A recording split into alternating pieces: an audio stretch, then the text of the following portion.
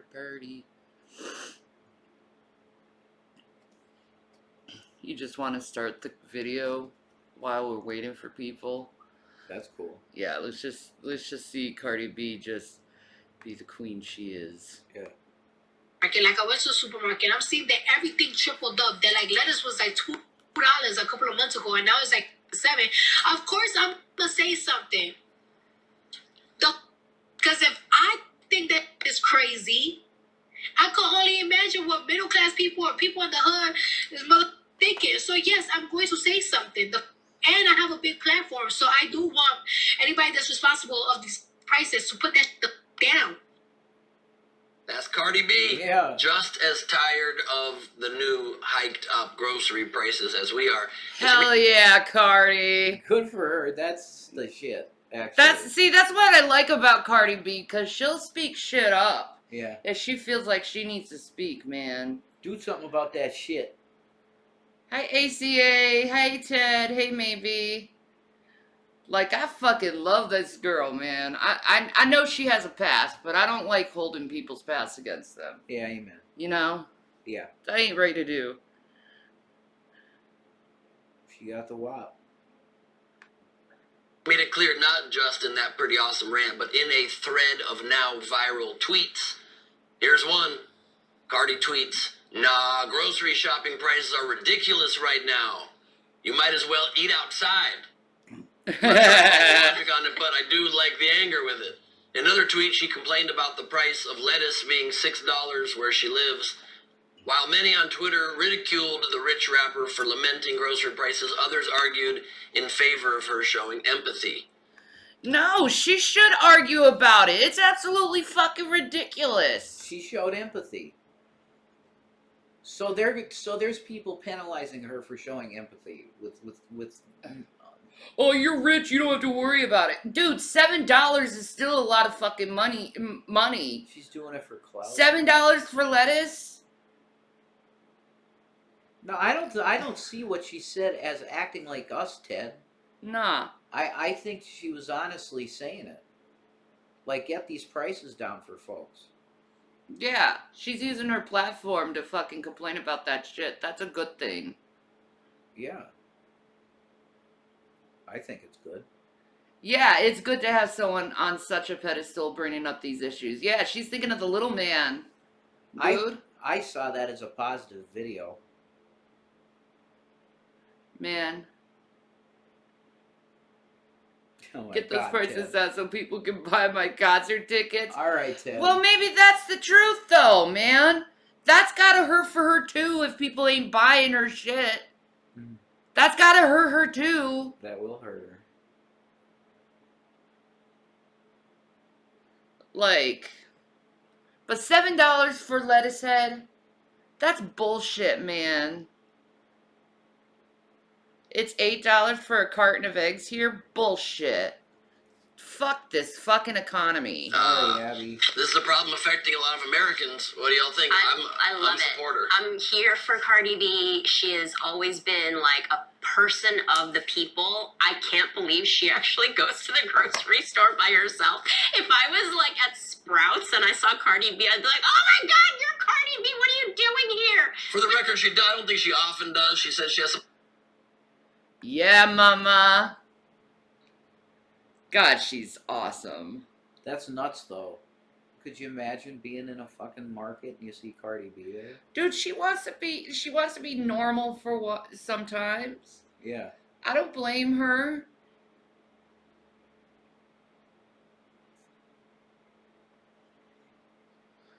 Like, she's hiring all these people and shit. That's gotta affect them. That her people ain't fucking eating the way they need to. Yeah. You know, that's gonna affect her show if they're not eating healthy like they should because they can't afford $7 for a lettuce head.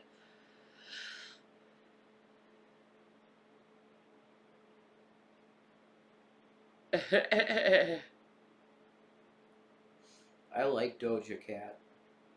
I like their music. Yeah. God, she's gorgeous. Ugh. I would love to just get in a conversation with Cardi B. someone that does most of the shopping. She gets a weekly price report, cost report, and then occasionally she maybe like once a year pops into the store like a president does, just to seem relatable. I'm so glad that somebody is talking about it. It's crazy. Like, you know, and I absolutely 100% agree with her. Like, I feel like we're amongst the lucky ones that can afford these higher prices, but there's, you know, I live in a low income neighborhood. I live in South Central LA, and like, I don't know how some of these people are affording lettuce and really basic goods, bread, peanut butter, cheese, like everything has skyrocketed. And hey, our wages have not skyrocketed. Nobody's wages are going up commensurate to what it costs to buy anything, like basic goods. Like, we used to make fun of how you would go to Whole Foods, we'd call it whole paycheck, right? And you'd buy 6 things and it'd be like $100. That's everywhere now. That's every single grocery store. You buy 6 things and it's $100. Like, how are people What? surviving? I don't understand. You know, but That's But not but bad but here. see, it's see. Here's the thing: cigarettes seem to be cheaper to help squash Hunger. The hunger. It's cheaper to smoke than eat. Yeah. I got the fuck. You've noticed that too. Yeah, it's true. It is an appetite suppressant. It's the truth. Is it a luxury? I don't know, I don't know either. but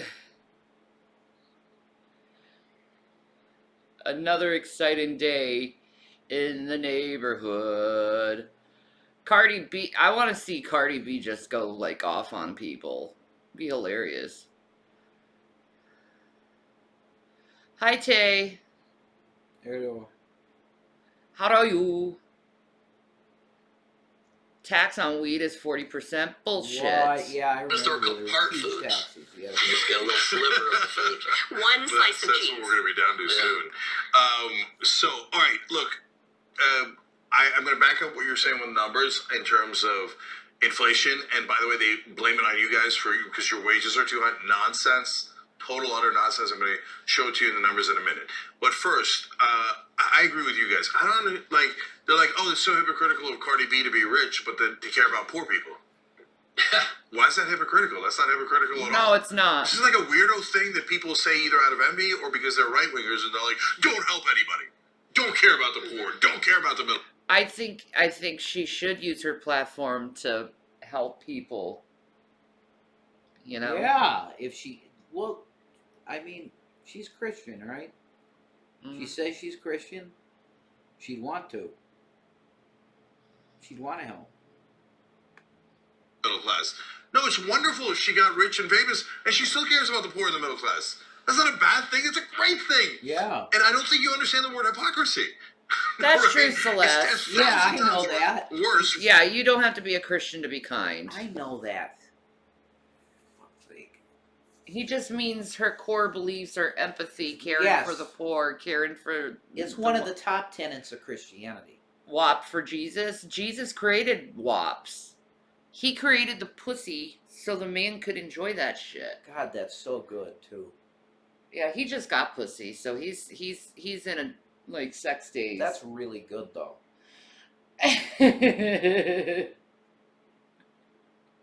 Angles, you know, it's really good. You're like fucking an anime girl, though. You really are. You're like the closest thing there is to coming to fucking an anime girl. Why is that? Your shape. The super accentuated curves. It's like you don't find that. You really don't. Post nut syndrome? That's interesting. My legs were weak. Holy shit. The angle. It's a crazy angle. Yeah. I just pleased my man this morning, that's all. Yeah, you're good. This girl don't just starfish, man. No. This girl's active in bed. You are. It's exercise. Yeah, dude. when someone gets rich, and then it's Good like, morning, oh, Andrea. who cares about the Iceland. poor? I make fun of them. I'm so courageous. Okay, yeah, that's my God views on bless you. Chappelle, but also every Republican on the planet. And so, and it's not like she's pulling a Dr. Oz and she's like, I know. oh, dude, Glad, the price of crudité is through the roof. Yeah, and they're right? like, bro, there's cheaper lettuce and carrots right here. Yeah. So no, she's still complaining about the price of the veggie tray, not the crudité. So I can't even see what she did wrong. I don't know why everybody. I think that there's this seriously this idea that if you're wealthy, in order to do good, you have to give up all of your money at once.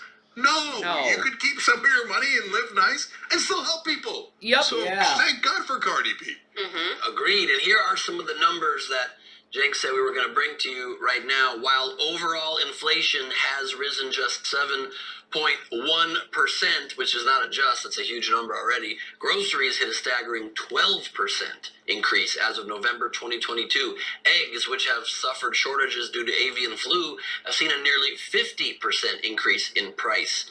Yep. Those who receive Supplemental Nutrition Assistance Program or SNAP allotments have been hit particularly hard, even with increases in SNAP recipients. Shit. Oh no. Who you been trying to deal with, man? Trying to raise 2 boys on that shit. Yeah, You exactly. can't do it. No. You can't. That's why I'm glad they're where they are. Yes. They're growing so fast, and they And eat. and eat Eat, and eat, eat and and eat, eat and and eat eat. and eat and they can't help that. They have to eat. They're gonna be over 6 foot. Yeah. 6'5" and 6'3", 6'7" and 6'5". I don't know, something like that. Yeah, they're gonna be huge. Yeah. It's insane. This is horrible. You know, their mama's 5'10". How much? I mean, you got to think. I had boys. Their biological dad, the sperm donor, was 6'4". So I'm 5'10". He's 6'4". My dad's 6'4". My brother's 6'5". Right. It's guaranteed. Yeah. There's no way that whatever's coming out of that is going to be short. It's impossible. You probably would have had a 6'2" girl. You know, Maybe. You probably would have. Maybe. My cousin Christy's 6'2". Yeah, I was walking one time the one time here I was walking to the smoke shop and the one girl was like 6'3", man, a younger girl. I'm like, holy shit, that's insane, man. It's like she was jogging. Giants. Very large. Trouble affording groceries, as rising assistance does not match the rates at which grocery prices are going up. In short, the struggle is real. So why is this happening? We have to ask. Well, surprise, surprise. The underlying economic problem is profit price inflation. It's caused by corporations raising their prices above their increasing costs. Corporations are using those increasing costs of materials, components, and labor as excuses to increase their prices even higher, resulting in bigger profits. This is why corporate profits are close to level. So it's a fake inflation just so they can get fucking richer. It's a fake fucking inflation. Okay, if people know this, they should rise up. Fuck corporations. This is bullshit. I'd rather have socialism.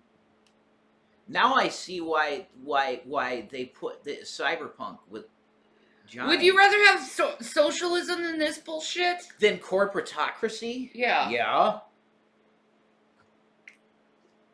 Corporations only care about the dollar. Yeah, you gotta do what you gotta do to take care of your kids. That's right. It's insane. And what do you do when both parents are incapable of work right now? Oh my god. It's a fucking nightmare, okay? Yeah. It's not anywhere anybody wants to be. No. And then Republicans say people are glamping. It's like, dude, my kids are in foster care because of the economy right now.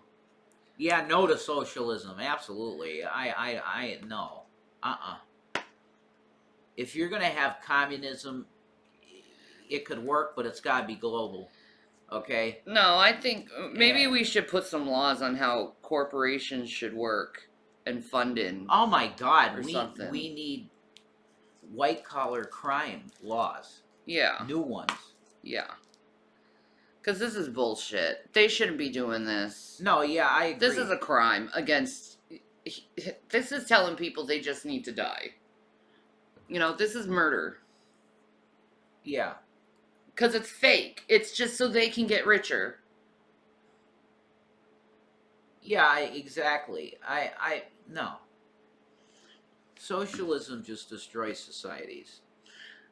Okay. Not We seen don't in need that. over half a century, as Robert Reich. Well, this ain't spoke doing about very in The good Guardian. either. No, capitalism has But failed Ben, because tell me more because about people are too groceries. greedy. Sure, no problem. Why are the groceries prices through the roof? Because just 4 companies control 85% of meat and poultry processing. Just one corporation sets the price for most of the nation's seed corn. Yeah, me too, And 2 Melanie. giant Yeah. firms dominate consumer staples. All are raising prices and increasing profits just because they can. Yes, What's Logan, even yeah. more shameful I agree. is CEOs are openly admitting this.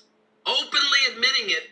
I don't even know if it's more You shameful. slept At least it's a on- little bit of honesty, but so transparently seeing their greed in action, admitting they are raising prices to increase profits. We need a Robin Hood. Man. We need a Robin Hood. The system's really messed. Yeah. It's the same bullshit that England pulled back in the day. There's no, like, nobody is ever going to be able to get enough leverage in this current system against somebody like Bezos. It's just not going to happen. They're too rich. You can't have a system that does that. These corporations better be careful. The people are going to rise up. I'm just saying. Yeah, corporate. Hungry people are dangerous people. We don't want no corporatocracy. Holy shit. No. But I'm just saying, hungry people are dangerous people, and Yeah, that's the truth. they're being very foolish what they're doing right now. Yeah. The government totally sucks, you motherfucker. The government totally sucks. Hello, bootleg. How are you? Wait until the people who want to be left alone get involved. Yeah, exactly. They're stupid. Amid inflation. This is gonna backfire on them. We're feeling bad. good about how our Yeah. consumers are staying loyal to our brands in spite of some of our pricing decisions, says Ramon Laguarta, the CEO of PepsiCo, or the CFO of Procter & Gamble, saying, while it's too soon to declare success, good, Megan. given the strength of our portfolio, Fuck. broad-based share gains, and early in-market results, we feel relatively well-positioned about our position to execute pricing. Fuck you up your fucking ass. That is so evil. Wow.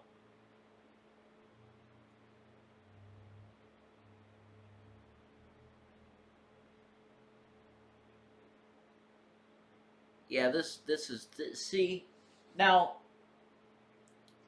the question is will Republicans just turn blind eye to all this? Of course they will, because it's capitalism. But it's messed up, man. This imbalance is it's like that. Mm-hmm. Like the scale is broken. Yeah. Like people like Musk, and I'm not anti-wealth at all. Of course, I had money. I'm not anti-wealth at all. But people like Musk and Bezos, and I know they do charity, they do, but holy shit. This is so evil. This is so evil. It's about greed. It's not about feeding people anymore. Like I am pro-capitalism, of course, as a conservative. I'm a pro-capitalist, but I think capitalism has failed the planet, though. Yeah. Because we were too greedy. There wasn't enough charity. There was a lot of take, and people got really rich, but there was not enough put back out. You should be tithing. If every rich person in the country tithed 10% of their income every year, there'd be no homeless, ever. That's just the truth. But we have a system that doesn't work that way. It's bullshit. It's all federal bullshit. And this is affecting the whole world. Yeah, definitely. We've now read about half a dozen of those quotes to you guys in different shows, because if you go to their earnings calls, that's where the CEOs brag about how well they did to the market. Yeah, Melanie. And so they tell the market, oh, we're increasing prices like crazy, and these suckers are still paying it. And so our profit margins are through the roof. Now, I'm going to show you that that is the case in the numbers. See, in a normal market, when you have, as prices increase, it's because firms have three different components to a price: your labor costs, your non-labor costs, and your profit margin, right? Now, normally every year you give a little bit of a raise to labor, so labor winds up becoming a bigger part of the increase in your prices. So from 1979 to 2019, 60% of the increase in prices was due to labor. Now, that's a long stretch of time, but it makes sense. It doesn't mean your wages went up a lot. They didn't, but of the same prices that went up, and if inflation was relatively under control, 60% of it was due to labor, and that is normal, okay? And only 11% were extra profits that they were piling on. But since 2019, after COVID hit, they realized, oh my God, there's no one checking at all. We're all monopolized now. Over all of these years, That's we've inappropriate. gained control of these markets. We get set almost any price we want, and the government isn't regulating us anymore. They don't let us do anything. They don't let us strand millions of people in airports, screw over entire Christmas breaks, etc., and they won't find us $1. Even the Democrats won't do it. They're a goddamn joke. They're almost bragging about it in these calls. So what happened in these last 3 years? Only 8% of the price increases have been due to labor. 54% were because of extra profits. So when you see on cable news, whether it's Fox News or MSNBC, telling you, and they both have, and we showed those clips to you as well, oh, inflation's because of the workers. The wages are going up too much. And by the way, the Federal Reserve, representing the rich and the powerful, we got to raise interest rates so that we lower employment and lower wages, and that's going to give us stability. It doesn't have anything to do with wages. It's all the massive profit that they're taking home. 8% isn't even increased wages. It's because unemployment has been so low, they have to just pay more people, not paying them better rates. Yeah, so that's another part of it. So, and you never hear this in corporate media. Why? Because they're also giant corporations, right? So they're not going to tell you, we're also taking home the profit, and we're all pretending that it's your fault, but it's actually our decisions. So that's why Cardi B, greater than all of corporate media in telling you the truth about prices. Yeah, I agree with that. Amen. And you know, it's one thing to gouge people on a Tesla, but to gouge people on eggs and bread, that's sick, dude. And peanut butter, like these corporations are truly evil at this point. Yeah. Like, you know, like the whole thing that happened with the infant formula, like, what is happening? These are basic necessities. Eggs, you're gonna fleece the American public on eggs? Go suck an egg. Yeah. Uh-huh. I hope we call this story Cardi Piss B off people, mad man. about price gouging. It took me a second, but I got it. Enough of that dog. Thanks for watching The Young Turks. Really appreciate it. Another way to show support is through YouTube memberships. Yeah, watermelon is stewing in her juices. Yeah. What a fucking... Wow. That was insane video. This is another insane video. Oh my God. I'm really sure. The chimp goes absolutely ballistic I'm after... 99. Wait. This is the title of the video. Chimp goes absolutely ballistic after being given Xanax. Travis the chimp. I need to know this. I'm pretty much 100% sure that this was on Nancy Grace. I think it might have been too. Yeah. But why would you give a fucking chimp a Xanax? I don't know. I don't know. He was acting crazy, so I wanted him to calm the fuck down. Obviously, it didn't do that to his brain. I don't think that the drugs were made for chimps.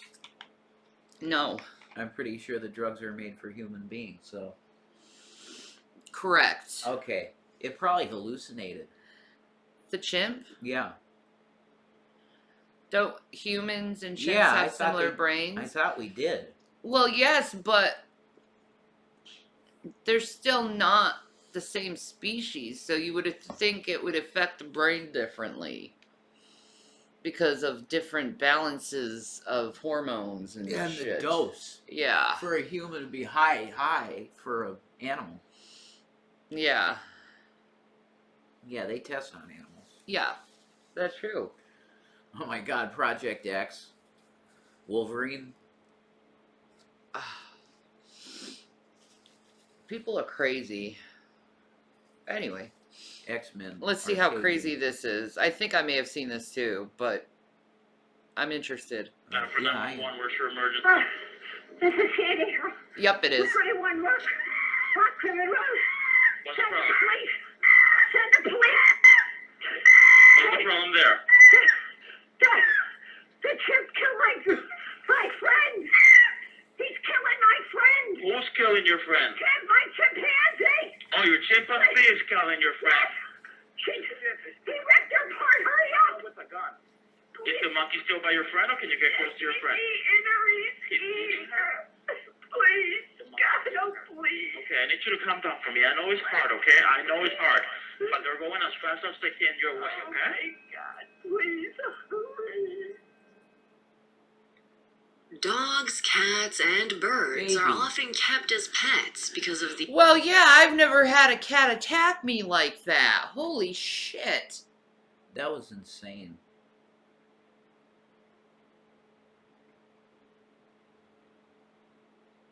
Fuck Travis. Chimp ripped her apart, man. Travis is an asshole.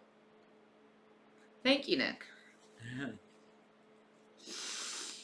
You got the glow. You know, We have the afterglow. the glow.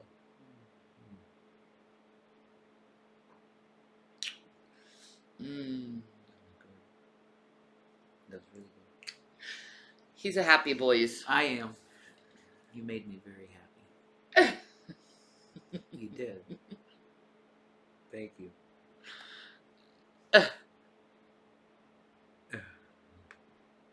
the unconditional love and Later, companionship Zola. they provide. These pets commonly become beloved family members. But occasionally, certain people seek out other, more exotic animals, attempting to tame and domesticate them as pets too. I don't But think how that's smart. domesticated can these wild exotic animals be? Few owners would ever consider that their beloved pets could be harboring a dark, savage side, capable of inflicting horrific damage on people and property alike.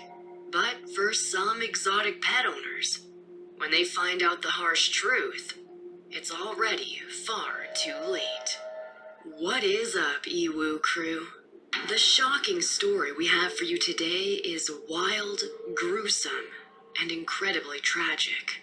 It's a warning to anyone who dreams of keeping an exotic animal for a pet. Quiet, very In good. Very good, 1995, Sandy and Jerry Harold sought out a chimpanzee breeder from Festus, Missouri, who ran a sanctuary. Though they themselves didn't operate a sanctuary, they wanted to buy a baby chimp to keep as a pet at their home That in was Stamford, Connecticut. The breeder, stupid. Connie Yeah, Casey, it bred ain't a for male everybody, chimp Nick, named but some Coco, people who think had been it's taken cute, from so. jungles somewhere in the broad region of equatorial Africa in the 1970s. If you find it in Before your being life, you'll bought love by it. Casey for $12,000, and a female chimp named Susie, who Thank had you, retired Nick. after being on display in a That's nice. zoo. On October 21st, Drag's kitty is a girl. I could have told him that.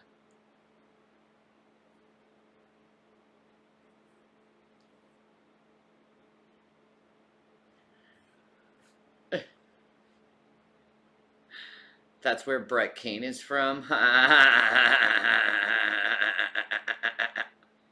Yeah, I don't like zoos, really. Coctopus. What's your opinion on Amendum?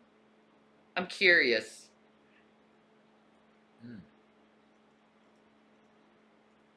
Festus, Missouri. That's Brett's area. That's Brett? Yep. Doesn't that sound like a place that he'd be in? Festus. Yep. Yeah, it does, actually. For some reason, it fits.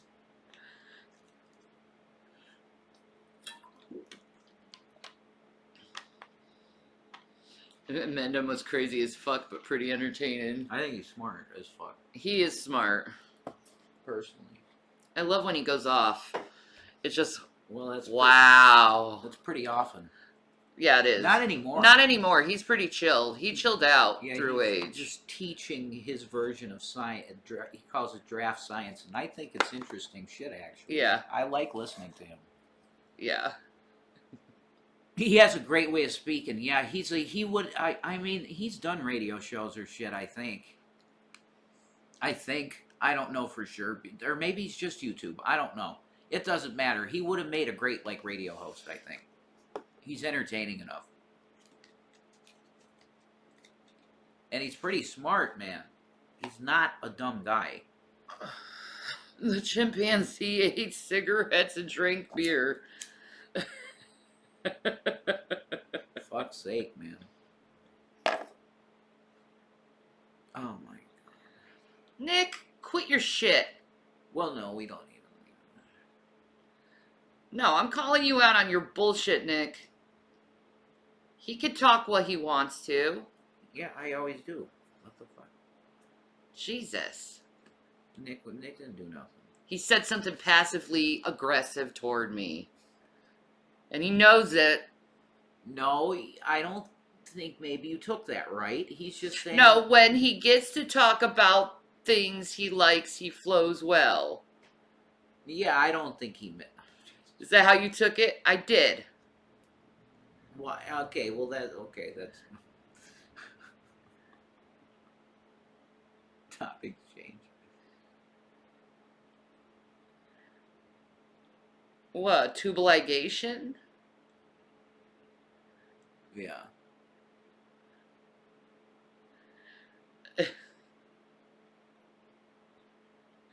All good. That's it, yes, yes. That thing. Casey called Sandy and told her, "Your baby has arrived. It's a boy." And to Sandy, the little chimp really would become like a baby to her. Sandy quickly set off to meet the baby chimp she had excitedly been waiting for. But in order to take the baby from Susie, Casey had to tranquilize the mother chimpanzee.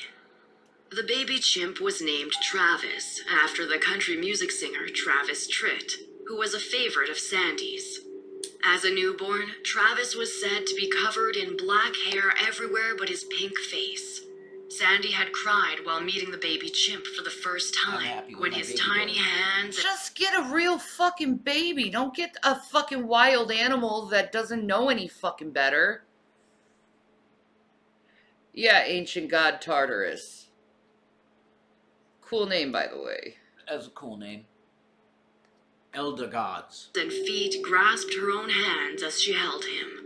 Without hesitation, Sandy paid $50,000 in cash to Casey, and soon took the 3-day-old tiny chimp on a flight and then home with her. Really? Much like a human baby, Sandy cared for Travis by feeding him his formula through a bottle, burping him, and even putting him down for naps in a crib. That's so creepy. All the while, she and Jerry played with Travis and started to teach him to respond in English. They taught him to brush his teeth, much like a human, and even purchased an entire wardrobe for him, which they would dress him in every morning. He often wore baseball shirts and sometimes a baseball cap. As he quickly grew, he started to move around more, no longer satisfied with dragging himself around on the floor. The Herald's house was large, but not equipped to satisfy a growing chimpanzee. They soon had to adapt their house to fit his needs. Much of their house became... This is ridiculous. This woman kind of brought all this shit to herself. if you think about it. By raising the monkey. Yeah, Or the chimp. yeah. It's dangerous. Well, they tranquilize the mother and pull the baby away from his mom. Yeah. That's abusive. They're meant for the wild, not human lifestyle. I agree with that. Yeah. They should be left alone in the wild. That's their deal.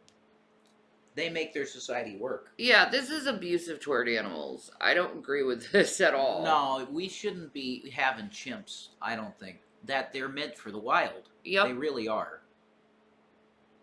We shouldn't domesticate them. No. Ugh. People are dumb. And you give them a Space fucking is designed Xanax. just for Travis. Not only did they cage in a large room just for him, much like a bedroom, which was attached to an outdoor enclosure for him to access and outfitted with tires and ropes, but they also gave him a few other rooms all to himself that he would be able to move about whenever he was alone. The couple had to put a lock on their bedroom door, but when they were home, Travis had run of the entire house. Really? Eventually, though, Travis was sleeping in the Herald's room. Jesus. And though they had given him his own mattress, He could have fucking ripped their face off and killed them in their sleep. But he wouldn't under normal circumstances. Yeah. Why did they feed him pills? This is insane. Why the fuck did they feed him pills? They're fucking dumb. Who did this? Like, I can't wait to see the story. It's like... he often ended up sleeping in bed with the both of them. Travis would even reportedly join both Sandy and Jerry in the bathtub. Sandy would later remark, "Until you've eaten with a chimp and bathed with a chimp, you don't know a chimp." Travis ate all of his meals at the table with the Heralds. And as he grew older, he even began drinking wine with dinner from a wine glass. Oh my god! Oh my god. It's a person. They fed the freaking chimp booze. He is their life partner. Yeah, this would be considered like abuse of the animal, right? Because it's like... This is so abusive. It would be considered that, right? I think it is. Yeah. It's certainly not treating a chimp how he should be in nature.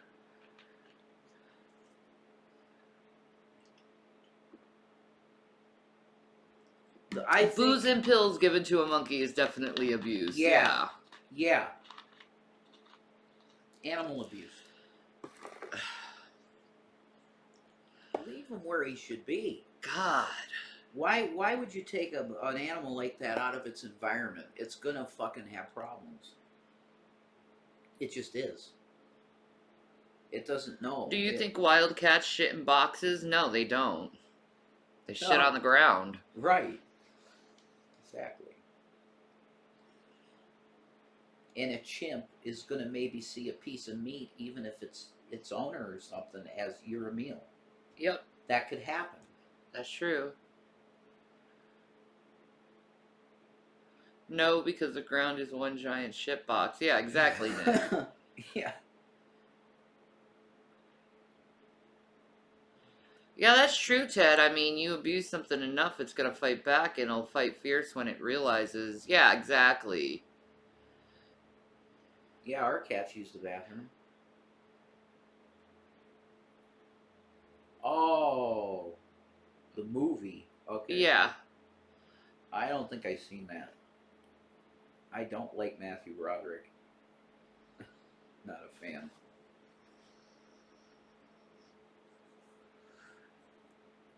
I hate to say it, but this woman needs to be charged with murder of her friend. Or at least yeah. manslaughter or something. Probably.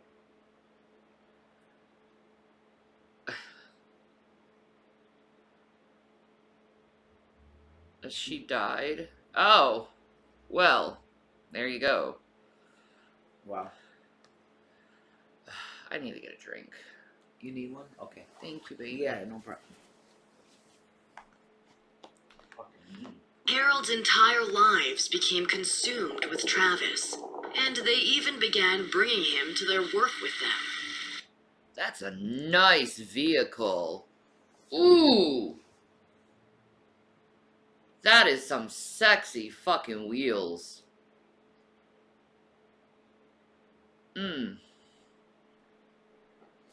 I couldn't see anyone saying no to that car.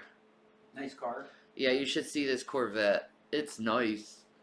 Bro, oh my god, that's like a 60-something. Yeah, isn't that beautiful? Like a 69 Corvette or something? Yeah. That's awesome looking. Baller. What would I do if I had that car? Enjoy the wind, baby. Oh, that's sick. Enjoy the wind. I probably cross country in that baby. You know, that's enjoyable if you're alone, but I like sedans. I like sedan cars. I don't think I'd enjoy as much driving a coupe. Really? I never drove one though. I might like it better. I don't know if it was just me and you. Yeah, if it was just me and you, yeah. That would be cool. Yeah, Shanny would do that. Mm-hmm.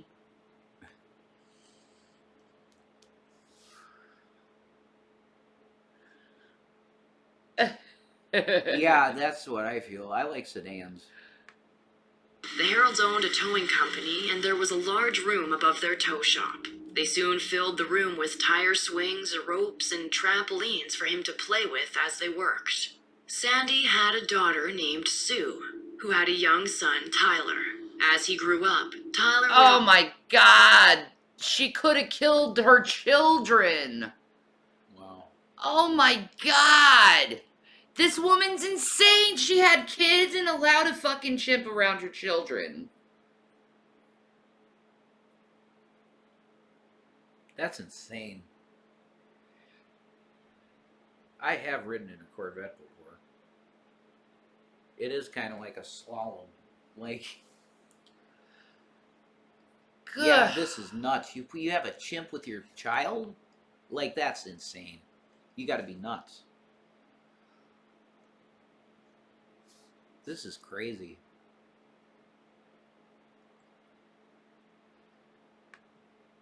Often play with Travis, much like a human childhood friend. Even though they were actually similar in age, Travis matured quicker than Tyler. And gentle Travis would often care for the young boy. He Oh was my known God. to hold him in his lap and give him kisses. The Heralds really did seem to regard Travis like a human child, taking him to the beach with them, teaching him to ride a bike, and even how to control a ride-on lawnmower. He would water the houseplants, feed the family. Dude, the frickin' chimp could ride a lawnmower. Crazy chimp. Happy New Year, Sadie. Happy New Year. There's no way. Yeah, this is child neglect. And animal abuse. And animal abuse. Yeah. Family horses, get himself a crazy drink from the story. fridge and This pour channel's so himself a good. glass, and even join them at restaurants.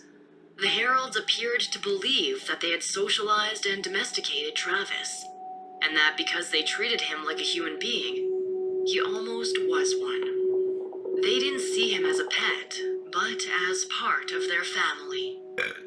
Sandy, in particular, viewed Travis as her son. Travis soon became a local celebrity in Stamford. The police were known to take pictures of him, and strangers would approach the Heralds to have pictures taken, sometimes even getting Travis to hold their children and pose. The Heralds eventually used him to advertise their business because he was so well known in Stamford. Wow. Sadly, Sue, Sandy's daughter, passed away in a motor vehicle accident, which sent the grieving mother into spiraling depression. The tragedy also resulted in her considering Travis to be her only remaining child. Jesus. Travis took on the role of Sandy's child easily, and he accompanied the couple even more frequently. Bye, But Andrea. though he often behaved as though he Bye. was human, the Heralds Bye. would soon learn they couldn't always control him. During a drive through downtown Stamford in October 2003, the Heralds stopped at a red light, and for some reason, Someone threw an empty plastic bottle into the half-opened window where Travis sat. Travis's reaction was to grunt, unbuckle his seatbelt, open the car door, and knuckle walk across the road. While out on the street, Whoa. Travis reportedly lunged at someone walking by, before he began climbing over cars and swinging around the street. The entire time, he was smiling and hooting as the Heralds attempted to get him back in the car. Nothing they did could get him to calm down and leave. Not even their usual bribery of cookies and ice cream.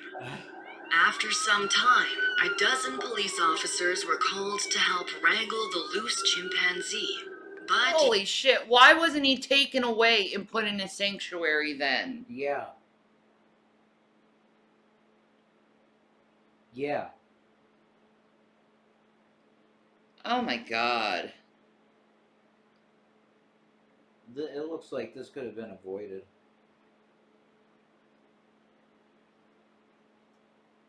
They should have put him in a sanctuary and stopped treating him like he's some baby. He was a grown adult chimpanzee.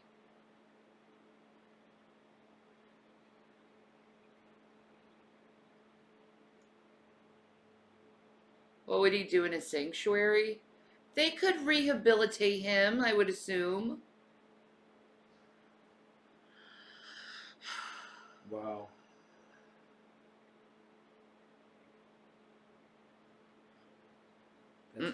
That's crazy.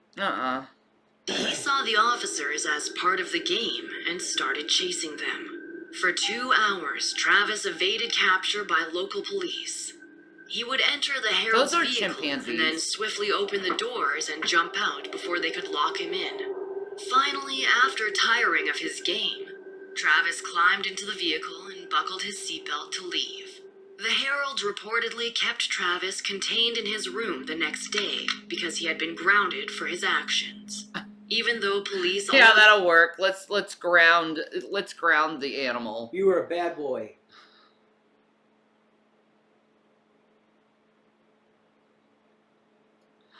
What the fuck, man?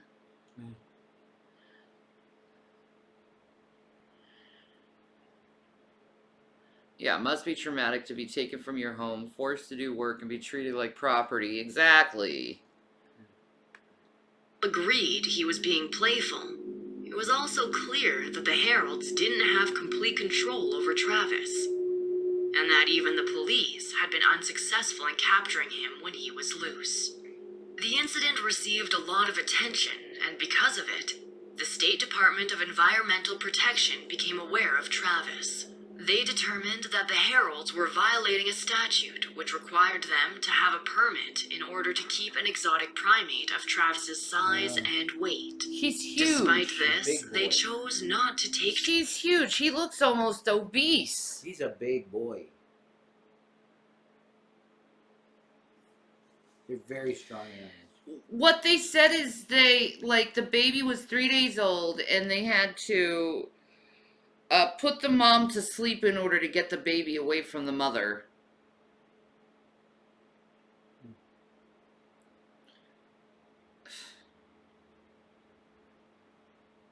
That was just evil just to begin with. Dick's out for Harambe. Yeah.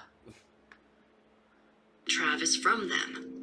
Mostly because of his status as a local celebrity and partially because they didn't want to appear cold-hearted and harsh.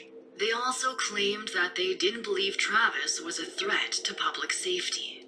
It is important to note that most of the Stamford police officers knew Travis quite well, and almost all of them had posed with him for a photo at some point, which may have influenced their opinions on the incident. However, an animal control officer named Lynn Della Bianca was very concerned. Officer Della Bianca came to speak with Sandy about keeping Travis, and told her that adult male chimpanzees were as strong as 5 grown men, and known to be unpredictably violent. Della Bianca also told her that because Travis was now an adult at this point, he had reached his sexual maturity, and in the wild, chimps would be engaging in some sort of sexual activity daily, sometimes even up to 50 times a day. Sure. God damn! Of course. Damn! That makes sense. Fucking 50 times a day? That makes sense. Holy shit. It's a lot of fucking. I couldn't do it. With a lot of fucking. I couldn't do it. Well, it's not with one partner. It's, oh, fuck you, I fuck you, I fuck you, I fuck you. Holy crap. Nuts. Travis would have those same urges, but could become violent because of them.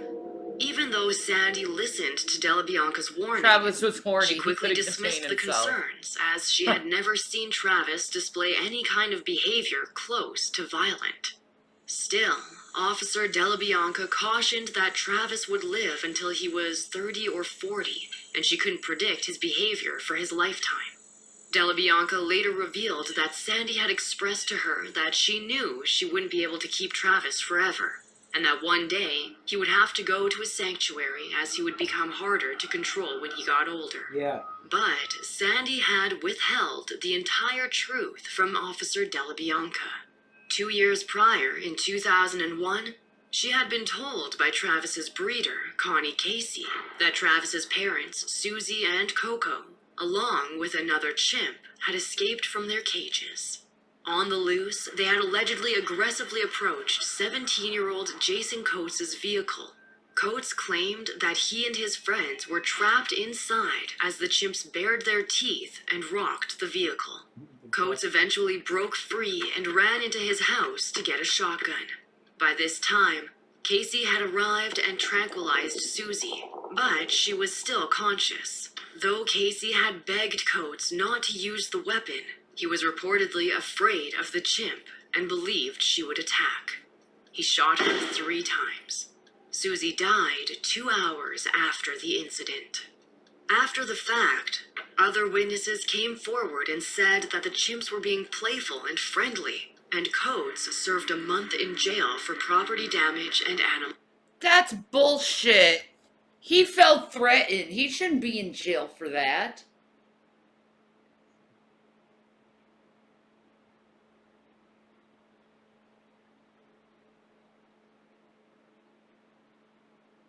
Nah, he shouldn't be in jail for that. They bared their teeth and shook the car. Yeah. Does that justify him popping them with a fucking AK? Or a fucking Grabbed a shot? shotgun, shows AK-47. Yeah, Who yeah, made this doc? that confused me, actually. Well, they were talking about chimpanzees, but they were showing baboons. Baboons, yeah. Yeah, that's true. They just took Eddie Free Domain images, you know. It was probably quickly put together. Yeah, because they pump out a lot of content. Yeah. Animal And they're abuse. great videos. But he still maintains that the Making great chimps had videos. posed a threat to him.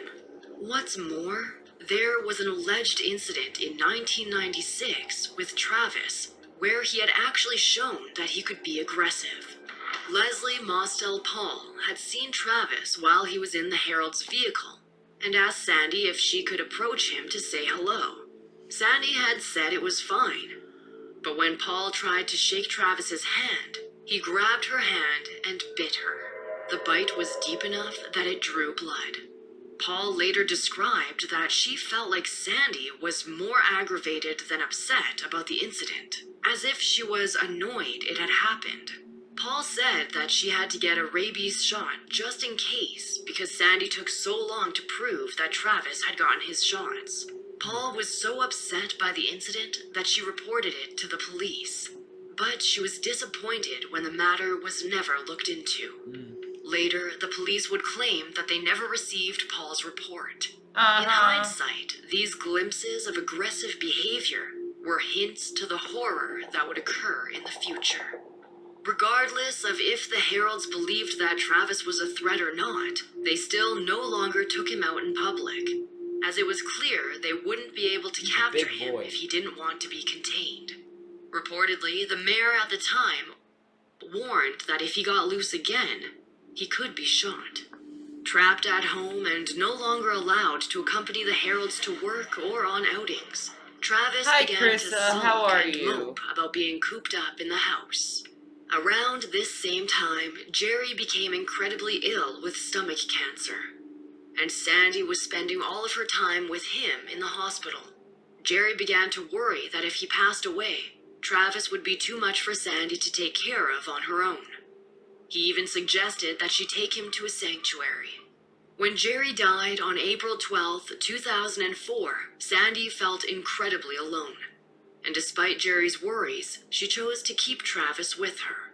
Travis also appeared to mourn in his own way, taking the pictures of Jerry off the wall and kissing them before holding them to his chest. He even started to take care of Sandy, filing her nails and brushing her hair when she sat crying. A year after Jerry passed, Sandy debated sending Travis to a sanctuary, even writing a letter to the owner, but she soon changed her mind and never sent it. She should have done it. Yeah, Like, it was time. yeah, you just don't do this to wild animals. Is take them out of their natural habitat and try to turn them into humans. They're not humans. They're wild animals. Let them be wild animals. Uh-huh.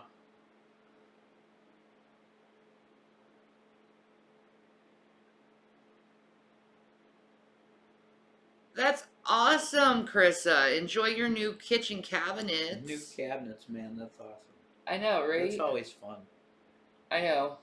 To, like, smell the wood and stuff. Oh, Yeah. and everything looks nice and new and... Yeah, there's no splotches on the shit. Yeah, exactly. Yeah, it's nice. That's cool. Part of this decision was because Sandy and her friend, Charla Nash, a single mother, had reunited after Jerry passed. Sandy allowed Charla and her young daughter to live in a loft that she owned, and even offered her a job bookkeeping for the towing business. Their friendships... 1 minute. Ooh, Oh. Hello, Aiken. that was a big one. Knuckles. Sorry, I was going to say hi to you, but I had to sneeze first. And I didn't want to say your name in the middle of a sneeze. Ugh.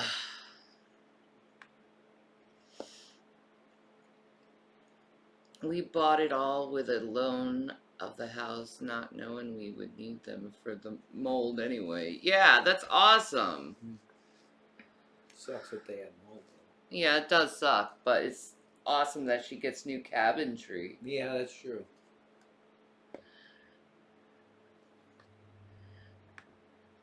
seemed to save Sandy from the depths of her despair. And Charla often spent time helping Sandy take care of her I heard that house as well as fart. Travis. Charla had experience with It's Travis, love, Aiken. as It's she love. had visited quite frequently when he was younger, and he often climbed up her legs and shoulders and played with her blonde hair. Now that she was back involved in his life, Charla soon started making jokes that she was Travis's aunt, as she often took care of him.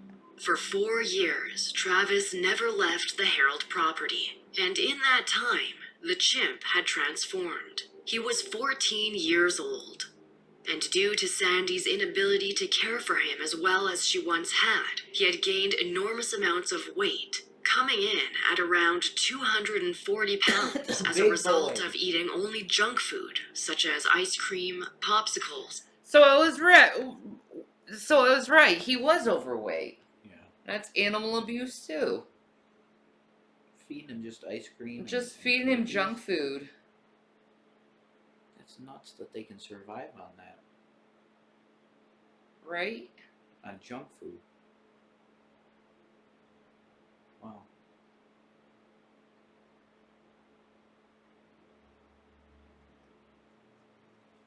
Amen, Krissa.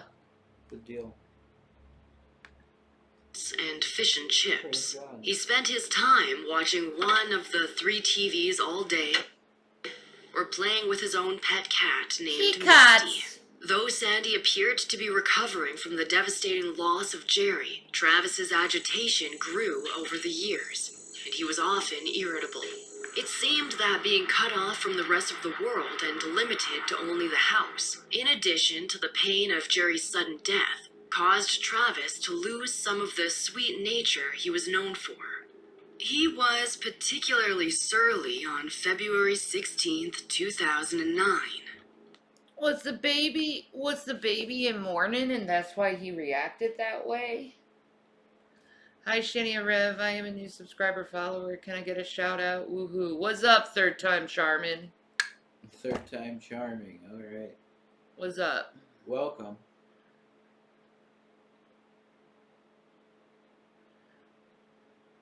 Oh, no. It's okay, Krissa. That can happen, though. Yeah. You're welcome. Just as Sandy was about to head out of the house to meet a friend. Sandy tried to calm him by getting him to color or draw, watch TV or eat, but nothing seemed to distract him from his agitation. Do people withdraw from Adderall? I have no idea. Oh, I'm sure it has withdrawal symptoms, yeah. Really? Oh, I'm sure it does. I have no idea. Yeah, I'm sure it had. Yeah, I'll. You can Google it. Yeah, look, most of those type of medications do. That is true. Because it's mental. Yeah. Yeah, it's an amphetamine. Yeah, he's gonna withdraw. Yes. Bad. Not well. No. Won't be fun.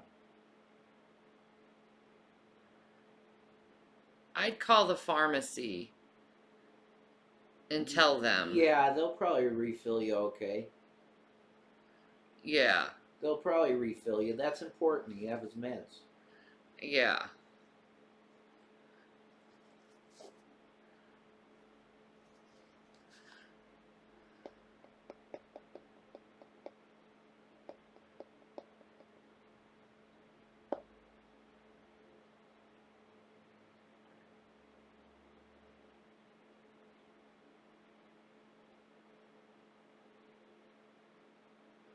I don't know if they do it or not. It doesn't hurt. I would call the pharmacy.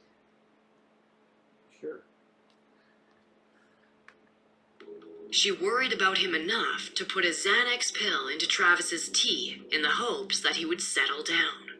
It didn't appear to be working. No. As Travis took her car keys and went out to the yard where Sandy failed to coax him back into the house. He took the car keys? He clearly wanted to go for a car ride, which he was no longer allowed to do, and was pacing across the yard. Panicked, Sandy called Charla. Later, there would be... Dude just wanted to get out of the house.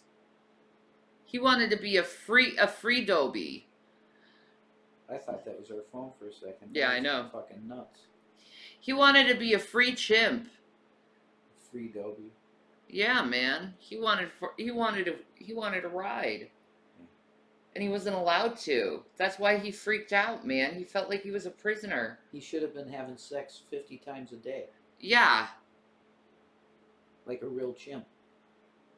Yeah, he felt cooped up, man. Yeah. Dude had fucking cabin fever. Exactly. And he went all Jack Torrance on Sorta. someone. Sort of. Yeah. I don't blame him so much. Yeah, cabin fever is real. Definitely.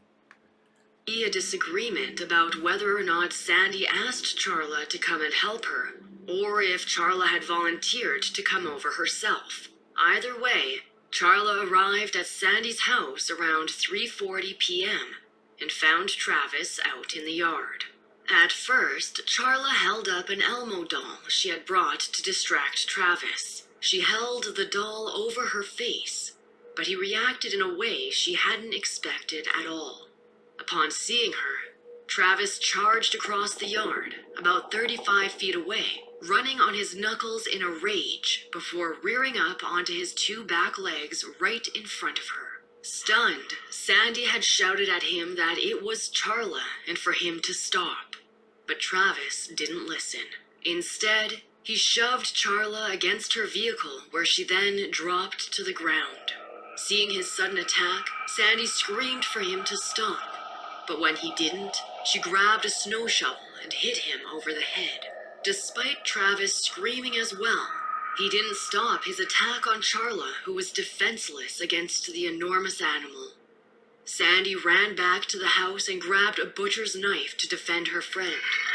She stabbed Travis 3 times, but he didn't even slow down. Wow. Allegedly, Travis paused only once to stand up and face Sandy, where she stood petrified. He made eye contact with her before turning away and continuing his assault on Charla. Not knowing what else to do and fearing. Wow, he was done. That's nuts. He was done.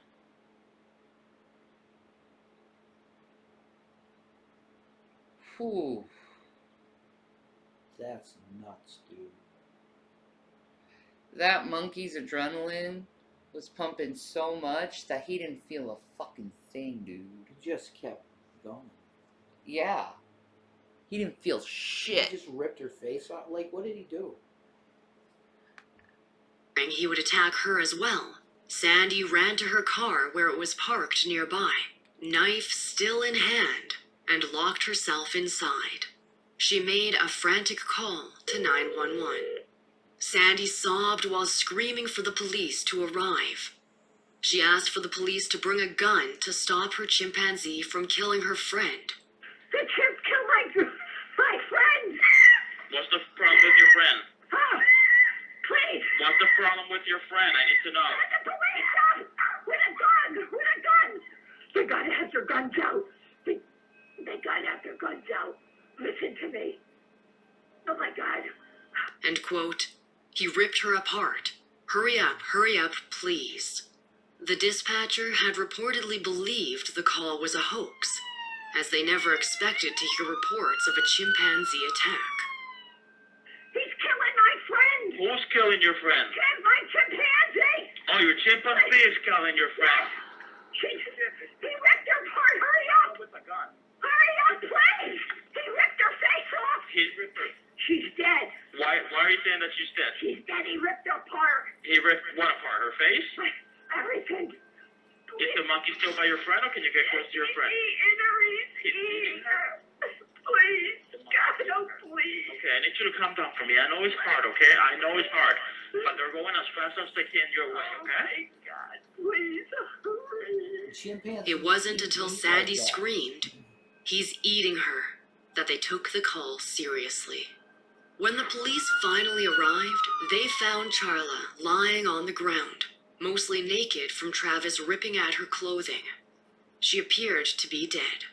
Travis was angrily roaming the yard, but rapidly approached the police vehicle.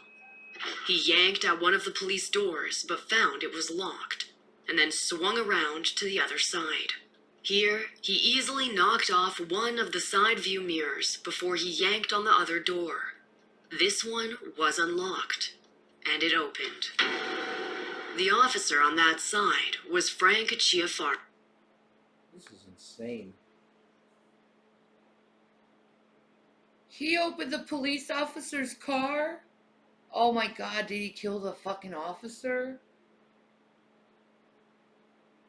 What the fuck? This is nuts. We need a serial killer chimp movie. Bro. That needs to happen again if it had. If it's just probably been done.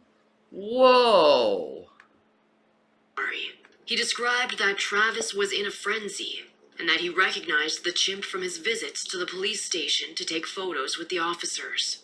Officer Chiafari was startled by Travis's blood-stained face, and he pulled out his gun. Officer Chiafari described the incident, saying, "He gave me a split second to react. He shows his teeth, a snarl, and I see blood. I see his fangs. I just start to shoot." Travis was shot 4 times, and at first he didn't react. Then he shrieked, defecated, and ran away. A group of officers set after Travis, but he managed to 4 sneak times. back into the house. And he's still not down. He got That's- shot 4 times and that fucking dude's still not fucking down. That's insane. That's an insane animal. He's like freaking Jason. Terminator. Yeah, dude. That's insane. Holy You shit don't fuck balls. with, you don't fuck with the chimp. Nah, man, he's 50 Cent. Yeah, literally. right? Like, literally. That's insane. Bulletproof. Oh my god. Crazy. That's insane. House during the chaos and went into his room. It was there that he collapsed from all his wounds and died. The police couldn't have prepared themselves for the carnage that they discovered at the scene. Shockingly, Charla was still alive. She And was? she moved, trying to get the officer's attention. Wow. The vicious attack resulted in the loss of her nose, both of her eyes, her lips, and scalp. Most of the bones of her face were broken, and she had lost one of her hands and most of the other. The injuries were horrific and extensive, and she wasn't expected to make it.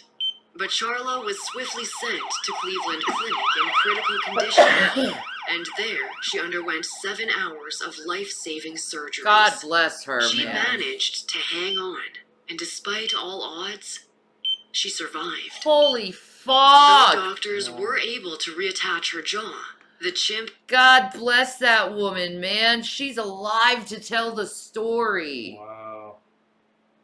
I didn't expect that. That's awesome. Wow. Dude. They didn't do bad for constructive surgery, to tell you the They truth. did their best. Yeah, they did their best. God bless that woman, man. That's awesome she survived that attack. Yeah. had given her an infection, which caused Charla to become permanently blind. The story shocked the entire world. Immediately, Sandy became the target of reporters horrified by the shocking case. They attempted to lure her out of her house for an interview, but Sandy refused to speak to anyone for weeks after the incident. She was often demonized in the eyes of the press and seen to be at fault for Travis's G-Man. Oh my god, yeah, okay. Everyone knows that's G-Man. Yeah, that's true. Him trying to look cool like he's badass or something. Some B-roll. Yeah, God bless the woman for surviving. That's awesome. Yeah. attack. The media even went so far as to make unseemly accusations against her relationship with Travis. There were also claims that Travis had appeared on Maury Povich show and in a TV show with Sheryl Crow and Michael Moore. Later, Sandy would mourn the way she was portrayed in the media, as though she had cared more about Travis than Charla. Sandy defended herself, saying that she stabbed her own son, trying to save Charla. She also later described that it felt as though she had stabbed herself. It had upset her so much. Sandy even elaborated that she believed that the moment when Travis turned to face her after she had stabbed him, he was asking her, quote, "Mom, what did you do?" Sandy was further horrified when she went to the crematorium to deliver Travis's favorite tie-dyed t-shirt and found out that the chimp she thought of as her own child had been decapitated in order to have a rabies test conducted. The test result revealed that he didn't have rabies, which would have explained his violent attack. There were other explanations later offered for the savage attack. Though Sandy may have viewed and treated Travis like a human son, he was a wild animal, no matter what she believed. Without knowing it, the strangely close relationship Sandy and Jerry had with Travis may have played a role in causing his attack. In the wild, chimps are very territorial, and often get into violent altercations when they feel their space or mate is being threatened. When Charla arrived at the house, she had a new haircut and was driving a different vehicle, one that Travis wasn't familiar with. As Travis was so bonded with Sandy, he likely thought Charla was a threat when he didn't recognize her. Others believe that the chimp had spent 14 years of his life repressing his true nature because he lived like a human being for so long. Yeah. They think that the attack was inevitable, as it was I only a think matter so. Yeah. You can't treat a wild animal like a human being. You know? No, not forever. No. Should have let him out. Definitely. Into the wild. That's it. Like, let him be a boy. Yeah. Let him be a boy. Crazy. Whatever. It's awful. It's just, the whole thing's just tragic and sad. Sad story. matter of time before the chimp would act like the animal he really was. As well, there is some debate on whether or not the Xanax Sandy gave to Travis may have made him more inclined to attack, as the medication wasn't prescribed to him. In humans, Xanax can cause hallucinations, aggression, and even mania, though it is an anti-anxiety medication. It very well could have been Sandy's attempt to calm Travis that sent him spiraling into a rage. Yeah, I think maybe. Sandy There you later go. denied ever having given Travis Xanax, but the examination of Travis's body had shown evidence of the drug. Officer Chiafari later reflected that despite Travis's devastating attack, he views the chimp as a victim as well as Charla. He should have been in the jungle where he's supposed to be, Yeah. not in a house drinking wine and taking Xanax. Yeah. Reportedly, Sandy slept with an urn every single night that contained the ashes of Travis's body.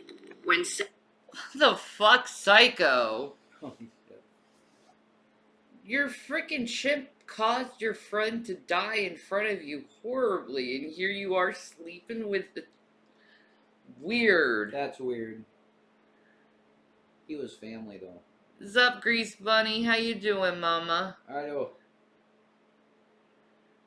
No, she didn't die, but it's weird that she would have the urn of the chimp next to her. Treating a wild animal like an alcoholic suburban mom. Yeah, right? Oh my god. Yeah. This is crazy. Sandy passed away in 2010 at the age of 72 from an aortic aneurysm. Ow. She was buried with the urn in her hands. Since she passed away 15 months after the attack, some have said that after the loss of her daughter, husband, and the chimp she treated like a son, and the maiming of her close friend, she had died from a broken heart. Charla's family sued Sandy only a month after the attack. They asked for $50 million. Jesus. They eventually settled on $4 million, and Charla herself then attempted to sue the state of Connecticut for $150 million, as she claimed they knew Travis was dangerous from previous incidents. But she lost the case. Many of the surgeons who worked to save Charla, as well as the police who responded to the horrifying incident, received therapy in order to cope with what they had witnessed and the harrowing memories. Yet it was Charla who showed incredible resiliency. She later remarked in an interview, "I just want to get on with my life and get better." She's On awesome. Charla's 56th birthday, only 9 months after she had been attacked, she officially revealed her new face to the world while on the Oprah Winfrey Show. I remember that. Charla That's also what explained I- to I Oprah remember that she this couldn't from. remember much of the scarring incident, and that she didn't want to.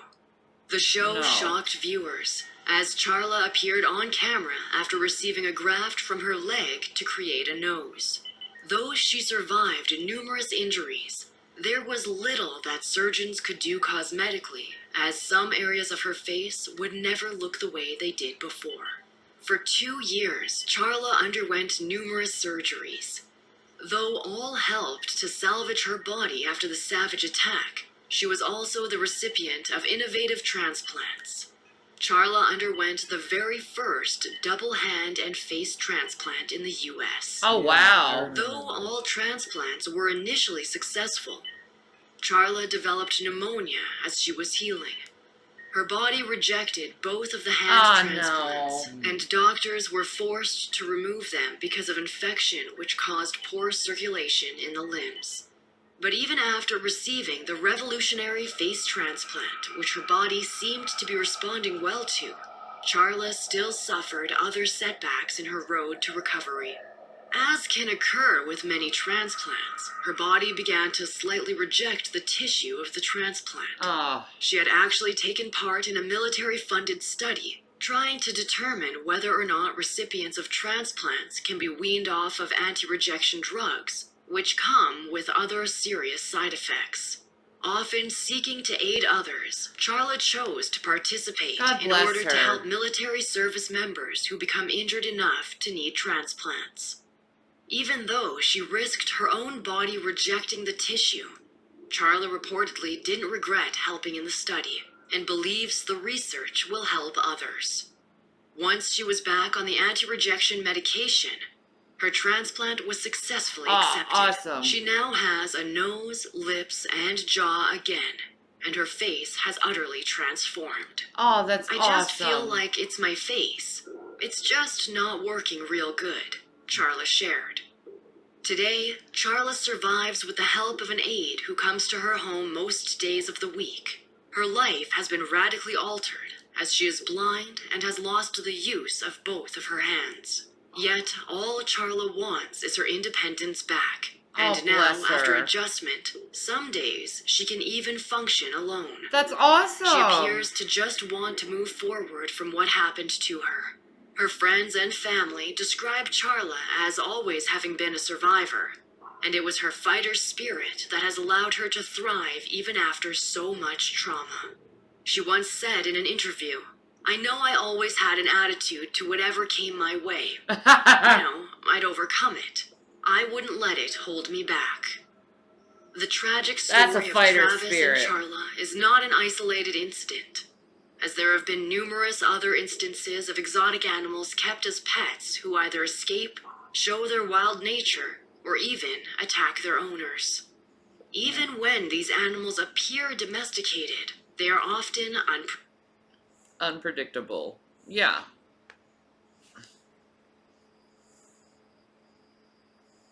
Yeah, you can't. That's why they're meant to be in the wild, man. Yeah, exactly. It's as simple as that. Just keep them in the wild. What the hell is that? It's the heat. Oh, Radiators.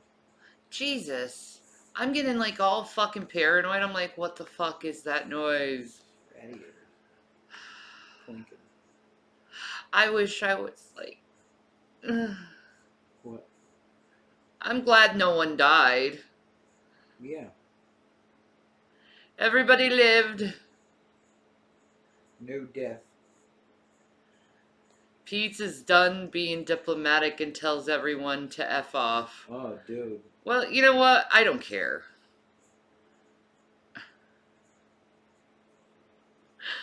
I just don't care. She's dead, Jim. Yeah. Like, there's more things to bitch and complain about in this world and talk about than that dipshit stuff. Sure. 78 in Texas, about to turn the AC on. Yeah, I would. That seems very hot. Yeah.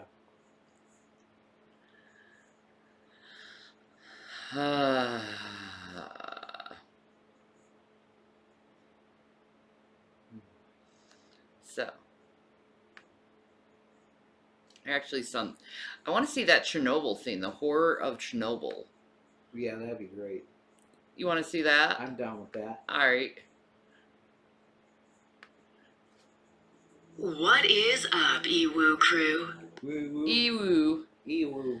Ew. Today, we're taking a look at the events of April 26, 1986, a date that was forever seared into history. We will be discussing one of the best-known disasters of the 20th century, an event remembered today as the worst man-made tragedy and the biggest nuclear catastrophe in all of history. If you enjoy true crime, mysteries, and true stories, be sure to hit the like button and subscribe. Now, let's get into it. In 1986, Chernobyl, Ukraine was part of the Soviet Union. The first nuclear reactor in the air. You were 12? I was like probably 2.5. Yeah, I was 2. Yeah. I was a baby. Baby. Little baby. I was in Italy. Were you? Yeah. You were in Italy? Yeah. That's too close to Chernobyl, dude. That's pretty close, I guess. It's too close. Area was built in 1977, and before April 26th, the nuclear power plant was beginning to look like a beacon of USSR success. However, there was no way to predict the catastrophe that would occur and result in altering the fate of those at the plant, as well as countless others in the surrounding areas for generations to come. Whoa. At 1:23 a.m. on the 26th, the nuclear plant attempted to conduct a fairly routine test to see how the plant would function during a power loss. The test would last less than a minute. In total, only 36 seconds. The plant was shut down in order to conduct the test that was meant to check how the power from the steam turbines would transfer to the backup generators. Oh, During no. the test, reactor number 4 experienced a raise of output power. At first, this was expected.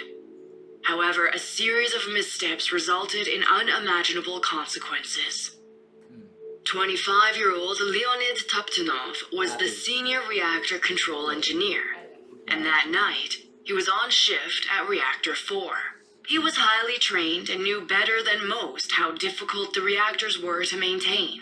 However, he had only been in this position of senior control engineer for 2 months, and he had accidentally missed a step when he took control of the reactor, which caused the power output to dramatically fall.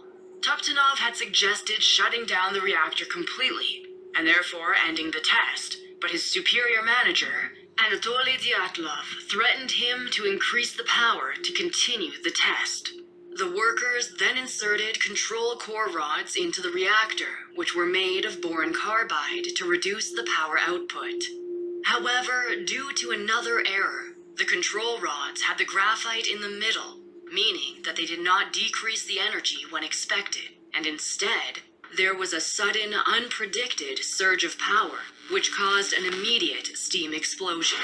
The explosion cracked through the reactor, blowing the upper casing up through the ceiling. Yeah. The first explosion was closely followed by a second. This one caused by the built-up hydrogen from the previous steam explosion. Oh, Lord. The deputy chief engineer, Anatoly Dyatlov, had been supervising the test, and he claimed that, had he known that the graphite was in the center of the rods, he never would have instructed the workers to continue the test. Some now speculate that the reactor was already unstable prior to the test, Maybe. and that the control rods did very little to cause the disaster. The initial explosion was massive. Bursts of fire, the steam explosion, and large clouds of radiation were released as high as 1 kilometer into the air and the surrounding areas. The radiation was described by the Berkeley physics professor, Dr. Richard Muller, as like shrapnel from a bomb. Around 5% of the radioactive reactor core was deposited across Europe, Wow. and some of that radiation. Wow. Found it in Sweden, dude. And then cancer rate spiked. I'm sure that's the case. Tumors. Leukemia. Yeah, I don't think people had a problem with, like, cancer back in the day. Not what it is now. Yeah. No way. Uh-uh. No No way. No, we ruined the Earth, man. We really did ruin the Earth. Like, even the aliens tell us no to nuclear energy. You shouldn't be wanting to slice atoms in half. No. No. Why? Yeah. We should eliminate all nuclear reactors and all nuclear weapons and dismantle it all. Yeah. I agree with that. Totally. Radiation was found all the way in Sweden. Shockingly, the Chernobyl power plant was not equipped to deal with any sort of disaster. Normal regulations required there to be a Hi, Huda. How are you? Hello. Hello, hello, hello. How are you? Containment building. containment building, which would be a gas-tight structure surrounding the nuclear reactor. It was normally a dome reinforced with steel and concrete that would prevent anything radioactive from being released. Are you serious? Nuclear energy is the only renewable source of energy we have. Look up thorium reactors. Without nuclear energy, we have none. Better than cancer. Watermelon to Rev. I lick your nose, I lick your nose again. I drag my claws down your eyelids. Oh, you're up. Feed me. Food. She's a good girl. I should go get Gavin. You need your I Gavin? think I need Gavin. Okay, you go get your teddy I gotta bear. go I get- bet he's puffy faced. Yeah. You think he's a puffy face? I bet he's a big old sleepy puffy You faced think boy. he's a floppy boy? I think he probably is a floppy, puffy faced boy. I'm gonna have a fucking stroke. Oh Jesus, Jason. There's Gavin, boy.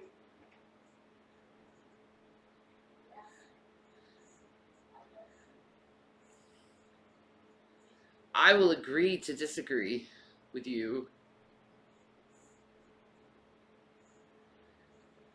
Gift sub? Well, you can buy a sub, but someone could give you a gift sub if they want to. My cat named Keeper paws my face for food. No claws, just paw puffs. Aww. It is a Gavin. And he is puffy faced. He's puffy boy. Hi, puffy boy. How's my baby?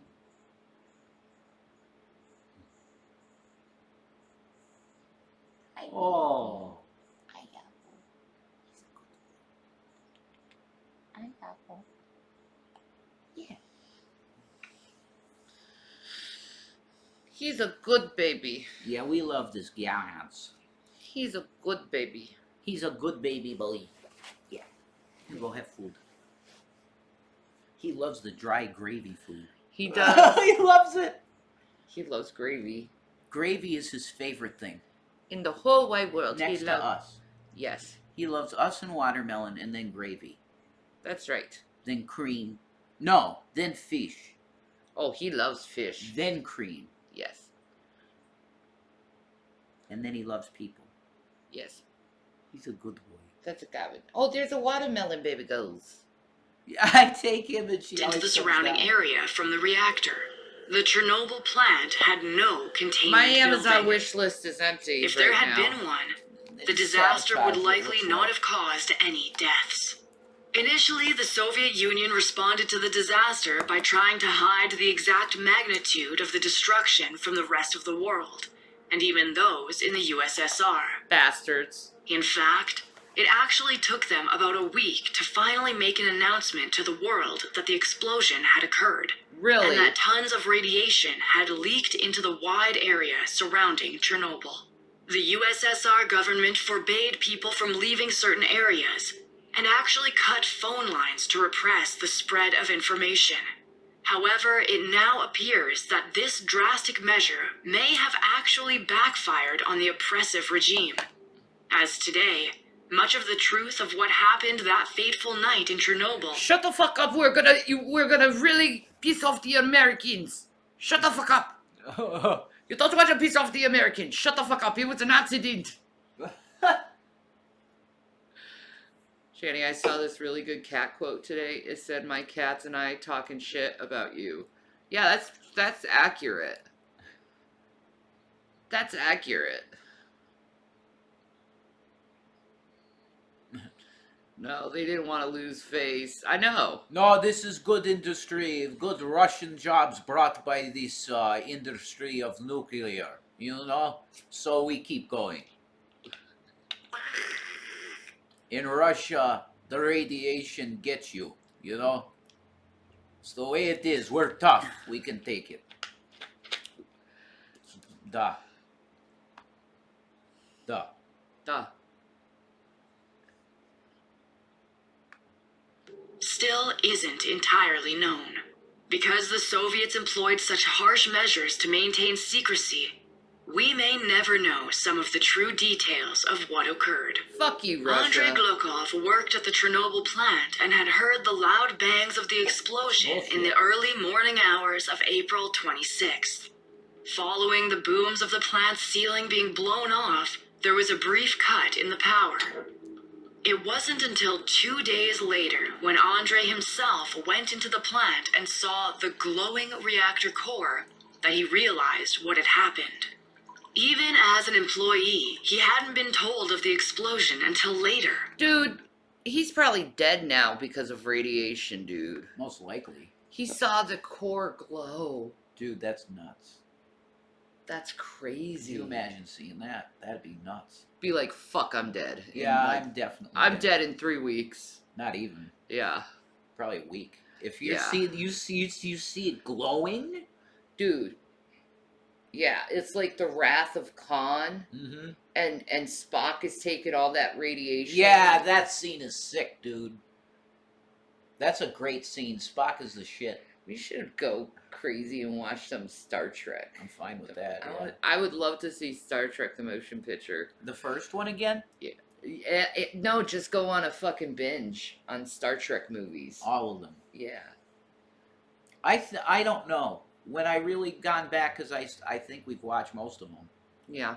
I definitely think my favorite is the first one. That's a great movie. The Vids requiring the information, dog shit. It becomes funny. It's just funny. That's why it's so great.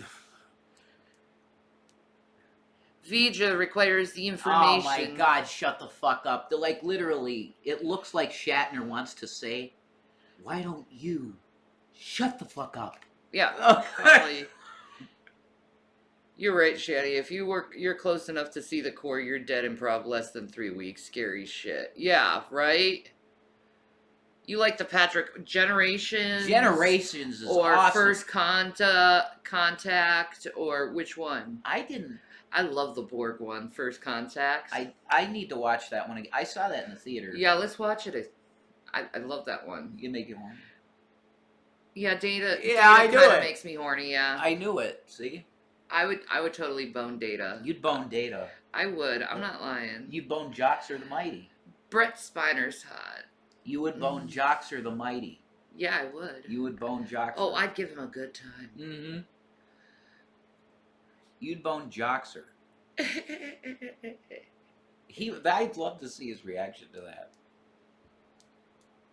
We got to get Ted Ramey on the show somehow. Have Ted Ramey Skype in with us. That would never happen. He's so cool, I think it might. He's so cool. He's a different type of guy. He's not... Now, I could get Gabby. Who? Gabby? Betsy DeSaro? Yeah, she probably would, dude. She loves me. Dabby. Or Dabby. Yeah, I could get Dabby, probably. Maybe. I flirted up with her. You should fucking do that. I do. I flirted up with her. That'd be amazing. Get fucking Dabby on with her. Dabby and Shanny show? Oh my god. Yeah! That's fucking sick. You just smoke up together. With a podcast. And then we make out at the end of it just to freak people out. Well, I mean, she's in California, right? I mean, What are y'all planning for this evening? Probably watching movies together. Chilling. we should watch some Deep Space Nine. Yeah. Who's Dabby? She's on Oh, the Netflix show. Uh uh uh what the fuck is it called? disjointed. Disjointed, yeah, with Kathy Bates. Such Do a you good think show. Bob Marley is smoking it up in heaven? Of course. Yeah. Of course, he loved ya. Yeah, that's yeah. We smoking in the name of the Lord. Yeah. We jamming, we jamming, we jamming, we jamming. How could And he, I hope that you'll be jamming too. how could he not be in heaven? We jamming, we jamming, we jamming, we jamming, we jamming, we jamming, we jamming, we jamming. Yeah. How could he not be up there? Jason did not like Itchy the Killer. No. No. I liked it. What? Why? It's like an anime. There's no redeeming character in the movie. But you didn't watch it till the end. I didn't need to, dude. Too much. Yeah, it was too much for him. It's gratuitous. Like it's like watching a live action presentation of Rotten.com. Kung Fu Hustle, dude. And I mean, Yeah. no, the way they start the movie, even okay. The way they start the movie is a guy is masturbating to a rape. That right away to me was like, okay, why'd you put that in the movie? Like, why? And then it goes into the details, and the guy's like, yeah, I wanted to be raping her, and that's why I was masturbating. It's like insane. And then they show the guy's jizzing. It's, no. Like, that's trash cinema to me. It's just gross. Like, gross, you know? Well, there you go. Gratuitous gross. He said about seeing the core, "This was the moment that I realized this was not an accident. Oh, it wasn't an It was a accident? disaster. Ichi the Two Killer. workers at the Chernobyl plant died from the explosion within hours of the disaster. The body of one of the men is believed to actually still be inside the plant." Holy shit, there's a body still in the plant? What?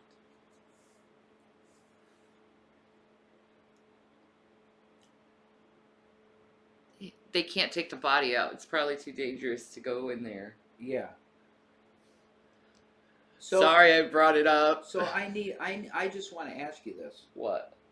You being a really wonderful, peace-loving individual that normally does not like stuff like that, what made you like that? Because it's anime-like. That's the main reason? You feel like you're watching an anime. Yeah. Okay, I can see that. The way it's filmed and shit, I can see that. Yeah, that does make sense. And I think that element of the movie I did enjoy. Wasn't it a graphic novel originally? Yeah, I think so. I think you're right about that. It was a manga. Wasn't it a manga? I think so. It was a manga, I think. Which is always very fucking extreme. They do this. Not all mangas, but like graphic and shit. But a lot of it is. Yeah, it was a manga. Okay. Okay, so I wasn't wrong. Okay, yeah, that's why. Now, looking at it from that, I could maybe bite my tongue for the scenes and just watch it for that. Yeah. Like it's an anime. Yeah, exactly. But like torturing people and stuff. You don't like it. That's one of the reasons why I don't like Hostel. No, it's gross. Let's go back to Chernobyl. Yeah, that's cool. Sorry. But the casualties grew in the following weeks, rapidly climbing to 31 as people succumbed to acute radiation syndrome from the leaked radioactive material. Over 200 of those who responded to the disaster later died. Yeah. Damn. Most from cancer, usually thyroid cancer. That makes sense. It is important to note that the exact death toll of those affected by the Chernobyl disaster is still widely contested today. Though the UN acknowledges at least 4,000 people were killed as a consequence of the explosion and radiation, other estimates bring that number as high as hundreds of thousands who were affected and died from exposure to the radiation. Probably. Other reports claim that about 50 people died as a direct result of exposure to the radiation released. Many of them were workers at the plant, but many didn't actually succumb to their illnesses right away. And the latest death was counted in 2004. However, still other numbers, such as those estimated by Greenpeace, think the number of direct deaths could eventually be as enormous as 93,000. Holy The United shit. Nations Scientific Committee on the Effects of Atomic Radiation has also found evidence of 15 more deaths from thyroid cancer caused by exposure to radiation from the Chernobyl disaster. That A whopping sucks. 6,500 other non-fatal thyroid cancers were identified to be caused by the radioactivity. However, the UN has now released the statement, "There is no evidence of a major public health impact attributable to radiation exposure 20 years after the accident." Uh-huh. Really? Overall, there is no conclusive or universally agreed. They're covering shit up. You damn well know they're covering shit up. Of course, it was a huge disaster. It's like, it's fine. Yeah, fucking piss ants, these people. I swear to God. I don't piss like ants. the UN, dude. I don't like the UN at all. Yeah. They're lying. Yeah, of course they are. Agreed upon number for just how many people died in association with the Chernobyl disaster. There may never be any agreement. Many of those who died were the brave firefighters who had run into the disaster area to try and control sick the baby, raging fires Chrissy. that broke out in the power plant. I'm not These doing that. firefighters Fuck were that. exposed to extreme levels of radiation, and dozens of them later died from radiation poisoning. The only way to fight off this kind of extreme exposure is through a blood transfusion, which none of them received.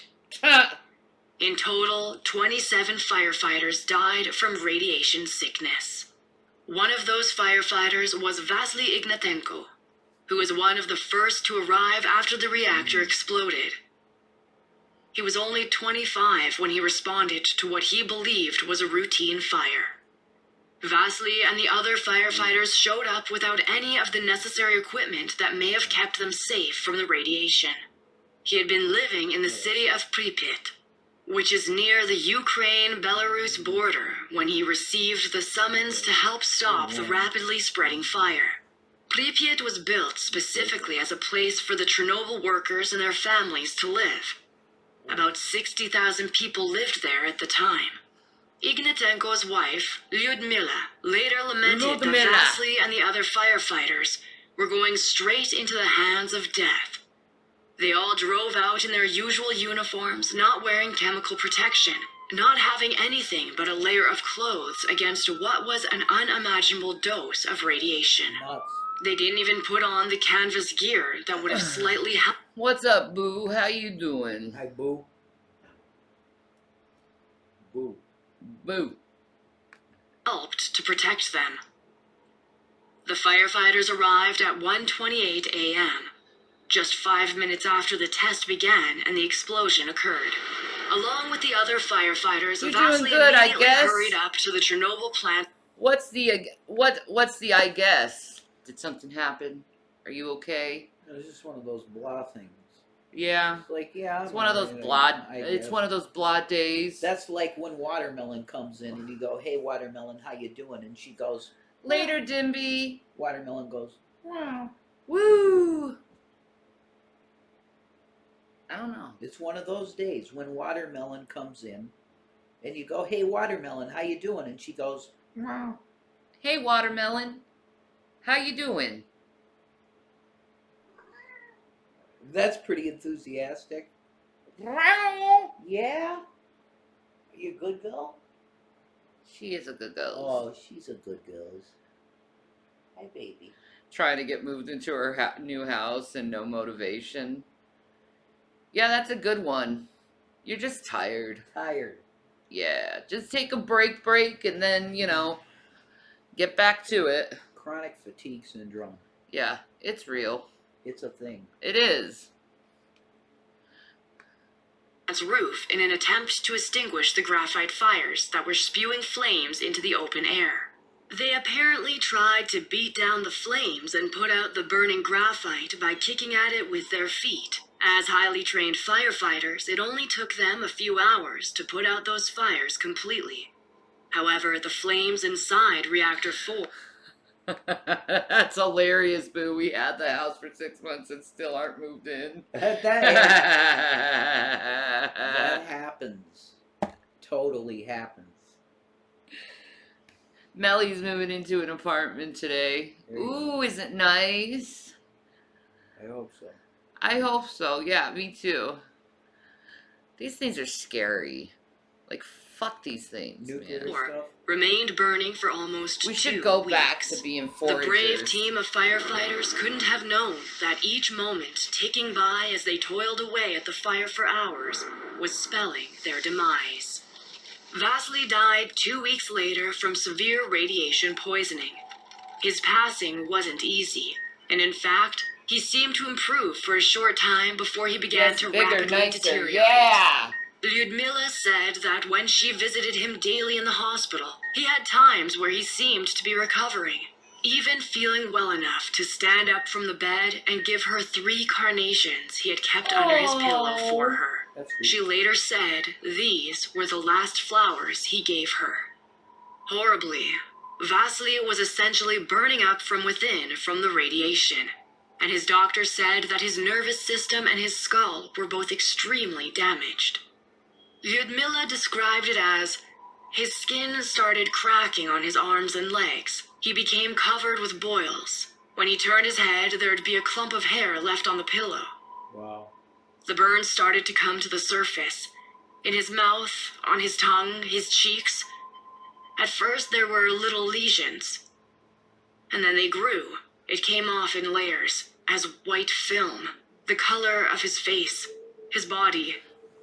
Blue, red, gray, brown. Zombified. What the fuck? You get cooked from the inside out. That's insane, isn't it? What the fuck? What is radiation? Energy. Right. What would cause you to cook from the inside, though? Like, Holy shit. that's really insane. That's awful. Sounds painful as shit. Morphine. Give that man morphine.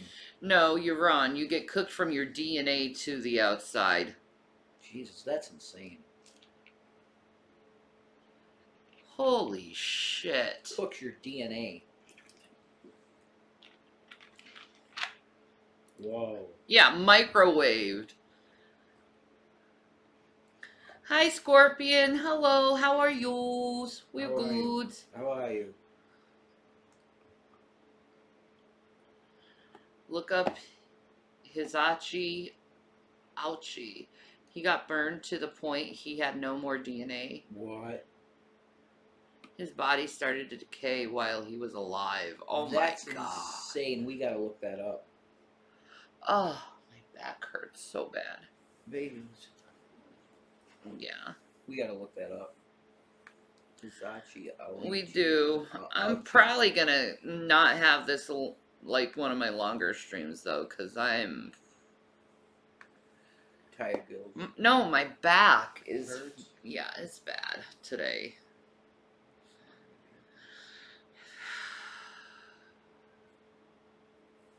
I'll be okay. Lyudmila said she tried to joke with him to make him feel better by commenting that it was convenient he no longer needed a comb since his hair was falling out. The loving couple met as young teenagers in 1979 before marrying in 1983, and they had been together ever since. Lyudmila got a had actually Gavins. begged the radiologist treating her husband to let her see Vasily. At the time, she didn't mention that she was pregnant. Oh no. In fact, she actually lied to the doctor and told him that she had already had 2 children. The doctor reportedly warned her not to touch him, and that if she cried or showed too much emotion, they would kick her out of his room. She chose to ignore many of the warnings from doctors to stay away, and would move the protective plastic around him in order to see Vasily. Oh my god. She recalled, But I was 22, madly in love with my husband. With every cell of my body, I wanted to believe this was fume poisoning. Tragically, as much as Lyudmila wanted to maintain hope, the inevitable soon occurred, and she was sadly left a widow. After he died, Vasily's body had to be buried in a metal coffin because it was still filled with dangerous levels of radiation. Holy He was shit. also buried below zinc and concrete to keep the public safe. Lyudmila said they couldn't get shoes on him because his feet had swelled up. They had to cut up the formal wear too because they couldn't get it on him. There wasn't a whole body to put it on. 2 months later, she gave birth to a baby girl who died only 4 hours later. Her daughter suffered from congenital heart malformation and cirrhosis of the liver, which... It was from the radiation. Yeah. Oh, no. That's horrible. That poor woman lost a husband and a baby. That's fucking heartbreaking shit. Oh, Just horrible. she said she was madly in love with him. Yeah. Sad. Very sad shit. which are both consequences of radiation exposure. The HBO show Chernobyl, based on the real disaster, has become a binging sensation. In fact, it is the highest rated show on IMDb. Really? Most TV shows are thought to dramatize certain aspects of such disasters to make the story more extreme. But in this case, it seems that no mere media reenactment can truly do complete justice to how horrific that fateful day was. The series' interpretation of the disaster has been described by the former Chernobyl plant deputy director, Alexander Kovalenko, as the series more or less reflected the drama of the situation, but in real life it was much worse. Lyudmila and Vasily appear as some of the most tragic characters in the HBO series. When the show Chernobyl premiered, Lyudmila fell under intense scrutiny for her choice to visit her husband while he was dangerously radioactive in the hospital. She later told BBC that journalists, quote, were asking me why I had been at my husband's bedside, knowing that I was pregnant at the time. But tell me, how could you leave him? I thought my baby was safe inside me. We didn't know anything about radiation then. She went on to say that after watching the show, people insinuated, quote, that I killed my baby. She now says that she never actually gave permission to anyone to tell her story, despite HBO's claim otherwise. She wrote her own story in a book published in 1997 titled Voices for Chernobyl. Though 30 years has passed since the horrible disaster stole her husband and later her daughter, Lyudmila has said, there is no day that I don't think about my husband and daughter, not a day that I don't feel pain. Aww. But Vasily's heart-wrenching story is only one of many. On April 27th, the day following the explosion, the evacuation began. 30,000 people were in immediate area of the Chernobyl reactor explosion, and Oh my god, that's so horrible and horrifying. 135,000 people. Jesus. That's insane.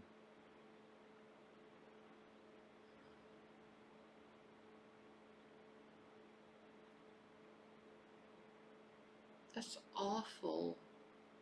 Nuts. A lot of people affected by this fucking thing. No, and it didn't need to happen. No. total of 135,000 had to be evacuated. Eventually, 350,000 people were evacuated because of the disaster, and the resettlement is still uncompleted today. Those in the area were exposed to a similar amount of radioactivity as the survivors of the Hiroshima atomic bomb in 1945. 45 REM, a measurement... Yeah, she's grieved every day. Like... Sad. I hope her heart heals. I pray to Jesus her heart heals. You know...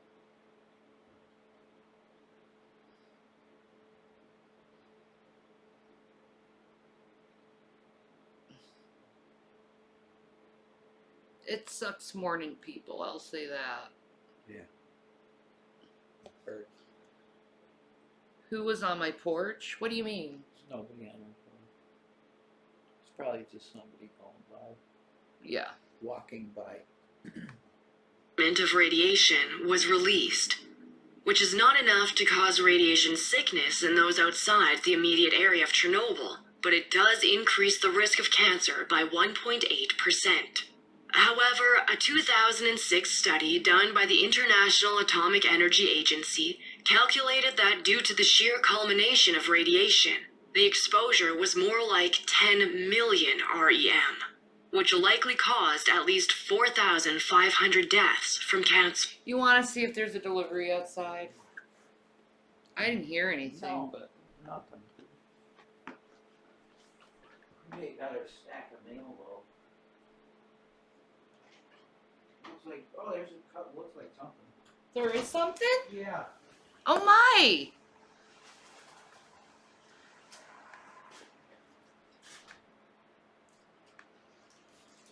I have no idea. Let me see. It says fragile.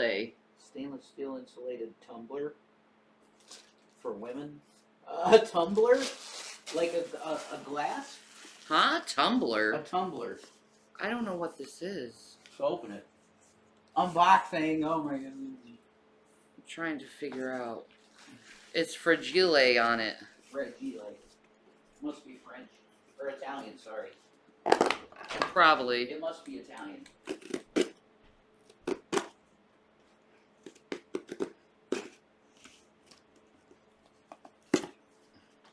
I need a knife. You need a knife? I need a knife, boo.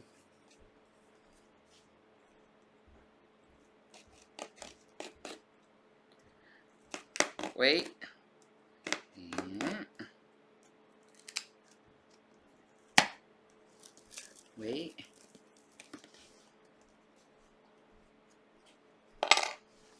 Stainless steel tumbler.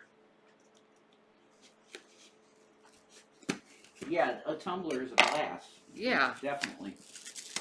I have no idea what this is.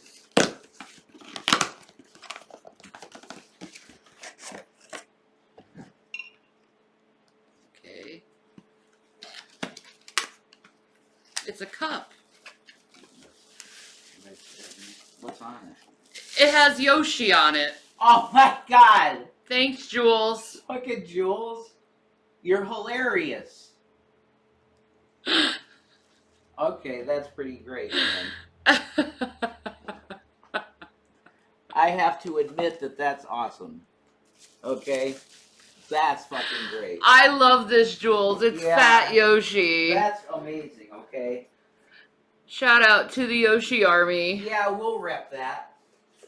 That's a great cup, dude. That's a great cup. You gotta use that all the time now. I do. That's awesome. That's great. You want to wash it out? Is that Jules' merch? I think it might be. She has merch. That's awesome. Made with love, please handle with care. Thank you. Oh my god. Here, can you wash this out? Yeah, I'll wash it out. I'll put my Dr. Pepper in that's it. nice, dude. That is, isn't That's it? heavy. I know. Is that her merch? I think that's her merch, dude. That's amazing. That's awesome. Thank you, Jules. That was sweet of you.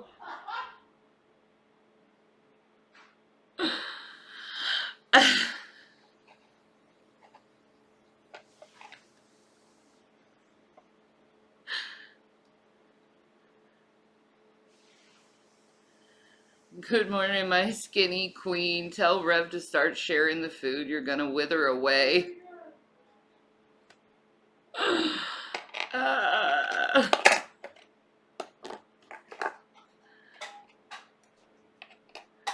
I still wish it was the wish list stuff. Yeah. Yeah, but that's a nice surprise too, though.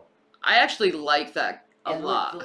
And that covers it? Yeah. You just push that. Exactly. Wow. I really like this actually. That's a nice This cup. is a nice tumbler actually. Keeps your shit hot and cold. Yeah, let me put it on a bigger vid for you to see. Watermelon. Frickin' Jules.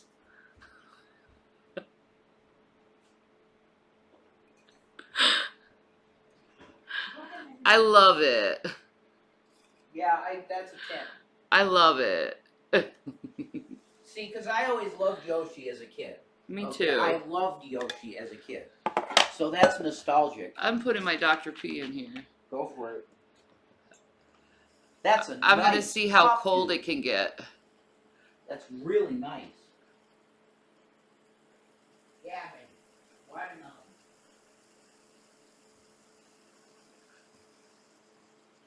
Bill?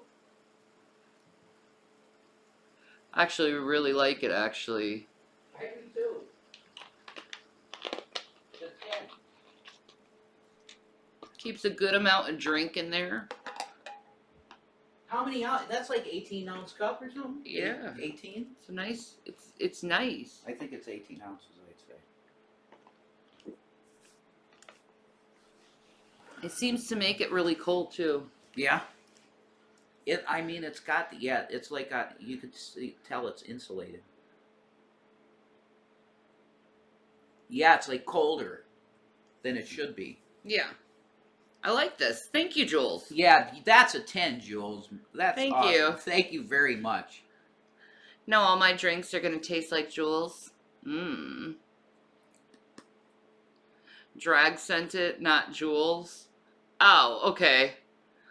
Thank you, Drag. All right. Thank you, Drag. Yeah. No, it wasn't him. Oh, no, it I wasn't bet it him. was Jules. It was Jules then. I bet it was, yeah. Only she would do this. Yeah. I like that graphic. I like that graphic a lot. Yeah, actually. The Pudgy Yoshi. I'll wear her t-shirts. It's cool. Yoshi Army supporter. That's beautiful. Yeah, I love it. Yeah, those cups will keep ice in a cup all day. Yeah, I like it. It's nice. Good. It's a good quality cup, dude. It really is. And the print of it, like the print is high quality print on there too. Yeah, she did a good job with that. Whatever company did it. Yeah. Or I don't think she makes her own tumblers. I mean, that Maybe would, she does. I don't know. I mean, that would be cool. But I think it's like a Teespring type of deal, probably. I'm honored to have a Yoshi cup. That's awesome. Yes, I'm honored. I love the graphic. I just love it. I do too. It's awesome. Yeah. It's Yoshi, but it's a variation on Yoshi. It's not exactly Yoshi. Exactly. I like it. Me too. Back to Chernobyl. Okay. Chernobyl. At least 4,500 deaths from cancer. That's fucking horrible, dude. That's That's horrible shit.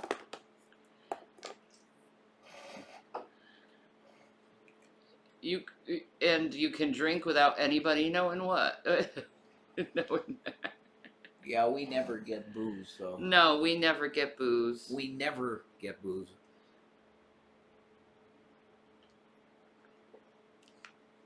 Why have booze when you can have cannabis Mhm. and hemp products? Hemp for us. Yeah, Hemp. for now. Yeah, that's what we gotta have. Which is actually probably more expensive than weed Probably. in the long run. But it is Milkshake over booze. Correct. a blunt over booze drag. A blunt. Granddaddy Perp blunt. You would be in heaven, drag. You ever partake in the plant drag knot? I was getting these Granddaddy Purple joints out in Colorado at an exclusive cannabis place. And they were, oh my God. I like had a flashback, I think. Oh, okay. So good. Sir, the most harmful radiation from the blast happened in the first weeks after the explosion. Oh, Gorilla Glue. Even 15 minutes following the explosion, it was measured that The radioactivity had Gorilla Glue is the shit. Gorilla Glue number 9 or whatever. Number 8. Number 3. Number 3. 3. That's 8. That was a great strain. Gorilla Glue is good shit. That's a great strain. Yeah, that's a good strain. You like your dabs. had dropped to 1/4 of its initial value. After 1 day, to 1/15. After 3 months, to less than 1%. As part of the Soviet Union's radiation containment plan, 5,000 tons of lead, boron carbide, sand, and clay were dropped over top to entomb Reactor 4. In addition, an entire square mile of forest surrounding the site was cut down and burned to try to reduce the radioactivity near Chernobyl, and just as importantly, to stop it from spreading. Once the massive fires were put out at Chernobyl and people were moved, the next emergency became the need to drain the tanks below Reactor 4. There were 43 million gallons of water sitting below the still-burning nuclear reactor. The firefighters who had first responded had actually tried to drain the water, but were unsuccessful.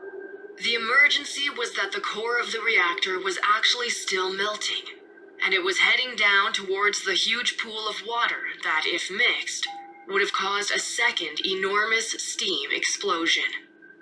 The story is often told that the 3 men who went into Reactor 4 to drain the tanks of water were heroic volunteers who knew they were likely going to their deaths. Many people believe they chose to dive below the reactor to open a valve to release in order to save their country. But fucking heroes. Like the guys at 9/11, really. Yeah, man. It's 9/11 level shit. That's a great gift, I gotta say. It is. I love these things. Yeah, that's a 10 gift. Yeah, this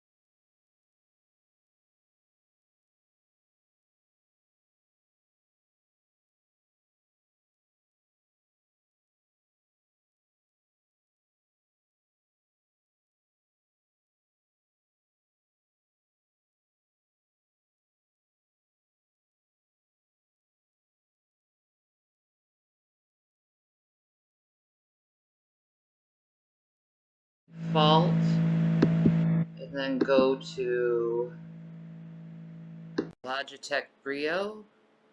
Good now. It looks like it's good. There we You go. go. Yeah. That was messed up, man. That was, I believe, an audio driver crash. I don't know why it did that. That's just a system thing. Mm-hmm. Okay.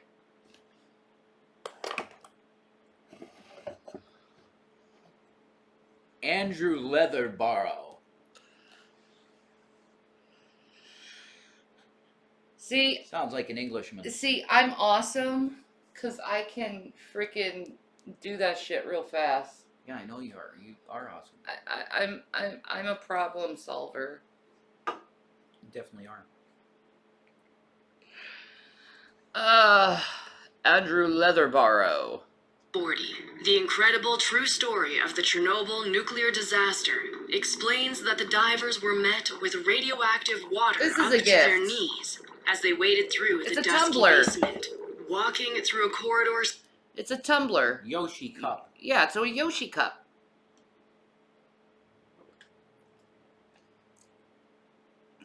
But that's uniquely Jules' Yoshi, I think. That is Like, Jules I think Yoshi. she made that, I think. I think she may be. That was sweet of her. Yeah.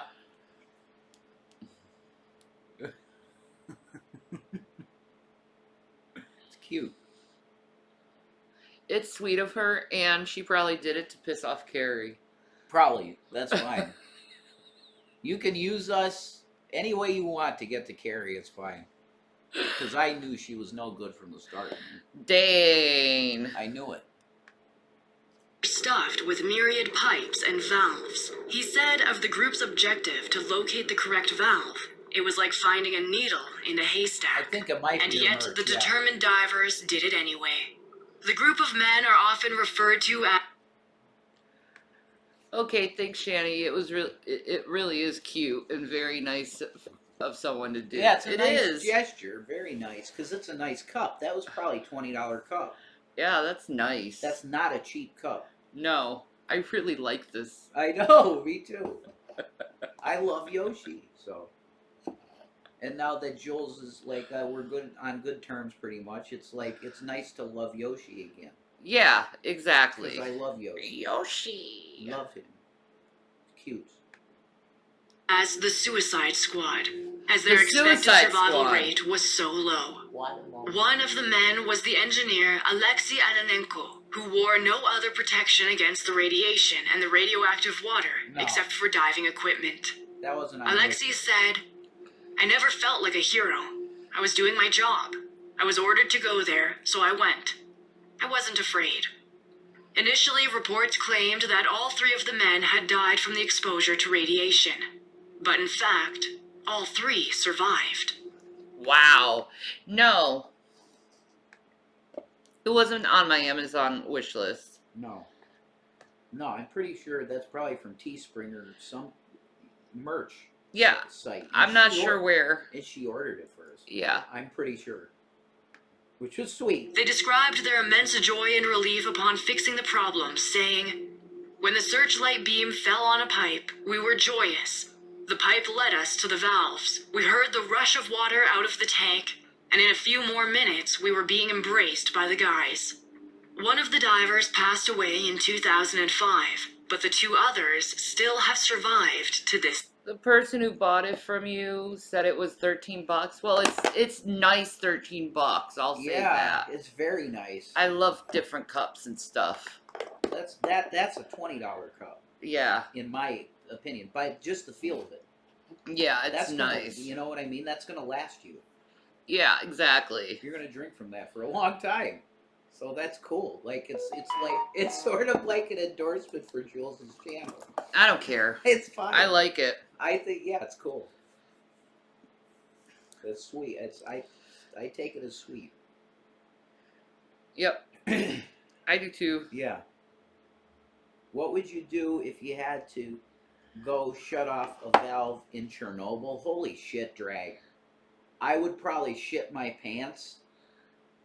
But I would love to believe that I would be brave enough that if I was needed to do it, because there was no, like, I was a needed individual, that I had the strength to fucking do it, I would do it. Yeah. To save my countrymen. Damn it. That's right. That's an act of Jesus just smiles at that. Exactly. Self-sacrifice for others. So my answer, Drag, is that I pray that I would have the courage to do what these people did. Would you at least make love to me first? Type of bravery you could have been military police. Yeah, MPs are awesome people from what I know. What, Shanny? Would you make love to me first? More than once, yes. Thank you. And we'll have like a steak dinner together. Go to Ruth Chris Steakhouse type food place. There you go. Okay? And you go to the spa. Yeah. And we go to a movie and stuff. There we go. And then I help save the planet. There you go. Okay. That works. That's it. Then I'll see you in heaven. Stay. Because of their brave actions, they prevented another, possibly even more deadly explosion. Aforementioned expert Leatherbarrow emphasized the dire necessity of these unlikely heroes' actions, saying that, regardless of how anyone might try to downplay the importance of what they did that day, quote, They still went into a pitch-black, badly damaged basement beneath a molten reactor core that was slowly burning its way down to them. Badasses. Some experts on the Chernobyl disaster later explained that, had this trio not stepped up to prevent this potential additional explosion, half of Europe's population could very well have been wiped out from You the... want the link, Petty Patty? I would not send Shanny. Christ. What kind of a man sends his wife into a job like that? Are you kidding me? I'm going to watch her die, bleed out of her ears and eyes and mouth? No way. Are you fucking kidding me? He gonna protect me. Yeah, you ain't going into the bathing radiation bullshit. No. No way. Impending catastrophe. To make matters worse, the scope and range of radiation that this could have caused may have left a huge chunk of Europe completely and utterly uninhabitable for up to 500,000 years in its wake. The first person who fully understood the gravity of the situation of Chernobyl was Valery Legasov. Shanny, have you been able to find out if my concerns about your wish list were justified? We don't know yet. We haven't received anything I'm yet. starting to suspect that you have a point. Yeah, I'm starting to suspect because that too. I would think we would have had some of these items by now. Yeah. But we'll see. Yeah. It could be that it's just held up, and yeah, that happens too. I mean, it is still like they're still probably delivering everything from Christmas and trying to play catch up. You know? Yeah. Yeah, absolutely. Just give it time. Yeah. We'll eventually find out. Legasov was a Soviet scientist and member of the Academy of Science of the USSR, and became chief of the Investigating Response Commission of the disaster. Prior to the explosion at Chernobyl, he had championed the need for better safety measures at nuclear power hope plants. that I am wrong. If not, I've gone through so many fucking things that it's just okay. Like, it's not the biggest deal in the world. What? The Grinch is better than Shanny, for Christ. And it's a Yoshi, fat Yoshi with the fuck. Fuck you, Jules. The fuck? Oh my god. It was Legasov who first insisted that all of Pripyat be evacuated, and without his input, the death toll from direct radiation would have... But I'm glad that I could give you a heads up on it. Yeah, thank you, Melly, on that. Yeah, thank you. People equal shit. In a lot of cases, man. In a lot of cases. Have likely been much higher. He and the commission looked into the possible causes of the disaster, as well as ideas on how to prevent this type of catastrophe in the future. While they investigated, they couldn't stay in a hotel, and ended up living in an evacuated hospital for the mentally ill. What? Legasov eventually suggested that liquid nitrogen should be put under the reactor in order to try to cool the core. This turned out to be a mistake. However, as the core never melted through the concrete, and as a result, this actually resulted in more contamination for areas in Belarus. Oh no! On April 26, 1988, the anniversary of 2 years since the Chernobyl explosion, Legasov committed suicide. Aww. It was one day before he was meant to present the findings of his investigation into the disaster. There are conflicting reports about where he hung himself, whether it was in his apartment, the stairwell of his apartment, or his office. What isn't contested is Legasov's mental state after finishing his investigation at Chernobyl. He was under immense pressure from the Soviet government to censor his findings, but instead, his documents revealed previously unknown facts about the Chernobyl disaster. Many believe that his commitment to share the truth about Chernobyl brought more stress than he could handle. Following the disaster, the men in charge were taken to court, and a 3-week trial ensued. The 3 men were 51-year-old Viktor Brukhanov, the plant director, the chief engineer Nikolai Fomin, and his deputy Anatoly Dyatlov. Brukhanov had become the plant's director at only 34. and was described as a well-liked, soft-spoken man. Before the disaster, his supervision brought Chernobyl to a higher standard and was used to exemplify USSR's success. After the trial, they were all found guilty, charged with the gross violation of safety regulations. I think it's really shit, but the Amazon wishlist is prone to be messed with. What I think is shit is it takes the opportunity to purchase an item for those who are serious. Yeah, exactly. Yeah, it sucks, but I mean, I think this is why they were so honest to make the list to make a problem. Yeah. Do you get what I'm saying? Just so they could see me rage. Yeah, which it's not going to work. It's like it would No. have been a blessing if we got this stuff, but we're not going to cry in our sleep because of it. Yeah. It is what it is. It's okay. Yeah. Shit happens. If it shows up, it shows up. If it doesn't, it doesn't. It was a blessing. If it shows up, it's a blessing. If it doesn't, it doesn't. Yeah. God's will. Yeah. The judge was quoted as saying, "There was an atmosphere of lack of control and a lack of responsibility at the plant." Viktor Brukhanov was sentenced to 10 years of hard labor, plus a concurrent 5 years for his abuse of power, the maximum punishment, as the resulting deaths and destruction were seen as solely his fault. Nikolai Fomin and Anatoly Dyatlov both received 10-year sentences as well. Right. That is a great attitude to have. Yeah. It's just like the things these people do doesn't shock us anymore. No. If there's a way to mess with something, they're going to figure it out. And Yeah. they're going to do it. Yeah. So it's like, fine. Well- we didn't even have the wish list forever. And it's like, No. okay, we'll finally do it. And then it's the whole reason was to just mess with it and troll it. Fine. Then we don't have a wish list. Whatever. But Yeah. that's how I feel. Mm-hmm. Me too. Whatever. It's fine. For criminal mismanagement. Though Fomin received the same sentence as the other men, he was actually not even present at the plant at the time of the explosion and was on vacation.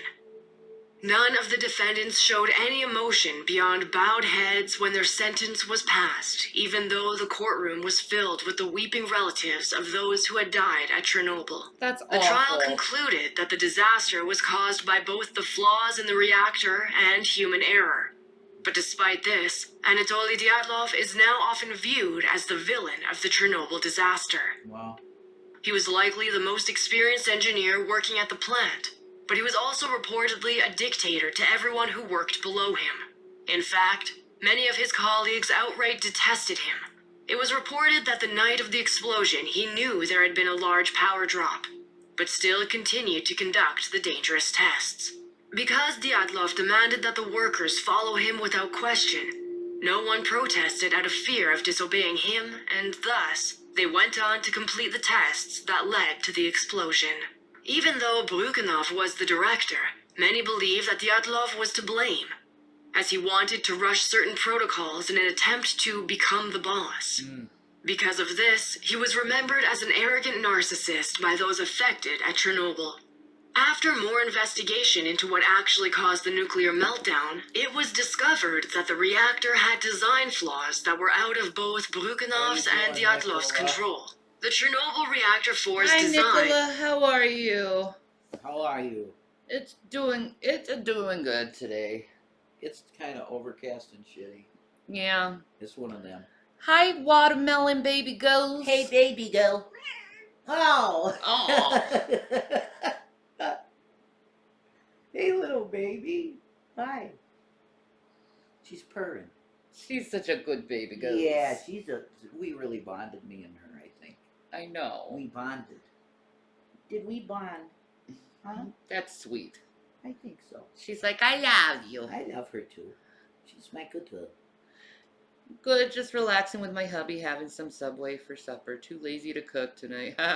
Oh my God, I wish we could get something. That'd be awesome. We need some foods. I'm listening with you and plucking my eyebrows. Yes, queen. If you could get some kind of foods, what would it be? Mexican foods. You want Mexican? Taco Bell? Well, I mean like Mexican, Latinoteca. You Man. want Latino? Oh, That's what I would want, yeah. okay. Like an enchilada. Oh, I did dig that. that would be so It was good. unique to many other nuclear power plants, and the resulting flaw was that it occasionally generated intense and unexpected surges of power if any steam bubbles in the reactor core were allowed to form. It was this design flaw, coupled with She was human error, complaining that about led that to the sneeze. explosion. I don't know. I think she loves me. Okay. She does love you. I don't think it was too bad to her. No. She forgives you, I think. I think she does. She's been licking me. She's a good girl. Yeah, she's a good girl. Adding some historical context to the devastating oversight, the design flaw and later disaster were a direct result of Cold War isolation. Because the USSR was operating without much contact with other countries, it did not have the same types of safety features that other areas were utilizing. The specific design issue in the Chernobyl reactor has never been an issue in other nuclear power plants, and the disaster led to massive reforms in safety for industry in the USSR. Well, I guess that's The good. former president Gorbachev said that the Chernobyl accident led to the fall of the Soviet Union Wow. more than his program of liberal reform. Wow. Today, the people who are still living in the vast areas of Russia Man. and East God, that place is beautiful. That's a huge statement. Yeah, right? Gorbachev himself said that the fall of the USSR was due to Chernobyl. That's a big fucking statement. Wow. I That's- never heard that That before. is so beautiful. Russia's amazing, especially St. Petersburg, man. It's Yeah. just insane looking. Like, you gotta admire that architecture. Oh, It's amazing. I love architecture. I love all different art forms, though. Yeah, you love just art. I do. The All art. ingenuity of men. Yeah. It's cool shit. Absolutely the best. Coolest shit. Beautiful. I love the colors. Yeah. Eastern Europe are affected by the explosion from 30 years prior. Wow. Though not directly nearby, these areas were still affected by the massive clouds of radiation all those years ago. Children are frequently born with birth defects, sometimes very severe and with rare cancers. That's horrible. These poor children's mothers have spent their lives growing up in areas where the radiation permeates much of the water they drink and the food they eat. They themselves do not suffer the drastic physical consequences, though many report being frequently ill and fatigued. It is their children whose bodies display the harm of radiation. Some of the physical defects can include children born without limbs or with painful abnormalities, or even one case where a baby was born with 2 heads. Shit. The greatest illness, though, appears to be the cancers which these children are born with, or with predispositions to develop at much higher than normal rates. A pediatrician, Dr. Rachel Furley, treats many of these children in Belarus, and she reports that about half of the 800 kids she's helped have developed thyroid cancer. Oh, Yet, bless. some who are originally from the area have actually moved back, even knowing that they are exposing themselves and their descendants Why? to levels of radiation. Man. One such person is a 62-year-old woman named Valentina. Her family lived in the area near Chernobyl, and following the explosion, she had initially left. But now, she has returned to live a mere 30 kilometers from the exclusion zone, along with 180 others, most of whom are elderly. Valentina has said, "I don't worry about my health. We don't fear the radiation. For us, it doesn't matter where we die." Okay. With a history of tragedy, That's it may be psychotic. surprising Kinda like to learn Centralia. that the area of People- Chernobyl has a huge tourist I don't business. care if my house falls in. For many of us, the idea of visiting alright. the bleak and destroyed area would not be appealing. Yet, people from around the world have come to catch a glimpse of what remains of the town and the surviving evidence of the disaster. Since 2010, Chernobyl and Pripyat have been declared safe for visitors and have since become an integral part of the recent phenomenon of dark tourism. Dark tourism describes the fascination many travelers have to visit places that have seen tragic or horrific pasts. Other areas besides Chernobyl that are popular for dark tourism are Nazi concentration camps or the 9/11 Memorial. What the the Ukraine fuck? president Volodymyr Dark Zelensky tours? made Chernobyl People a are tourist area morbid. in an attempt to mend the area's negative reputation. Yeah. Zelensky said, "We must give this territory of Ukraine a new life." His official website says that Chernobyl is a unique place on the planet where nature revives after a global man-made disaster, where there is a real ghost town. We have to show this place to the world. Scientists, ecologists, historians, tourists. When tourists visit the area, they have to go through a screening process before Zelensky and says, after to check for radioactive Chernobyl great again. particles. Experts say that there are risks. Come and have some radioactive soup at Chernobyl today. Make Chernobyl great again. That's his slogan. And we gave him billions of fucking dollars to defeat Russia. Zelensky, yeah. That's fucking Who dumb. knows how much money we He's got? fucking dumb as shit. I don't know, man. They look pretty weird with the shirts and the deal. They didn't look like politicians, but I'm not saying that's bad or anything, but he's got like combat boots on and a t-shirt, the president. Yeah. Okay. Like, alright. I'm gonna fight these motherfuckers. Alright.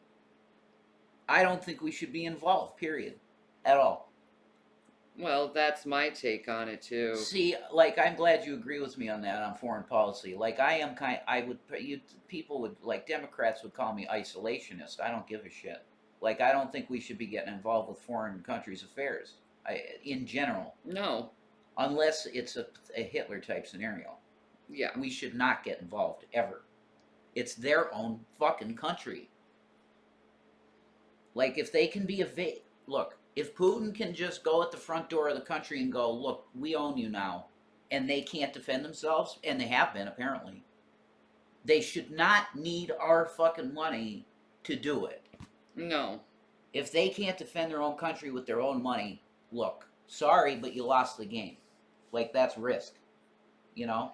Mm-hmm. People would say, well, you're letting Putin become a global dictator. Maybe. If that happens, then we go after Putin, obviously.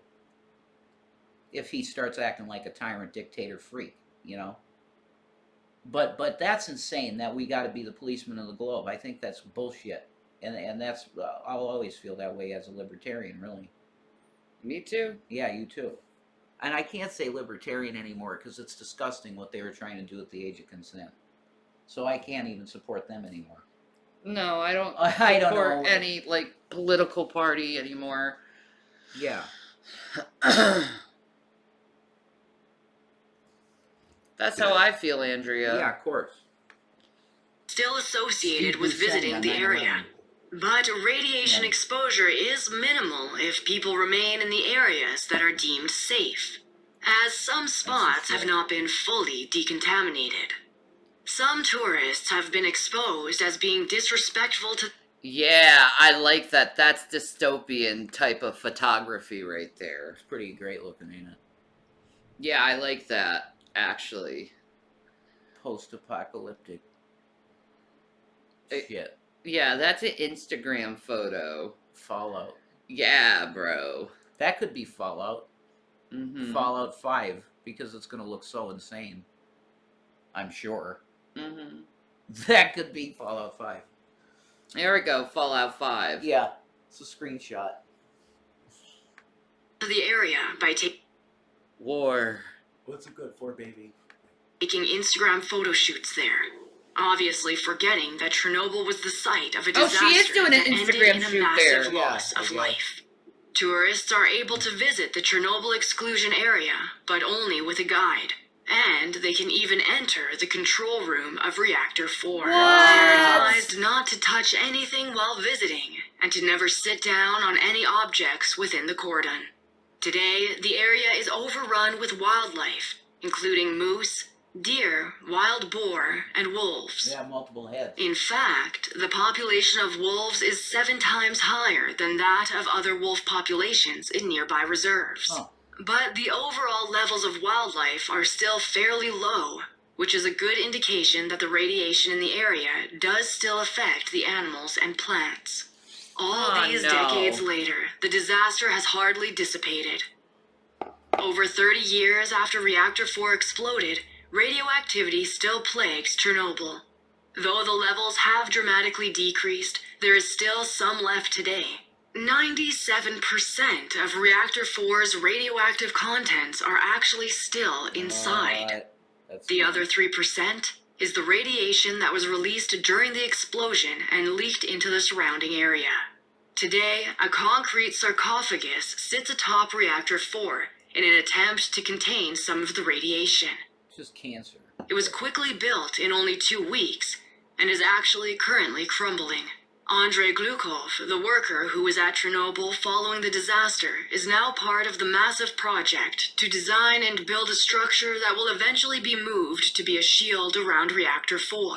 When the structure is installed, it will be assembled by robotic machinery to prevent human interaction That's with the actually highly cool. radioactive reactor.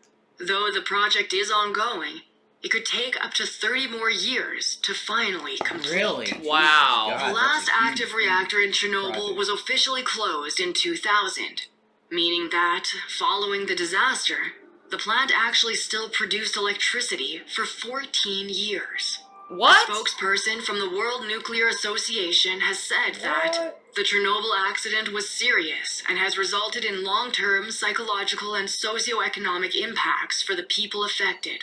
However, serious nuclear accidents are very rare, and even accounting for these, nuclear energy has caused fewer deaths than any other form of electricity generation. In fact, many supporters of nuclear energy, as well as professionals in the Energy. field, urge the public to research more into the positive aspects of the power source.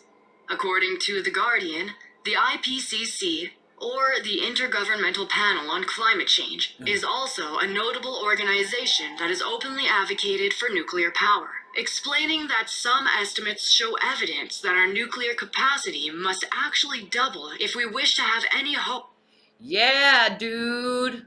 Shanny, I just realized some hot chocolate would go great in that cup. Nicely hot for 3 hours. Right, Ted? That's true. That would be, ooh, yum. I just love that graphic. I love hot cocoa. I don't know why. Jules always had a soft spot in your heart. What? It's true. It's just a graphic, though. Hope of preventing further climate change ramifications. The same article posits that the scary potential consequences of nuclear energy mishaps, as exemplified by the Chernobyl incident, have frightened many people into opposing the practice altogether, fearing a similar outcome. However, it states that, while nuclear energy has risks, it is also primarily, quote, clean, safe, and hugely efficient.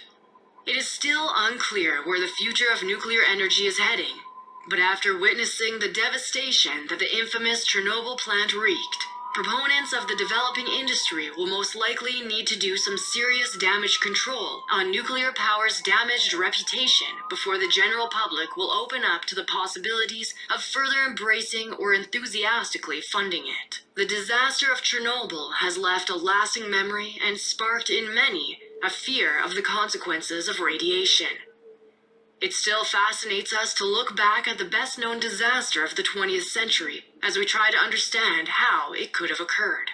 Whether or not you're brave enough to go and visit yourself, there is something we can all take from the Chernobyl disaster.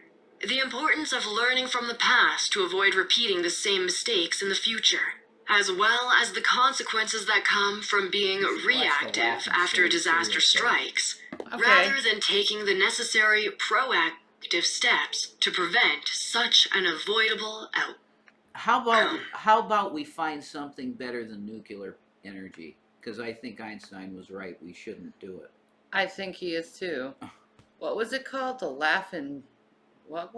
Yeah, I don't know. I just said, you could click on that one, but... It did something different. Maybe it'll go down here if I do it. Okay. Bubbles. Bubbles. I love Bubbles, dude. I love you. He made a porno. No, he didn't. Yes, he did. There's an episode that they make a trailer park porno. He had 2 chicks, man. Damn. It's Ricky. Well, good for him. He's like You don't know how much money we can make on. I can't say that. I don't think. Yeah, don't. It's horrible. Yeah. Manhunt. They need to bring Manhunt back, dude. The game. How has Rockstar not made a new Manhunt game? That's nuts. Let's see. Laughing. Serial killer. True crime. Let's see. Maybe they'll have that.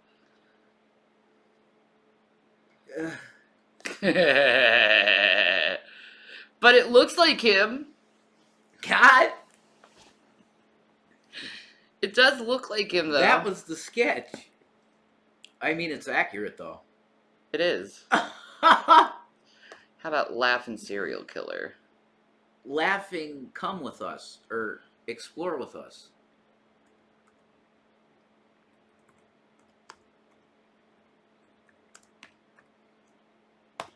Okay. Fuck that guy. Ugh. That was a horrible case to listen to. Chief police trying to get out. It's a chief police killer? Chief of police killer? Oh man, that'd be disturbing as fuck. Yeah. That would be really messed up.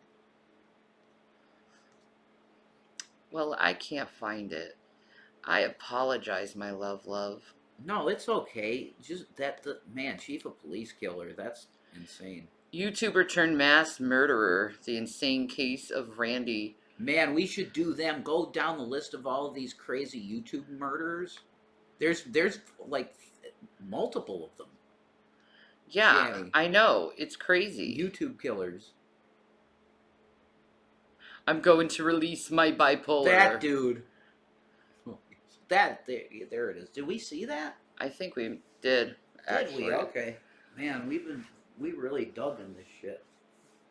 Quite a bit. We killed that bitch? What the fuck? Okay, let's go to the top. What was it?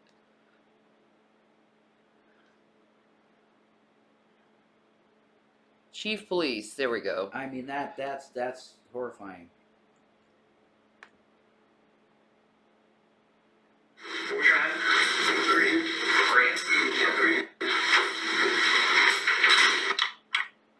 This is Grant Harden, Watch. 48, known as a loving family. Whoa. What was that? Paradise Lost. Paradise Lost. Oh my God, I can't do I can't do Casey Anthony. I seen everything start to finish with it, and it makes me ill because I think she did it. She at very least let it happen. She let her kid die, I think. Like, that's gross. I can't do it.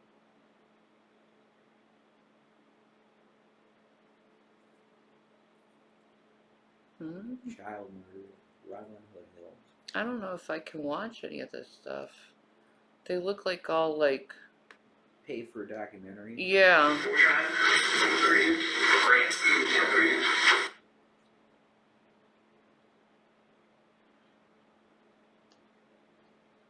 Bro. Well, we'll do the fucking cop. See what Yeah, this is gonna be fat fucking fuck has to say. horrifying. This is Grant Harden, 48, Oh yeah. known we as a gotta loving see family it. man to We his gotta devoted do wife that Linda and their 16-year-old daughter. Grant also had a long but Okay, sorry. Yeah, we could do that next. He's a achi ouchie. Okay. We got to do that. I want to see that chief of police one though. Ouchie. There you go. The most radioactive man in history. All right. Ooh, Shredded Hand did one. Wow, this is Well, then never mind. I won't do that one. pretty graphic. I'll do this one.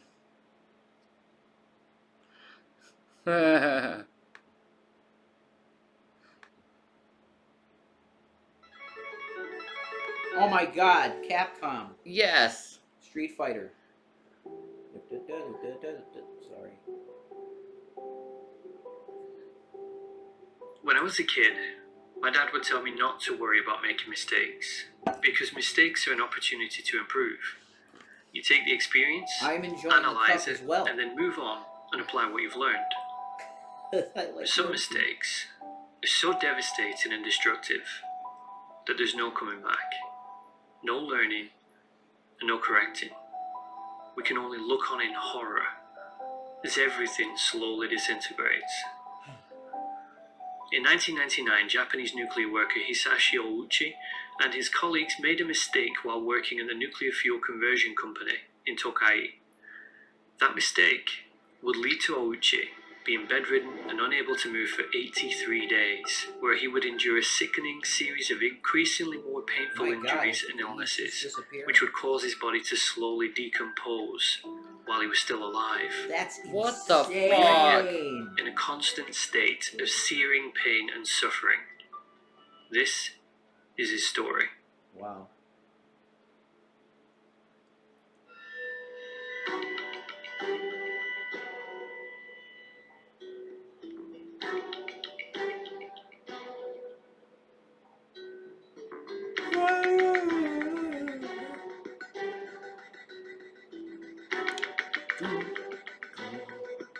Some Mission Impossible music. It is.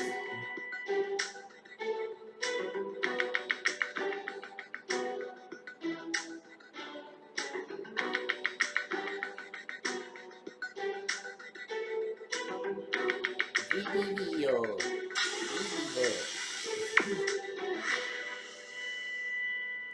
You're cute. I love you. I love you. You make me happy. You're a very cute girl. Baby. That was fun.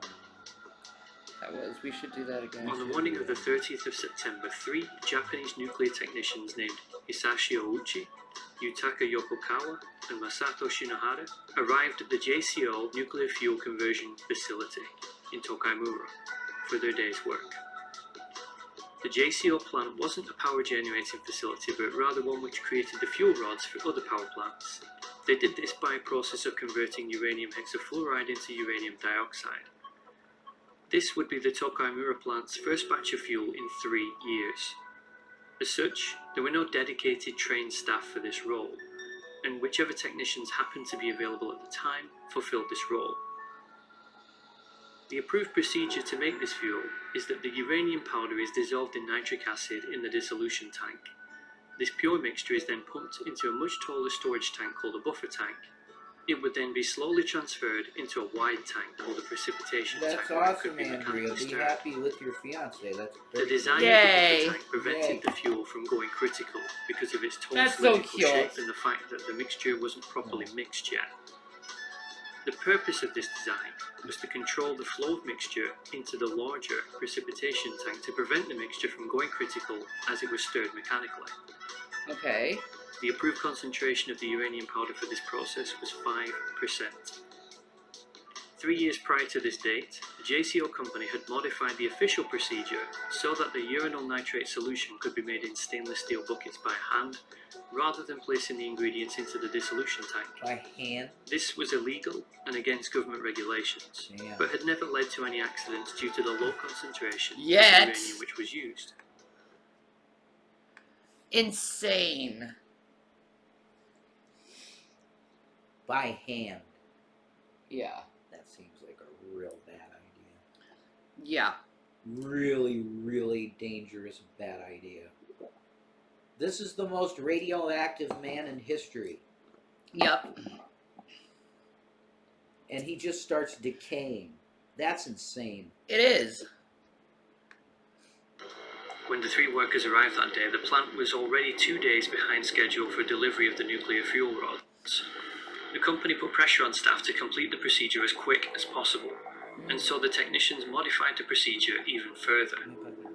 They were now mixing the uranyl nitrate solution in steel buckets and pouring it directly into the large precipitation tank. That's so... They were also using a No! uranium concentration much higher than anyone previously That's had so safe. in order to create the fuel as fast as possible. At around 10:35 a.m., After the precipitation tank reached 40 litres of highly That's concentrated urinal insane. nitrate solution, the radiation alarm sounded, Oh and the shit. 3 workers reported seeing a blue flash. As What? Cherenkov radiation signaled that the mixture was generating enough heat to start a self-sustaining nuclear chain reaction and sent out blasts of gamma and neutron radiation. Ouchi absorbed the You'll highest create a dose of black hole. radiation as he had his body pressed against the tank to assist in pouring, Blue flame. while Shinohara was standing on a platform pouring the liquid into the tank. Yokokawa was sitting at a desk a few feet away and received the smallest dose of radiation. The internationally acknowledged radiation safety limit per person per year is 20 millisieverts. The dose considered to be fatal is 5,000 millisieverts. Ouchi received 17,000 millisieverts of radiation, 3 times the amount considered lethal. Oh my god. Shinohara received No, I never 10,000 and seen this. Yokohara 3,000. We got a cup, Jules. Thanks, Jules. Did you do that? I love this. Yeah, I This love it is too. amazing, Jules. I love it too.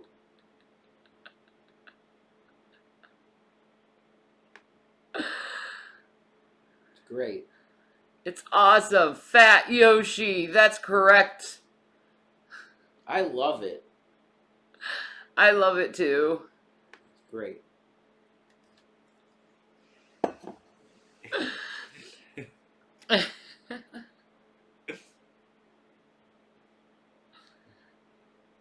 Can you drink a Baja Blast out of it? Yeah. Oh my God, I we'll would have- assume. Could we get some Taco Bell?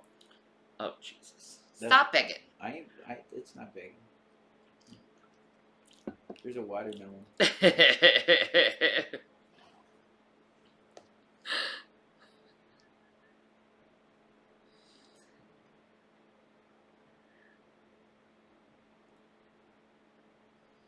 Ugh. No. Almost immediately, Ouchi and Shinohara felt waves of pain and Hi, nausea, and both debunkers. struggled to Yo. breathe. And the 3 men fled to a nearby changing room where Ouchi vomited and passed out. The 3 men were sent to the hospital with the 2 most irradiated, Ouchi and Shinohara, quickly transferred to the University of Tokyo Hospital, as it had more modern facilities, more qualified staff, and cutting-edge procedures and treatments. I want the link to buy it. Yeah, she wants one. I don't blame her. It's cool as shit. It is. When the nurses initially tended to Ouchi, they couldn't believe that he'd received a fatal dose of radiation. 先生が下から上に連れてきてICU の中であったんですけども、そのまま個室にいつものようにストレッチャーで普通の入院患者さんみたいに入ってきて、1日で一気に日焼けをしちゃったぐらいの赤さを帯びてて、手がすごい腫れてて、でそっちが痛いっていうふうに言ってて。 He was also alert, talkative, and friendly. One of the nurses Wow. commented that she thought that he might be able to go home that day. こう死なずに God. I'm not gonna sell feet pics. That's weird.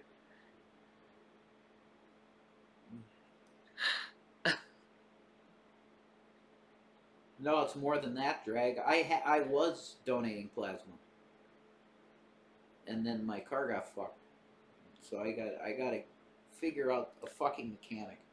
Mm-hmm. That's my リ thing. スクというか退院できる状態になるんじゃないかなってその時は思いました。 It Wait a wasn't minute, until the stop. test results came back that the real problem was revealed. The human body is maintained by a function of many different cell types being shed or excreted, and then replaced by a new cell. Our chromosomes contain the instructions for the replication of all cell types. These instructions are incredibly important. The cell replication is thank you, impossible Greg. without them. Thank you. When the doctors examined Ouchi's test results, they understood the size and magnitude of the problem. Normal chromosomes can be arranged and identified quite easily, but Ouchi's chromosomes had been decimated by radiation, leaving them Really? unorganized, malformed, mutated, and in some cases fused. The radiation had literally ripped apart his DNA. What? It ripped apart his DNA and scrambled it. How did he live through that? Oh my god, dude. Well, he doesn't. I mean, it's like his body starts to decay in front of people. This is insane. Right? It's like Splinter Cell shit. Like siphon filter shit. You Never know, heard of such a thing. This is nuts. This was a good suggestion. Yeah, it is. DNA and scrambled it to the point where the cell instructions were no longer usable inside his body. What? While his body could no longer create new cells, it did still have a supply of cells which had been created before the radiation had destroyed his chromosomes. This explained why his outward appearance looked healthy. When that supply of cells ran out, Ouchi's real nightmare would begin. He would just decay. Ouchi's white blood cell count plummeted to 10% of what is considered normal and healthy, making him very vulnerable to viral and bacterial infections. To prevent this, he was moved into a sterile room. Dr. Maekawa was the doctor in charge of the team who would attempt to save Ouchi's life. Their first priority was Ouchi's inability to generate new cells. Without this, saving Ouchi's life would be impossible. After some discussion, Dr. Maekawa suggested that the best course of action would be to try an experimental new procedure called peripheral blood stem cell transplantation. This is a procedure in which the healthy stem cells are harvested from a donor and then administered intravenously into the patient. The cells then migrate to the bone marrow and override the damaged ones, enabling the bone marrow to begin creating healthy cells again. The only issue was the donor would need to be a good match for Ouchi, and so they began testing potential donors. This Luckily is for nuts. Ouchi, his sister was a perfect match, Okay. and so healthy cells were harvested from her and administered to him through an IV. It would be 10 days before the team would know if the treatment was working. Knowing that the chances of success were slim, and the family were likely to cling to any faint hopes, Dr. Maekawa allowed the family to see Ouchi on a daily basis in the hope that seeing his rapid decline would help them to accept the reality of what was happening.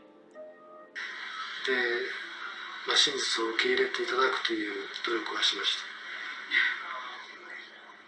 決して綺麗事ではなくてですね、やっぱり、そのすごい放射線による障害ですので、見た目にもやっぱり大きな変化が起こりますから、それはそれなりに真実として受け入れていただくように、毎日毎日見ていただいてましたけどね。Ouchi seemed either in a state of denial or obliviousness about his condition, as he asked the nurse, "When you're exposed to radiation like this, is there a risk of contracting leukemia or something?" Demonstrating that he didn't understand, that it was unlikely he would live long enough for leukemia to kill him Oh my God, if he bless did that contract it. man. Over the next few days, Ouchi would deteriorate as his skin cell stores were quickly exhausted. As his skin lost its elasticity and solidity, it began to fall off, and staff noticed that whenever they removed medical tape, it would also peel thick pieces of skin away from Ouchi's body. Oh my God. The doctor then stopped any further use of medical tape against his skin. At times, Ouchi would struggle to breathe, as fluid started Later, to build up on Hudat. his lungs. The team considered putting him on a respirator, but after seeing him tell his wife how much he loved her, they decided to wait and allow them both time to speak for a little longer. 大内さん、多分その頃はすごいいろいろ体のだるさとかが出てきて、お話しするのも多分それこそ、お話しするのもこう力がいるっていうか、そういう感じだったと思うんですね。それでもなんかこうちょっと優しい口調で少し笑いながら、奥さんに愛してるよとおっしゃってて、でもそういうのが伝わってくると、私たちは辛いですよね。It would, however, be very short. Jules, DM me your link and I'll put it in Yeah, man. the chat. Like on Twitter or whatever. Yeah, Twitter me it. Tweet it. Twitter it. Tweet it. Tweet it, girl. Tweet, DM it.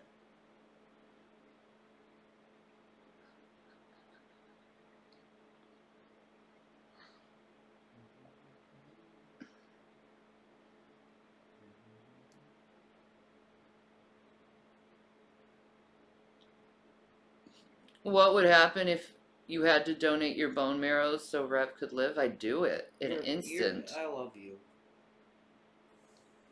Done. Okay. This is a song that never ends. It goes on and on, my friend. Some people started singing and not knowing what it was, and they continue singing it forever just because this is a song that doesn't end. Yes, it goes on and on, my friend. There's Jules' link. Oh, cool. For anyone interested. Creatorspring.com. Okay. There you go.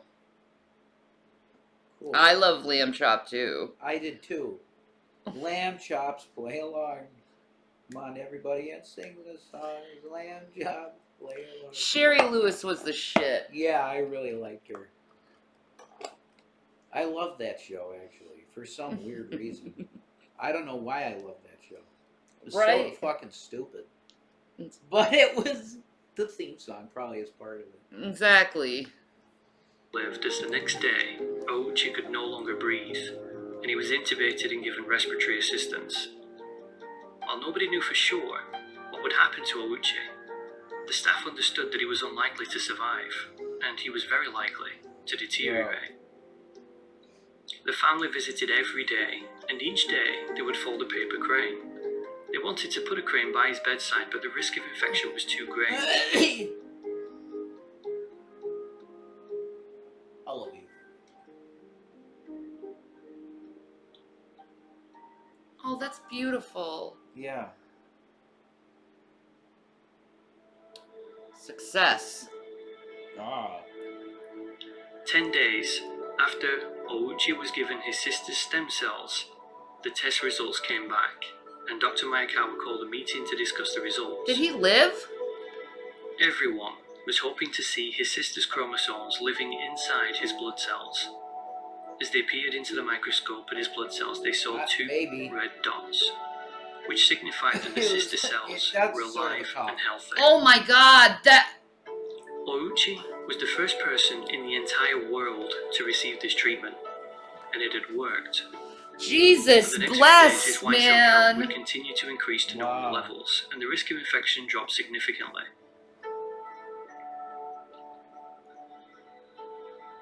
A week later, and Ouchi's skin began to deteriorate again, and an endoscope of Ouchi's intestines confirmed Dr. Maekawa's worst fear. Ouchi's mucous membranes had turned white and drooped down, signaling that they had died. The mucous membranes are responsible for absorbing nutrients and fluids from the food we eat. This meant that Ouchi would not be able to retain water and nutrients. By this point, Ouchi had become hostile towards the staff, and said that he just wanted to go home. I want to hear about the wish list like every year. In an attempt to get answers, the team examined Ouchi's blood again. This time, instead of seeing the healthy cells they saw before, they saw mutated cells that had been corrupted by the radiation inside Ouchi's body. Ouchi's body had absorbed so much radiation when he was exposed that it had damaged the transplanted cells from his sister, even though there was no radiation source here anymore. The medical team and Ouchi's family. So it literally,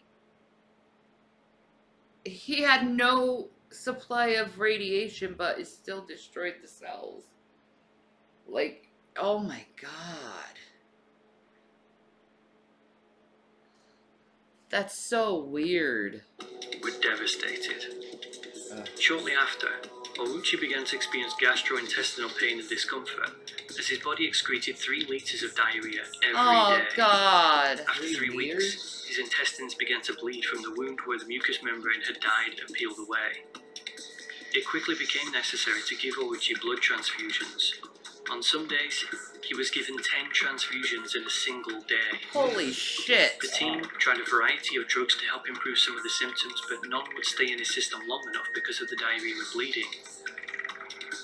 Ouchi was then transferred to a specialist bed for the critically ill. A bed which tilts to improve systemic circulation and to prevent bed sores from building up on his skin. Wow. Holy shit. Skin grafts. Once Ouchi's skin had fallen off, he started to lose fluids rapidly. He lost approximately 10 litres of body fluids every day, which had to be replaced with IV fluids. In an effort to try and retain what little layers of skin Ouchi had left, the medical staff wrapped almost his entire body in medical gauze, hoping that this would keep the skin in place and help him to retain fluids. But it didn't help. His weeping and bleeding skin would exudate profusely, and the bandages would be completely soaked in blood and fluids in just a few hours. Oh my god. 毎日毎日染み出しがすごくって、もう本当に That's 半日かかるぐらいなんですね。午前中いっぱいとか、もうたくさんの先生に囲まれて、皮膚の処置をするんですけど、もうそれがすごくやっぱり痛い。Yeah, I don't know how he would live shitting 3 liters a day myself. Jesus, God, that's not funny, but it's like, Jesus. Shitting 3 liters of fluid? Diarrhea? God bless that man, dude. That's awful way to die. Whoa. I would be asking for death at that point. I think most people would. Yeah. His skin is just weeping off. Like seeping. Oh my god. Yeah, sometimes maybe. Oh my god. みたいで、もうその時は完全に薬をたくさん使って眠らせるようにはするんですけど、見てるだけですごく痛々しいかったですね。Because his eyelids had mostly fallen off, Ouchi's eye would get dry and bleed. And due to the level of pain that he was in, he was given large doses of narcotics to help him sleep and ease the pain. Dr. Mayakawa spoke with Ouchi's family to advise that he was very unlikely to improve, and that he could get worse still. The family asked him to do all that he could to save Ouchi's life, but the only thing that he had left to try was massive skin grafts from lab-cultured skin. Dr. Mayakawa hoped that if the skin took, that it would help keep the fluids and buy them time to find other ways to help him. Unfortunately, due to the sheer volume of fluids lost through the exposed areas of his body, the skin grafts wouldn't adhere and they quickly fell off. Oh no. 助かる見込みが非常に低いということが、客観的に誰の目にも明らかだ。ただし、誰もあまりそれは公に口には出しませんでしたけど、でもやはりみんな誰しもがそう感じてたと思います。ただ、それを誰かが言い出すと、God bless them for trying to keep this guy going though. Everything they could. その士気といいますか。Cardiac arrest. It had now been 2 months since Ouchi had first been admitted. He had undergone repeated blood transfusions, skin grafts. He'd been given stem cell transplants. He was breathing through the use of a mechanical respirator. His skin had rotted away. His eyes couldn't close even when he slept because he had no eyelids. He was bleeding from his intestines and he was in searing pain at all times. But he was alive. Oh. The massive blood loss and repeated transfusions was having a secondary effect. Ouchi's heart was pumping at over 120 beats per minute, the same rate as if he was running a marathon. The stress on his cardiac muscle was immense. And then, it stopped. Boom. Yeah. Due to the lack of a do not resuscitate order, the medical team were legally bound to do their best to bring him back to life again, and so they quickly performed cardiac massage. His heart started beating again, but then promptly stopped. The team administered cardiotonic drugs to assist him, and after stopping and starting 3 times, it returned to a steady, yet very fast beat. The stopping and restarting of his heart had a negative effect on Ouchi's brain and kidneys. Function was beginning to decline. When Ouchi's family called to him, he no longer had any response, and he was entirely dependent on medical equipment for survival. While Ouchi's family had not yet given up, his body was telling a different story. Dude, just let him Ouchi's go. immune cells had become abnormal, and were attacking what healthy white blood cells he had left. In a short space of time, he had no white blood cells at all. Even a common cold could kill him in a matter of hours.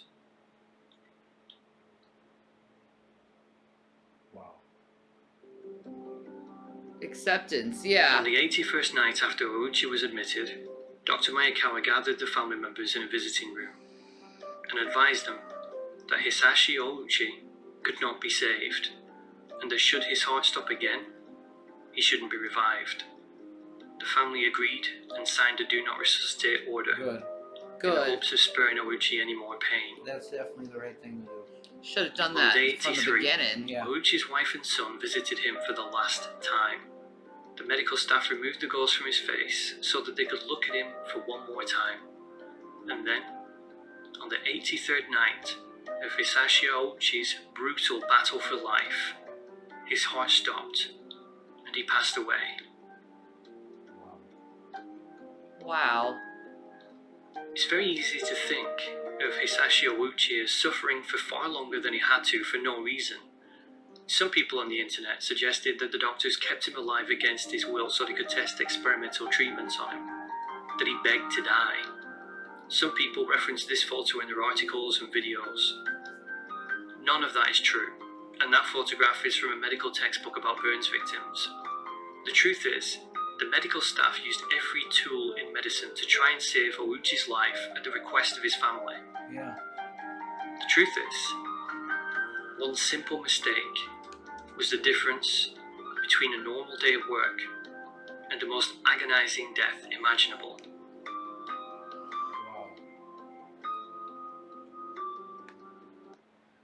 Wow. That was Wow. insane, man. That was insane, man. I didn't expect that. Holy shit.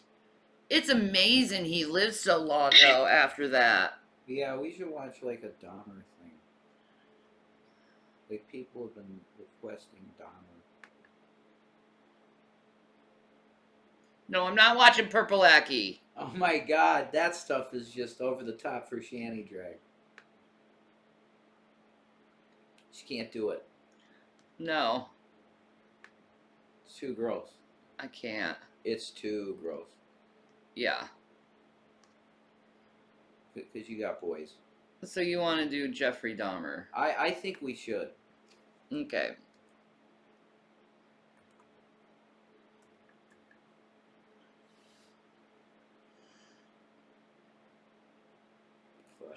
What should I? Can we get his interrogation? That would be fucking really neat. I don't think so. No. Interrogation room. Do they have it? No, No. it's not. That probably never came out. Yeah. Nuts. Yeah, they don't have it. Sorry, boo-boo. Oh well. I know you want to see it. Something is very wrong with Nicholas. I'm not crazy anymore. Good to know. He's not crazy anymore. Let's see him. Let's see what Nicholas wants to say. Come with that, recently? Explain to me how you showed him mercy.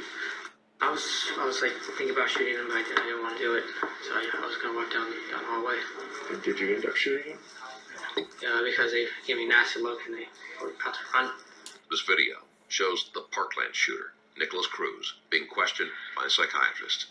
On February 14th, 2018, 19-year-old Nicholas Cruz opened fire on students and staff at Marjorie Stoneman Douglas High School in Parkland, Florida, killing 17 people. Jesus. Cruz was a former student who meticulously planned the attack beforehand. I remember his face. Once he entered the building Do you? and began firing, he either pulled a fire alarm or it went off from the smoke from his gun.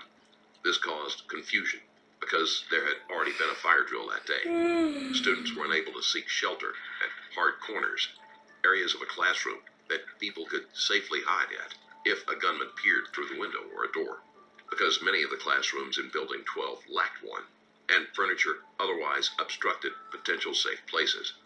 As the shooting unfolded, a code red was still not called due to confusion among school employees over who had the authority to do so. About 2:21 p.m., a staff member eventually activated a lockdown, after discovering the body of one of the students and hearing continued gunfire. Afterward, Cruz managed to blend in with the fleeing students and escaped on foot, eluding What the an police for an asswipe. hour before he was caught. Describe to me what, like, if someone knew nothing about guns, how would you explain to them what an AR-15 is? An AR-15 is a long rifle, and it's used as a sporting rifle. It shoots in semi-automatic fire, and then there's fully automatic fire. Fully automatic fire is only meant for the military. No legal person is allowed to get it unless they have a firearms license or something like that in state Florida. All right, and so, again, what's the difference between, for a complete novice, between a semi-automatic and a full automatic? Fully automatic is continuous fire, Okay. and semi-automatic is single fire. So every time you pull the trigger, you only pull once. Well, he knows his facts for being such a young dude. Yeah. That's true. He knows them a little too much. Maybe. He's a good girl. He's a baby. Oh. Yes, he's Oh. a good baby girl. Get the lawn rub. Oh. Oh.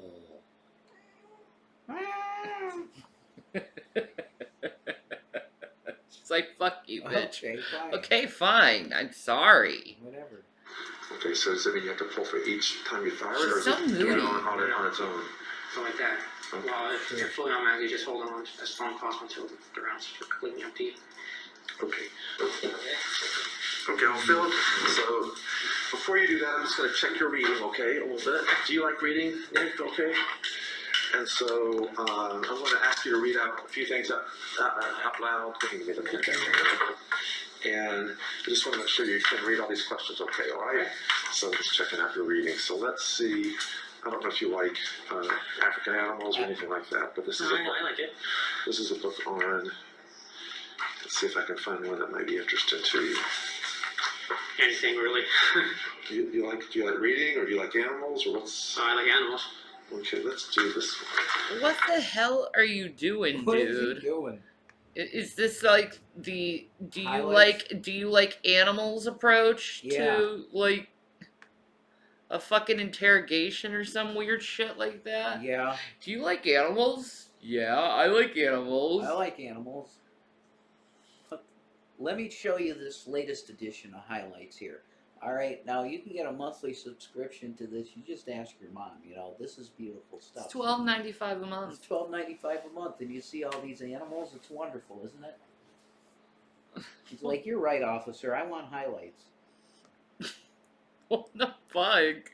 I just want to have you read out a little bit for me. Here we go. You might need your glasses because. You need me to take off my mask or anything? Cheetahs? So just start kind of here and read the first couple paragraphs for me. I got it. Indeed, when it comes to the question of which land animal is fastest, a cheetah wins paws down. It relies on its record-setting speed to chase down prey. Unlike other cats, a cheetah usually hunts during the day. Cat does its best to get within 150 feet of its potential of prey, which is less than half the length of an American football field, and then quickly revs up to a sprint. If the cheetah succeeds in bringing down its target, it clamps its jaws down on the animal's throat, cutting it off its air supply. Before digging in, the cat usually moves its meal to an area by a tree. Okay, you're doing fine, yeah. I just wanted to make sure that if I gave you this questionnaire, you could read all the questions, but I'm confident you can. So, I think 10th question. What the fuck was that about? I testing his cognitive ability. Like, can you read? That was weird. Watermelon. You haven't seen this guy before? No, I haven't either. No, we're just discovering it. Pizza. Pizza. Mexican. Oh, Taco Bell. Baja Blast. Partially 10th? you're right, okay. So you went there, and how many people were in your class? Cruz is animated as he answers questions about guns, clearly a subject he is passionate about. Dr. Charles He's Scott passionate about Cruz's that fucking reading gun, comprehension man. to make sure he will be able to understand and answer the questions he will be asked. Before we continue with the case, I wanted to let you know that right now is the best time to get anything from my merch shop in preparation for the holidays. Whether it's a gift for a loved one, a friend, or That's just a for cool yourself fucking because you shirt. deserve it, StrangerLabel.com has everything that you're looking for. We've got hoodies, t-shirts, beanies, socks, and even mugs. Plus, almost every item in the shop was designed by me. That was So, cool. head on to StrangerLabel.com Good, and use the code STRANGEHOLIDAYS to get 15% off your entire order. And don't forget, you can leave me a short message once you check out. I'll be reading your messages at the holiday dinner table. That's sweet. So, expectations are high. And with that said, let's get back into the case. That's pretty cool. 30 people at a time. 30 per class, and if you In JRTC in the morning, so we have different names for morning sessions in JRTC.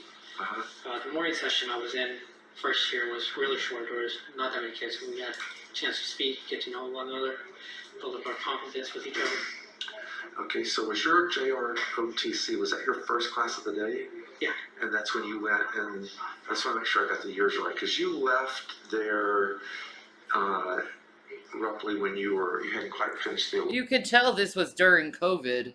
Yeah. Clearly. Fucking hated having masks constantly on my face. You might have to go back to that.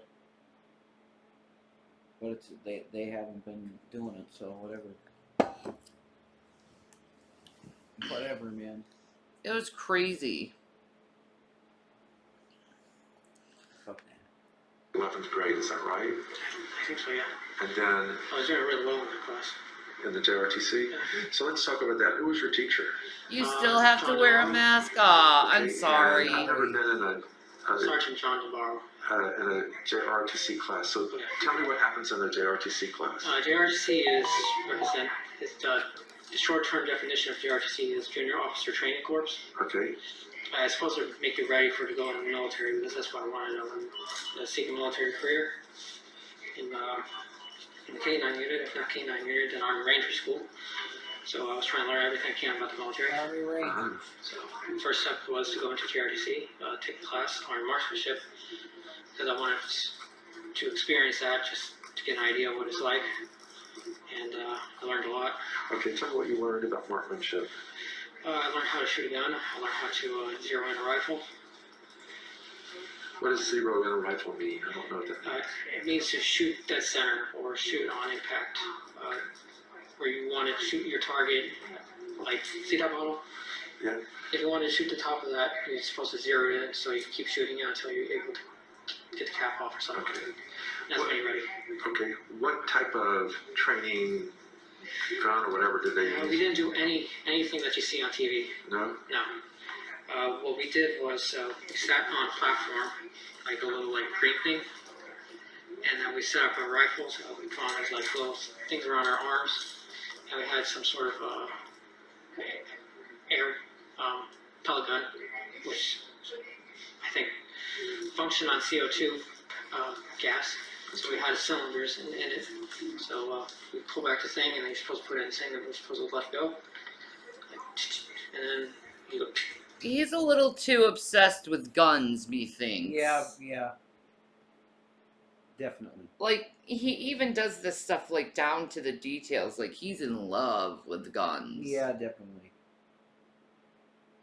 Like, his parents really should have taught him a little different than loving guns. It's okay to love guns, son. He wanted to go military.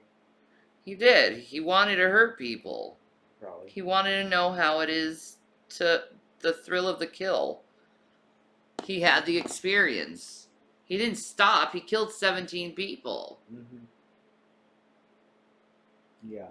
He enjoyed this shit. Probably. I guarantee it. Yeah.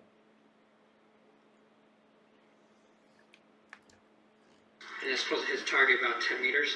So we set up these targets 10 meters. And there's prone, kneeling, and then standing. Okay. Oh, that one's good, Different Freddie. positions you have to learn. I've seen that one. That particular. How did they determine if you were a good or not? You have to shoot a target at 10 meters the size of the diamond recorded. Okay. It actually decreased in size over the years. I don't know if I heard it's a penny now. Okay. So overall, how did you do as a mark in that class or in that JOTC? Were you Well, a good shot? I was in the top one. I was probably the third or fourth one on being top in the class. The females are a lot better at shooting than men. And that's because? They're just better shooters. Okay. Even the Marines did their own study on that. It's true. Because they're better shooters. Females are better shooters. I agree. And so, anything else you learned in that class? I learned leadership skills. I learned. Give me some examples of some leadership skills. Whenever someone's in need, you're supposed to go up to them and make sure they're all right. If someone were to challenge you in a fight, you're supposed to walk away from it. If you're marching and someone falls down, you're supposed to help them up. And if someone's having issues with some sort of class, you're supposed to help them out. Okay. You're supposed to stick up for one another. That's what they're about. Okay. So tell me about that. You mentioned that earlier this morning. So in order to go into the military and get a good job in the military, you have to score high on the ASVAB first. Yeah. What? The ASVAB is a The ASVAB. crazy test. Tell me about is some a of the quest. questions and what it was like. Best you remember. Here, I can write down some. Okay. I got into intelligence because of it. I've never taken it, so It's crazy tough. okay, give me some examples. I didn't even do it, so.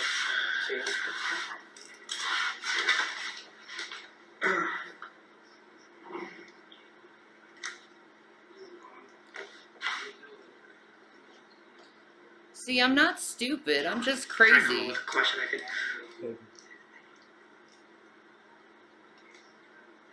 Let's see.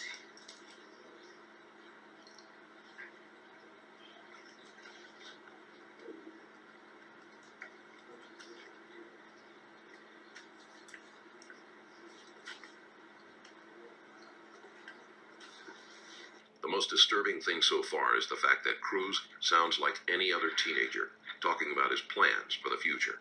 There's nothing in his body language or voice that would tell anyone he had committed such a horrific act.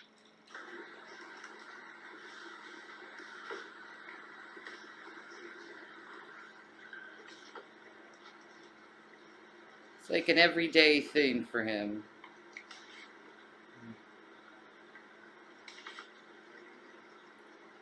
I just don't understand why he didn't wait until he was in the military to start killing. Yeah.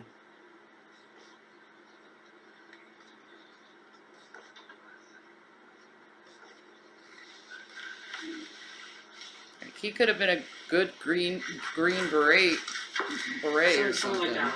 Really tough questions. Let me see what you wrote here. Those are just like small examples. It gets really, really complicated and tough. So what is a H2O molecule? What's this right here? What is H2? What is a H2O molecule of water? Of water. And what would your answer be to something like that? Hydrogen and what was the other one? Helium, I believe. Okay, and then what does this say? He's who was Josephina during the French incredibly intelligent. And what's the answer to that? It was Napoleon's ex-wife. And then this last one? What's the square root of 256? And what's an answer to that? Do you think I still could march to a cadence? Probably not how I walk.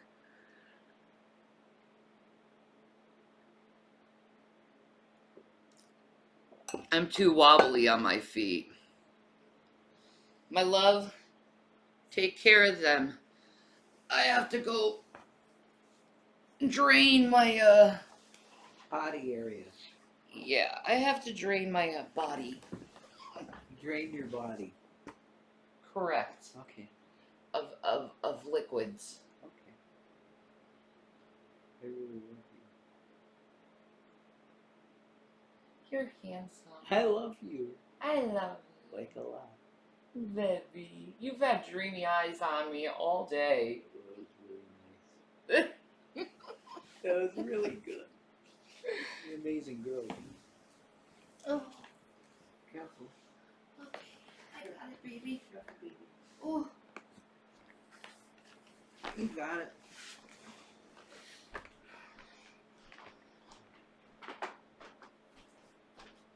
Psyche Val. Yeah, like this guy would go and talk to a shrink or whatever, and they'd be like, "Yeah, no, you're done." You're not well, dude. But in some cases, I think they take those people and they can turn them into sort of like assassins that they can use. No, I didn't say anything about your piggy. Playing with your mini male pig. That's awesome, Mountain Mama. I love baby pigs.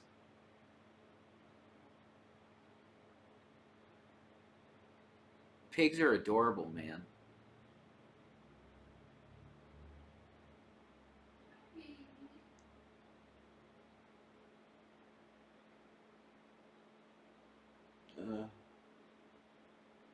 I have to eat chips or something.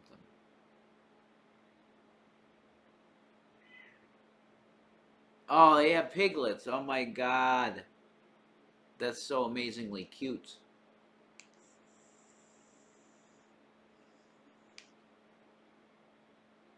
Male piggy now, hopefully. Yeah. That's just I don't know. I have a soft spot for pigs. My dad loved pigs too. I think it'd be awesome to have a little piglet.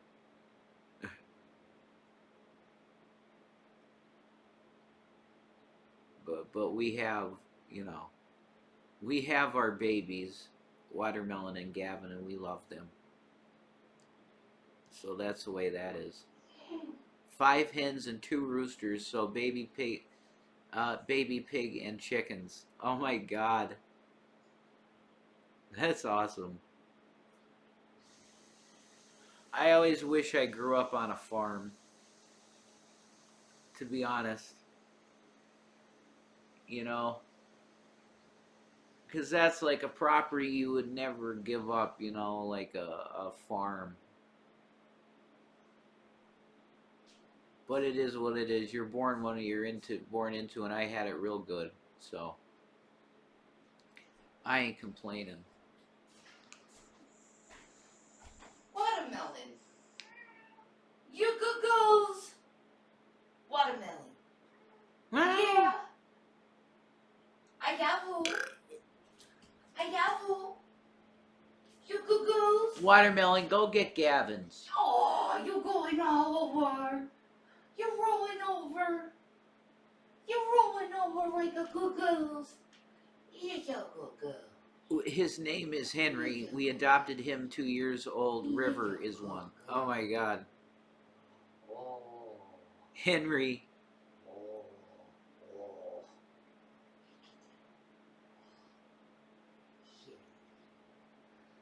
What a fluff. She's a floof ball. My baby girl. Hi, my love. You feel alright? No. No. No. I don't. I'm sorry. I'll live. For now. Loving on her piggy. Hi, Mountain Mama. Wow. Boys.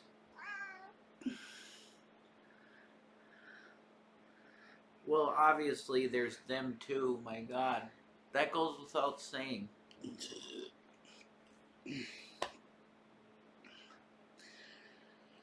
Whew.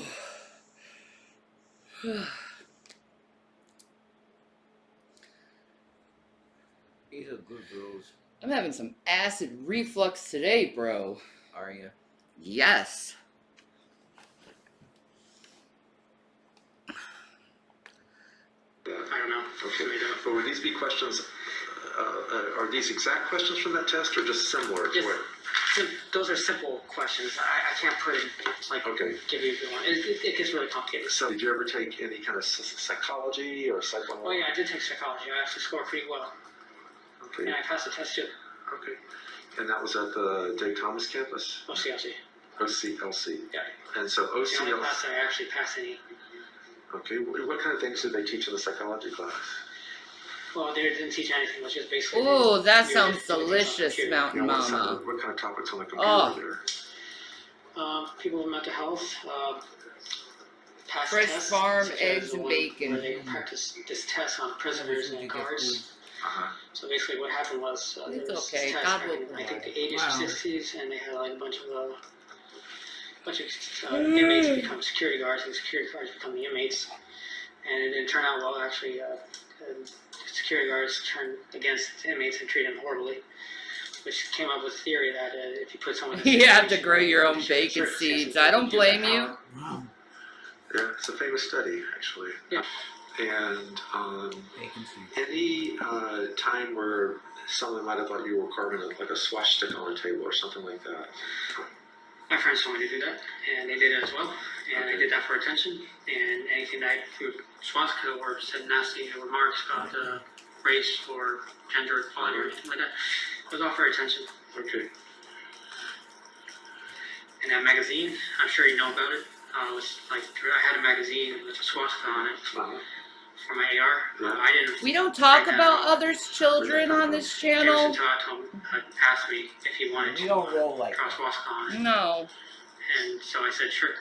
Okay, so he I didn't think any of it. People's children are off limits on this channel, We were just chilling man. out. He said, it's cool if I draw a swastika on your mag. I said, sure. And was that magazine used on the day of the events? Yeah. Okay. No, it's fine. Was it Or- not there like at the That's carpet fine. seat? I will show you. Okay. And then someone told me I had a swastika on my boot. I did do that, but that was for attention. Okay. When did you put the swastika on the boot? Probably a month before, half a month before. Okay. And what kind of attention can you get from having a swastika on you? Oh, boy. There you go, Mountain Mama. Yeah, you can brag about fur babies, but children just like respect their privacy. They wouldn't like you talking about them like that. I try to stay away from it because I've been really, I was bad in that situation. I shouldn't even speak. There you go. Negative or positive can be used either way because the swastika was used Native American as a peace symbol. Uh-huh.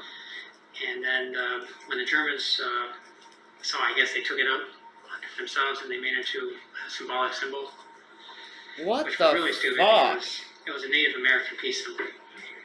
But when you would put on your shoe for attention, which of those two was it most likely to kind of connect to or represent? Mostly peace. Okay. Any other counselors that you can remember? You talked about Jared. Any Yeah, other? there was like a woman that wanted me to get into chess. And she also wanted me to try to punch pillows, see if that would relieve any stress. Right. There was also. And did you end up playing chess? No. Yeah. Or can you play It chess? wasn't my interest. I didn't even play it right. I've only learned that I was playing wrong throughout my years. Okay. Cruz is desperate for attention and does not care whether it is positive or negative. He makes these statements almost dismissively, showing that he does not care about the possible impact of his actions. His tone of voice is the same as his subsequent answers about chess. And can you play chess now? Ooh. Not very good at it. Fresh baked blueberry muffins, baby. Oh my God, she's killing me. I know. Like I need that food. Like Mountain Mama, can you be my mama? Perkins. Yeah, can you adopt me and Rev? That'd be nice. Yeah. We promise we don't eat much. Yeah, it's just little bits of food. Bacon and eggs and toast. Oh, God. Over easy egg so that it's like the gooey yolk. Hell yeah. Put on the toast. Oh my God, I want that so bad. Oh. Perkins food. You know what? I bet Mountain Mama makes some damn good banana butter. Oh yeah, I bet. Mm-hmm. Absolutely. Mm-hmm. Did I eat all my Hostess collection yet? No. No. God, what do I look like? Chantal?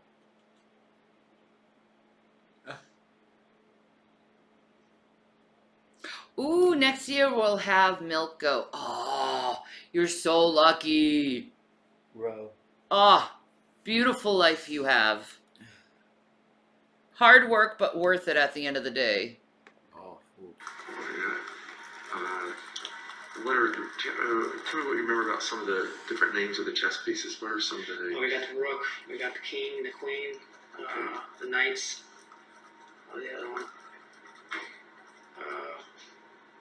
forgot where. Hostess, but we have hostess pies here. Bishop There you go. Okay. and the Palms. Get them. Okay. That sounds like all of them. And Hostess pies. do they move in different ways? Yeah, they move in different ways. Okay. Knight goes like in like an L form. Okay. The king goes Hi, monkey pretty much toast. anywhere going. Hi, monkey toast. The queen can go anywhere on the chessboard. I think the bishop goes sideways, and then the rooks just go up or left and right. Okay. I think that's about it. Do they allow you to play chess in here at all? Yeah. And who do you get to play chess with? My sight doctor. Okay. And are you able to? How do you do? Terrible. Terrible. I think he's cheating somehow. How do you mean? Huh? He always uses his queen. He always uses his queen? Yeah, he always uses his queen. What does This that kid mean? is so charming. So the queen is probably the most powerful You piece know, on the board. that's He the uses worst it a lot. thing about it is these people are so brilliant and smart, and He they communicates well. yeah. He communicates really well. And which To doctor think is he this? killed What's his name? 17 fucking How do you kids. spell his last name? K, you said? Yeah, I call him Dr. K. I can't pronounce his full name. Okay. Is he a treating doctor here? Yeah. Okay.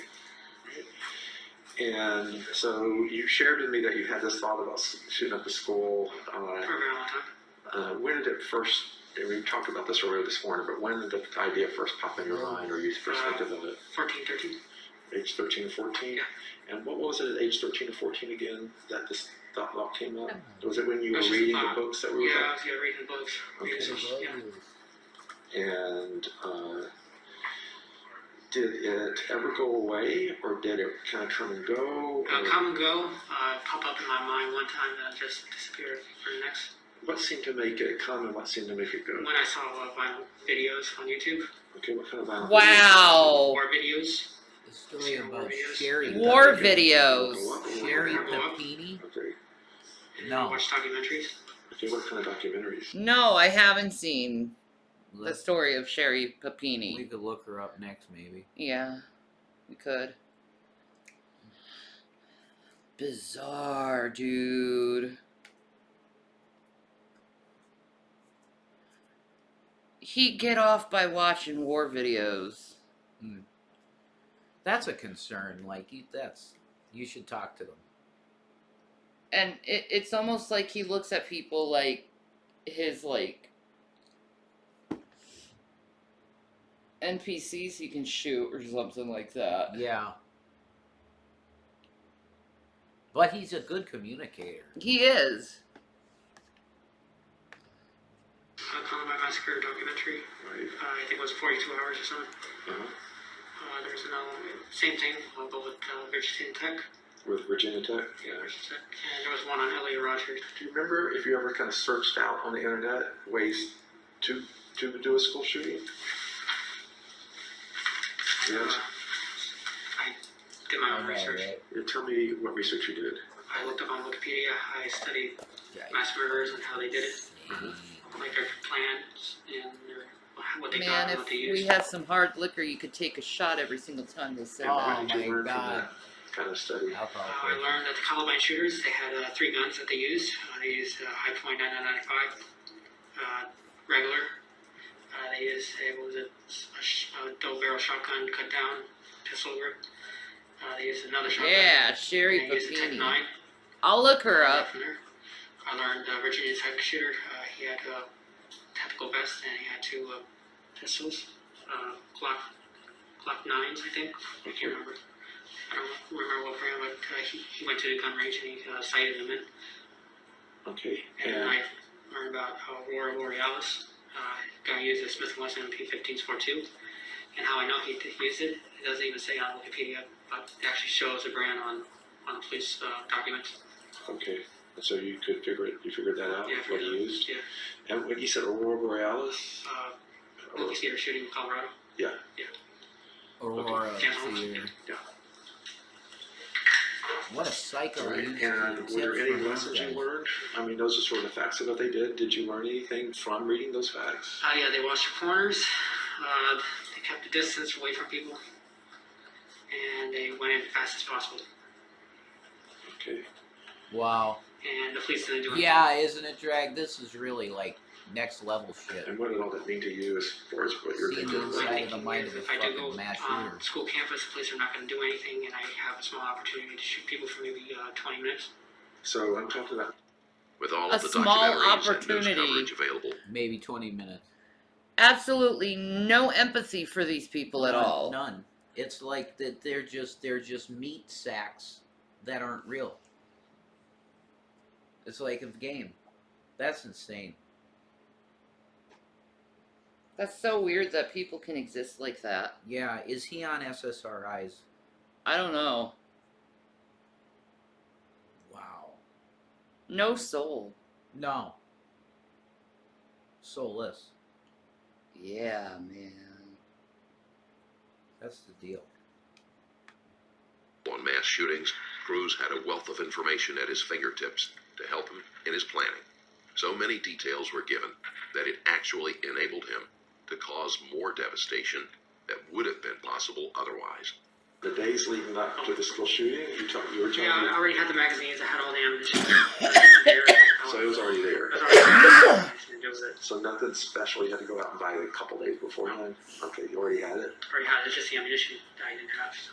Okay, and so one thing is you had this vest and you put the ammo in. What else did you do? I put the gun in one of the safety bags, gun bags. Yeah, tell me what a safety bag looks like. I haven't It seen kind of looks like that right there.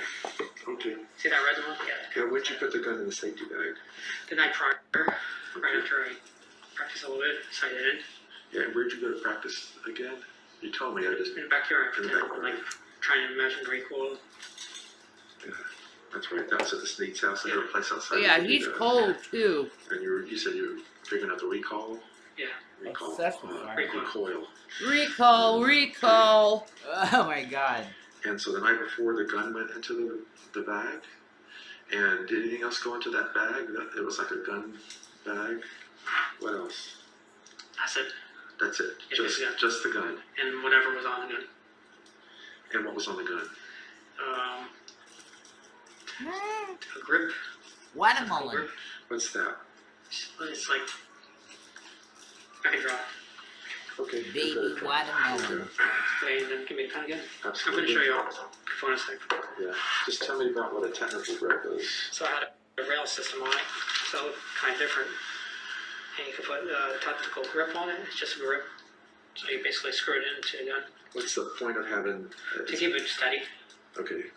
And then same thing with the bipod. Bipod kind of look like that a little bit. All right. But you didn't use a bipod, did you? That was already on the gun. I It did was already on it. Okay. And so. everything. And yeah, that's about it. That was only that. Oh, and what was it? The sling. Okay. So what's the? You can hand me that back. Was the tactical grip already on the gun, or did you put it on the night before, or? That was already on there for a Okay. while. For a while. And the sling was on there? Yeah, as well? I just recently put on the bipod. Okay. And so when you had this, the bipod was actually on the gun when you put it into the gun bag? Yeah. Okay. And so that's the night Baby, before. About I what love time her. of night are we I talking have about? rule. Pretty good. Well, early morning, really. Yeah, it might have even. I didn't get any sleep. Okay. So this is on February the 14th, early in the morning? 8 or 9. 8 or 9 in the morning? Not 8 or 9. No, it was 5:30. No, 5:30. And I sighted in at around 12 o'clock in the night. The night before? Like on the 13th, or at midnight? You Yeah, mean? midnight. Yeah. Tell me what sighted in means again. Sighting in Yeah, sighting in. What does that mean? to get the bullet on target where you want to shoot at. Okay. I have to look at the rear front sight and then put the laser on top. How long does it take to do that? Jesus. Can I try? He knows his shit. I'm still trying to understand. Yeah. I'm trying to- Yeah, like he really researched this stuff. This is the front sight. This is what it looks like on the AR. How does he know this much about guns? So this is a rear sight, the circle thing, and this is a front sight. Okay. And you want to put He learned the laser everything in a just a little bit certain right above place, it. and he That's your point of aim. mentioned the name of it. I And can. so this is what it kind of looks like when you're shooting. Yeah, target. we shouldn't be teaching kids this shit. I like that. How does that laser? Well, he was how does the pursuing sight- how going does that into the help you military. in your shooting? So when it's in the gun, it's stabilized. Okay. So wherever the red dot goes is your point of aim, because that's where the bullet's gonna come out Okay. of the gun, and that's how you sight it in. All right. Does it help in any way with the shooting? Yeah. So right after you take it out, you put a bullet in, and then you actually fire, see if it actually shoots on out where you just sight in the target where the red dot is, Uh-huh. and there you go. Okay. All right. Yeah, he So should have that just joined the was military, the become a sighting. fucking How long grunt. did it take you to do the sighting the night before? Become a fucking Green You talked Beret. earlier Why did yesterday. he the Army Rangers? Then why didn't he just 30 wait? minutes to an I don't hour? know. Okay. The night before, you're at the Sneeds. You're in the. Dude has you're a back trigger on 30 finger. minutes to an hour with the AR-15. You come back. What are you even wearing the night before? Do you remember what you were wearing the night before?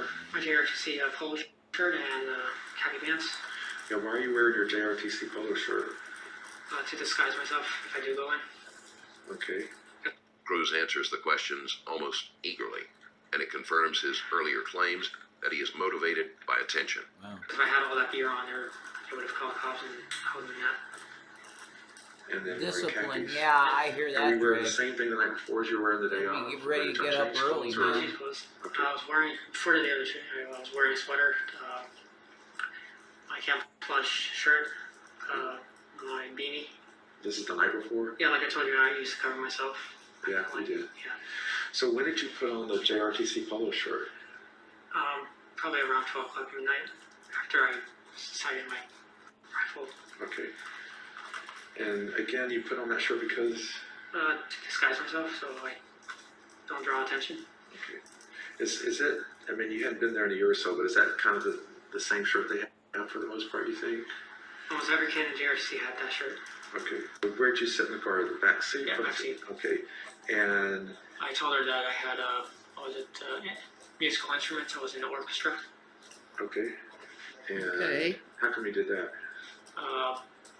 So I can get away with getting my guns in the car and going to the school.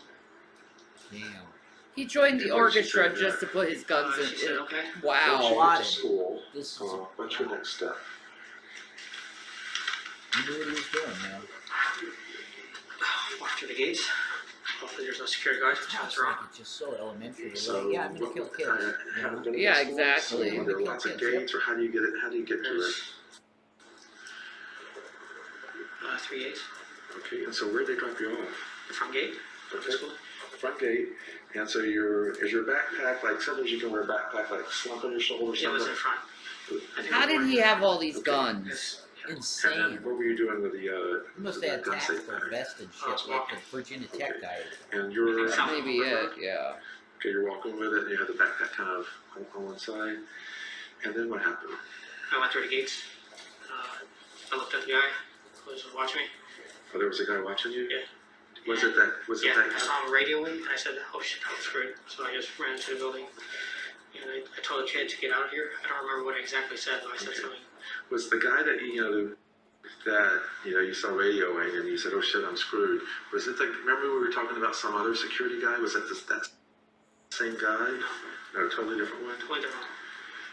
And so what did you think when you saw him talking on the radio? What do you think that was about? I thought he was gonna, I think he called Scott Peterson. Okay. And what would that mean if he did? Scott Peterson was coming Okay, and what would that mean for your plan that day? to shoot. To shoot. Um, Jesus Christ. So how did you get to McDonald's? I walked. Is it a long ways? From the Walmart? About how long do you think? So from the school to the Walmart is about 400,000 yards. And then how far is it And from? then you go left down the road, Uh-huh. probably another 600 yards. 600 yards to the McDonald's. And did you get anything to eat at the McDonald's? I thought about it. And do you know if you got anything? A burger before Are you you murder. hungry? The A sushi burger before you murder. probably wasn't enough, huh? And He didn't do it. what happened at the McDonald's? Not even a quarter pounder. I couldn't resist. Talked to this I kid. get Told quarter me pounder. his sister was Maybe he didn't have the money. Okay. And did you have any conversation about, like, did he ask you who are you, or did he ask you anything about? Yeah, I asked him if I could have a lift. I needed to go to work or something like that, and he said he couldn't do it. He had a soccer game with his sister.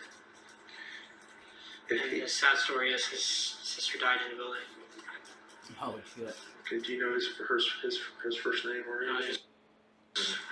His sister died in the building. Now, you've told me some different examples of things you've done to animals, different animals. When was the very first time you can remember ever doing something that people might look at and say that's not very friendly to an animal? How young were you? I broke a lizard's back with a rock. And how old were you? 3. Okay. And how come you did? What do you remember about doing that? Something me and my brother did. We went around killing lizards. Okay. So Sometimes they skin them alive. Sometimes they set them on fire. Okay, the lizards? When did you start skinning lizards alive? Janice, I need to put you in Rev's prayers to test. People say when you pray for them, their prayers are answered. Can you pray, I find a nice apartment that's affordable? Absolutely. Yeah. You want to pray? Yeah, okay. Father, in the name of Jesus, I ask that Janice find a really wonderful place to stay. Like, her dreams come true, you know. She's got that granite countertop with, like, the farmer sink deal. So that's what we're asking for, Lord. I think you could do that. So I pray that. In Jesus' name, amen. Amen. Yeah. It will be done. Thank you, Jesus. Yeah, that's it. I just take him to the... You're welcome. You're welcome. ...table, and I took a knife and I just scraped it. Okay. How old were you the first time you did that, do you think? Yes, Jesus will take care of your piggy. Yes. And then... And the what chicken about second one? babies. Or how would you Yes. do that? Take a lighter. And burn it slowly. How would they react? Please. Burn it slowly. They run Wait. slowly, they make Do any this movement or right. something? Okay. I'm getting distracted by his voice. Dear Jesus, please let her piggies and chickens be wonderful and healthy and live a wonderful, prosperous life. In your name, Jesus Christ, I pray. Amen. Amen, yeah. Yeah. Healthy babies. Yeah. You have healthy babies. All right, Janice. And they're going to come up to you and give you love like they do in Stardew. They're like, give me love. Exactly. And then you touch them and give them love. And they go, thank you. Exactly. And they kick us. I love Stardew, They start crawling up. Okay. Just fall over. Pretty adult, though. Right. So that's it, 3, 4. Okay, tell me what happened next. What? Dr. Scott asks Cruz if there were any incidents during his childhood where he harmed animals. This type of abuse is often found in those with antisocial disorders and often escalates into violence against people. What's the next progression of that? It's a big red flag when you see that. It really is. Me and my buddy Bill murdered a frog. What'd you do with bird? Oh, no. Yeah, that's the truth. I'm sorry. It was a bullfrog, and we didn't really think it had anywhere really to go. There's no water near. So it was just a case of let's see what happens when we take 2 bricks and fucking just pop. And just exploded them. But it was only once. That's it. Oh my God, you exploded a frog? Yeah, and his heart flew out the side of his fucking mouth. And it splattered on a rock. We're like, holy shit, that's his fucking heart. And it beat it for like a little bit and then died.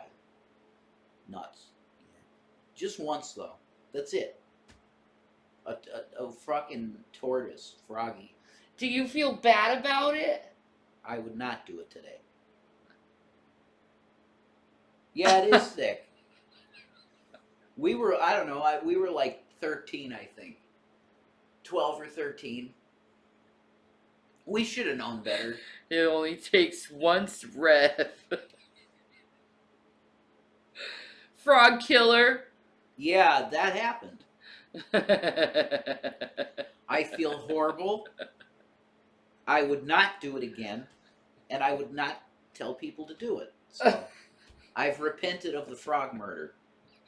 That was a murder. It was. My God. That was a murder. It was. It was in the back of Bill's yard. That poor frog, Jason. I feel horrible. We exploded him. Case solved on Kermit's death. Yeah.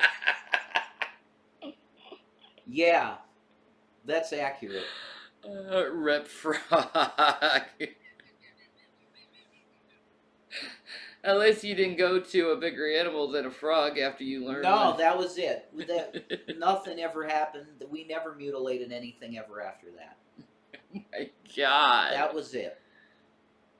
And then what became the next fun thing we did is that he had a clubhouse in the back that was like all plank wood, and we started throwing fucking pears in the window. And oh no. How fucking could you get it perfect, right? Splatter it in the back of the fucking wall. Right through that window. That was it. If you could do that, you were the fucking boss, man. That was it. Fun shit. It's just boy shit. It is boy shit. Jumping off his balcony and shit. That's it. It's it. Yeah, Bill's house was awesome. Yeah, Rev did kill Kermit. Sorry about it. Jesus Christ. I mean, it was a random frog. Can we? Why do we have to say it's Kermit? I would not murder Kermit. Boys will be boys. Yeah.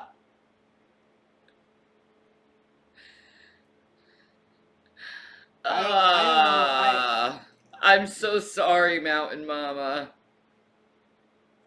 He's in pond heaven now. That's right, Monkey Toast. Sicko. You just there was no pain involved. There was not torture. This is good. This is gonna be the biggest controversy. This is the new drama. Is Rev killed a frog? But I confessed to myself here.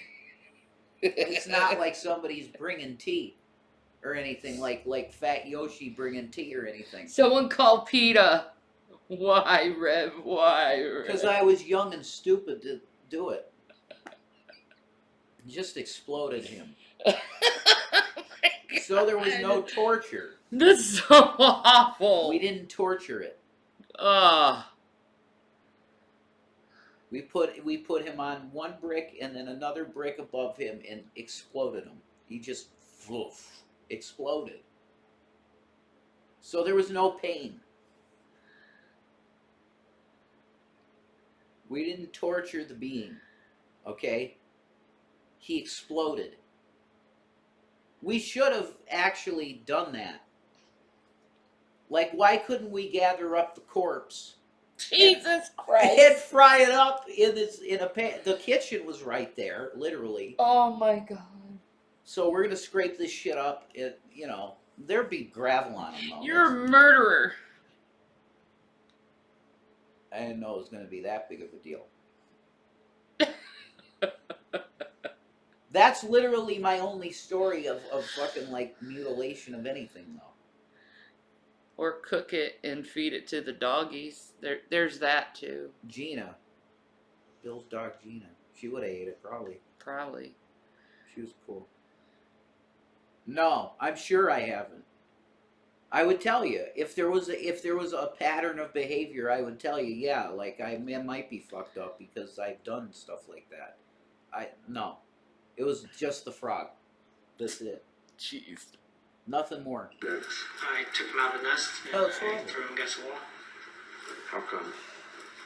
Because I was bored. I wasn't living out of the house. Okay, what did you think was going to happen to the egg if you did that? Crack. Okay, and how old were you with that? 7. Okay, and then what else? What happened next? Let's see. He did crack at 7? What? Let's see. Well, no wonder he's whack. Crack is whack. Spiders on fire. Okay, how old were you with that? Those banana spiders, those little ones. Are those really big? Yeah. Okay. Yeah, they're fucking huge. Like a what? With the spray can. A spray can. What kind of books are you reading now? I have a book of maps. I'm trying to figure out what's happening in Ukraine. They're attacking on Fort Size, the Russians. Yeah. What? Russians? He's talking about Ukraine. This is recent. Oh, he's talking about Ukraine. Okay. This is nuts.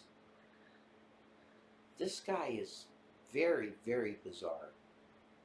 I've burnt a hornet's nest before, I'll say that. They sting, man. They're evil. They're predatory. And there was this big giant spider in it that they killed, and their larvae were growing in it. It was gross. Nuts, bro. And so it sounds like you were able to get some news while you were in here. Terrible news. Yeah. And so you have a map and you're... Frog Lives Matter. That's right. There's the We're getting t-shirt. close to the capital of Ukraine, Kyiv. Yeah, tell me what you've learned. And it's on the just news a about dead what's frog happening with So far, I X's heard over that, his eyes. And a order heart. a missile strike Yeah. at the capital. A little heart. Killed 10 people. Okay. Anything else you learned? I learned that the UN and all the other countries are afraid that if they cut Putin in the back corner, he might release nuclear weapons. Okay. And I'd from what listen to you him learned over about that your shit. history and, I agree with him. This map book. Actually, no, a lot about him, actually. He did judo. He had trouble in school. This is Putin we're talking about? Yeah, he actually told the newscast that he couldn't go into the KGB. They had to find him. He couldn't find them. Like, he had to go through this whole process in order to go there. Yeah, how'd you learn all this? They had a book on a book card about him. Oh, okay. On the book card here? Yeah, his father served in World War II. Before that, he had a grandfather who served in World War I. Or a godfather, I don't know. I can't remember. His mother. Ew! Oh my god, I'm so sorry, gymnastic. That's so gross.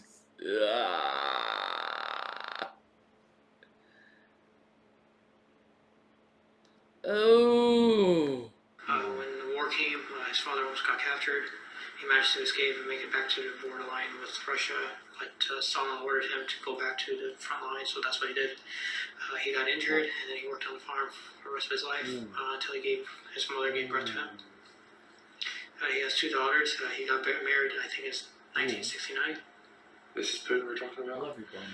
I love you. He had a tough life. Okay. Yeah, his first wife, he wanted to get married at a young age, but he didn't. He kind of regretted it, but tries not to think about it. He didn't really talk about it too much, his relationship, but he had a hard life. I love you.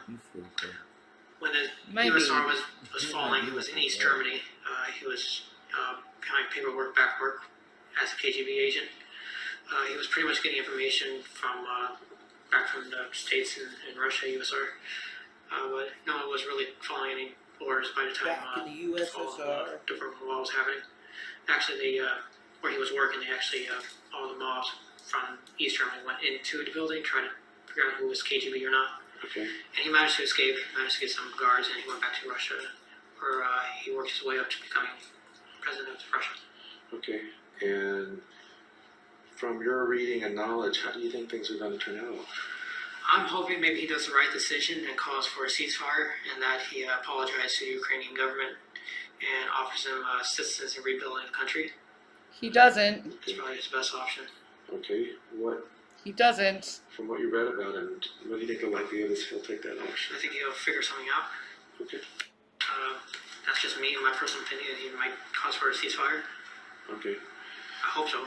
That's what I'm hoping. Maybe within a year or so. I don't think he's going to capture it by the end of the week. Ukraine? No, I don't think he is. Yep. Figured out a way how to steal. Okay. I didn't want to steal too much because I didn't want to get arrested or go on a blacklist. Okay. So usually what I stole was candy, food, magazines, movies, video game controllers. Okay. Did you ever take any of those things before you were age 15? I tried to. Okay. Tell me anything you took before you were still shoplifted before 15. Movies. What kind of movies would you I take? don't have anything on my Amazon wish list. Sorry. Cruz is able to absorb and retain information quickly and seems to fixate on certain subjects. His history of stealing unnecessary items could be another one of his bids for attention. Or it could be another symptom of mental illness, where the person engages in risky behaviors. Wow. What a nut. That was really interesting. What a nut.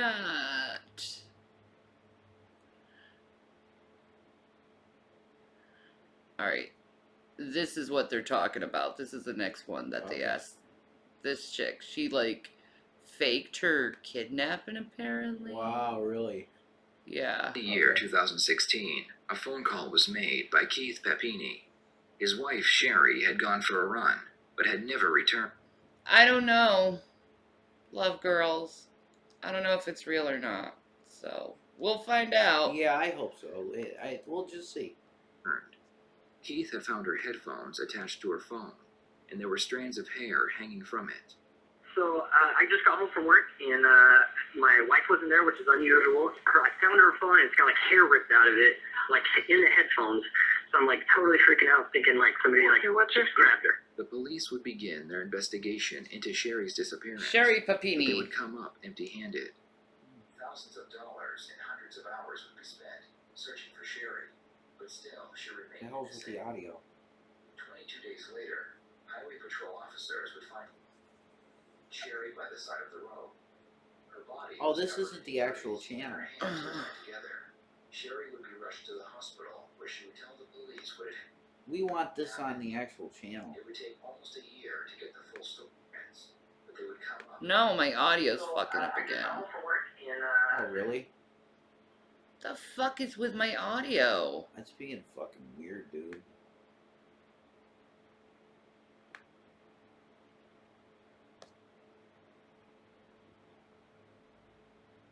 My wife wasn't there, which is unusual. I found her phone. That anyone would believe that the horror. Seems very strange. Man, this is weird, isn't it? Now it's back. So I just got home. Okay. Back in the year That's 2016, weird as shit. a phone call was made by Keith Papini. His wife, Hi, Sherry, Two Dead had Dogs gone for a run, Gaming. but had never returned. Keith had found her headphones attached to her phone, and there were strands of hair hanging from it. So I just got home from work, and my wife wasn't there, which is unusual. I found her phone, and it's got like hair ripped out of it, like in the headphones. So I'm like totally freaking out, thinking like somebody like just grabbed her. The police would begin their investigation into Sherry's disappearance. Mystery Science Theater 3000. Thousands of dollars and hundreds of hours. Tom Servo and Crow. And then it switches when I'm there. What the hell? 22 days later, highway patrol officers would find Sherry by the side of the road. Okay. Her body was covered in injuries. That is and weird. Her hands were tied together. Sherry would be rushed to the hospital, where she would tell the police what had happened. CIA. It would take almost a year to get the full story. Maybe. That story was full of inconsistencies. According to Sherry, she had been taken by two women who wore bandanas to cover their faces.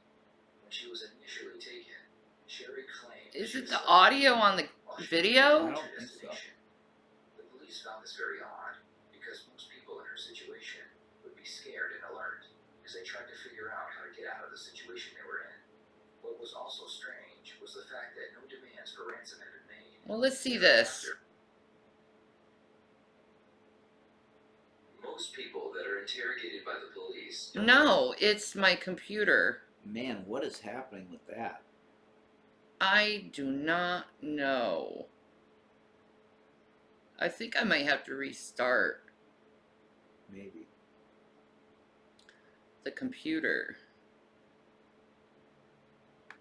I mean, they can hear us fine.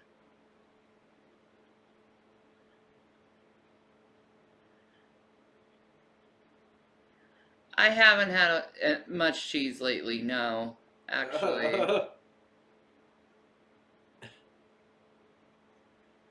I haven't.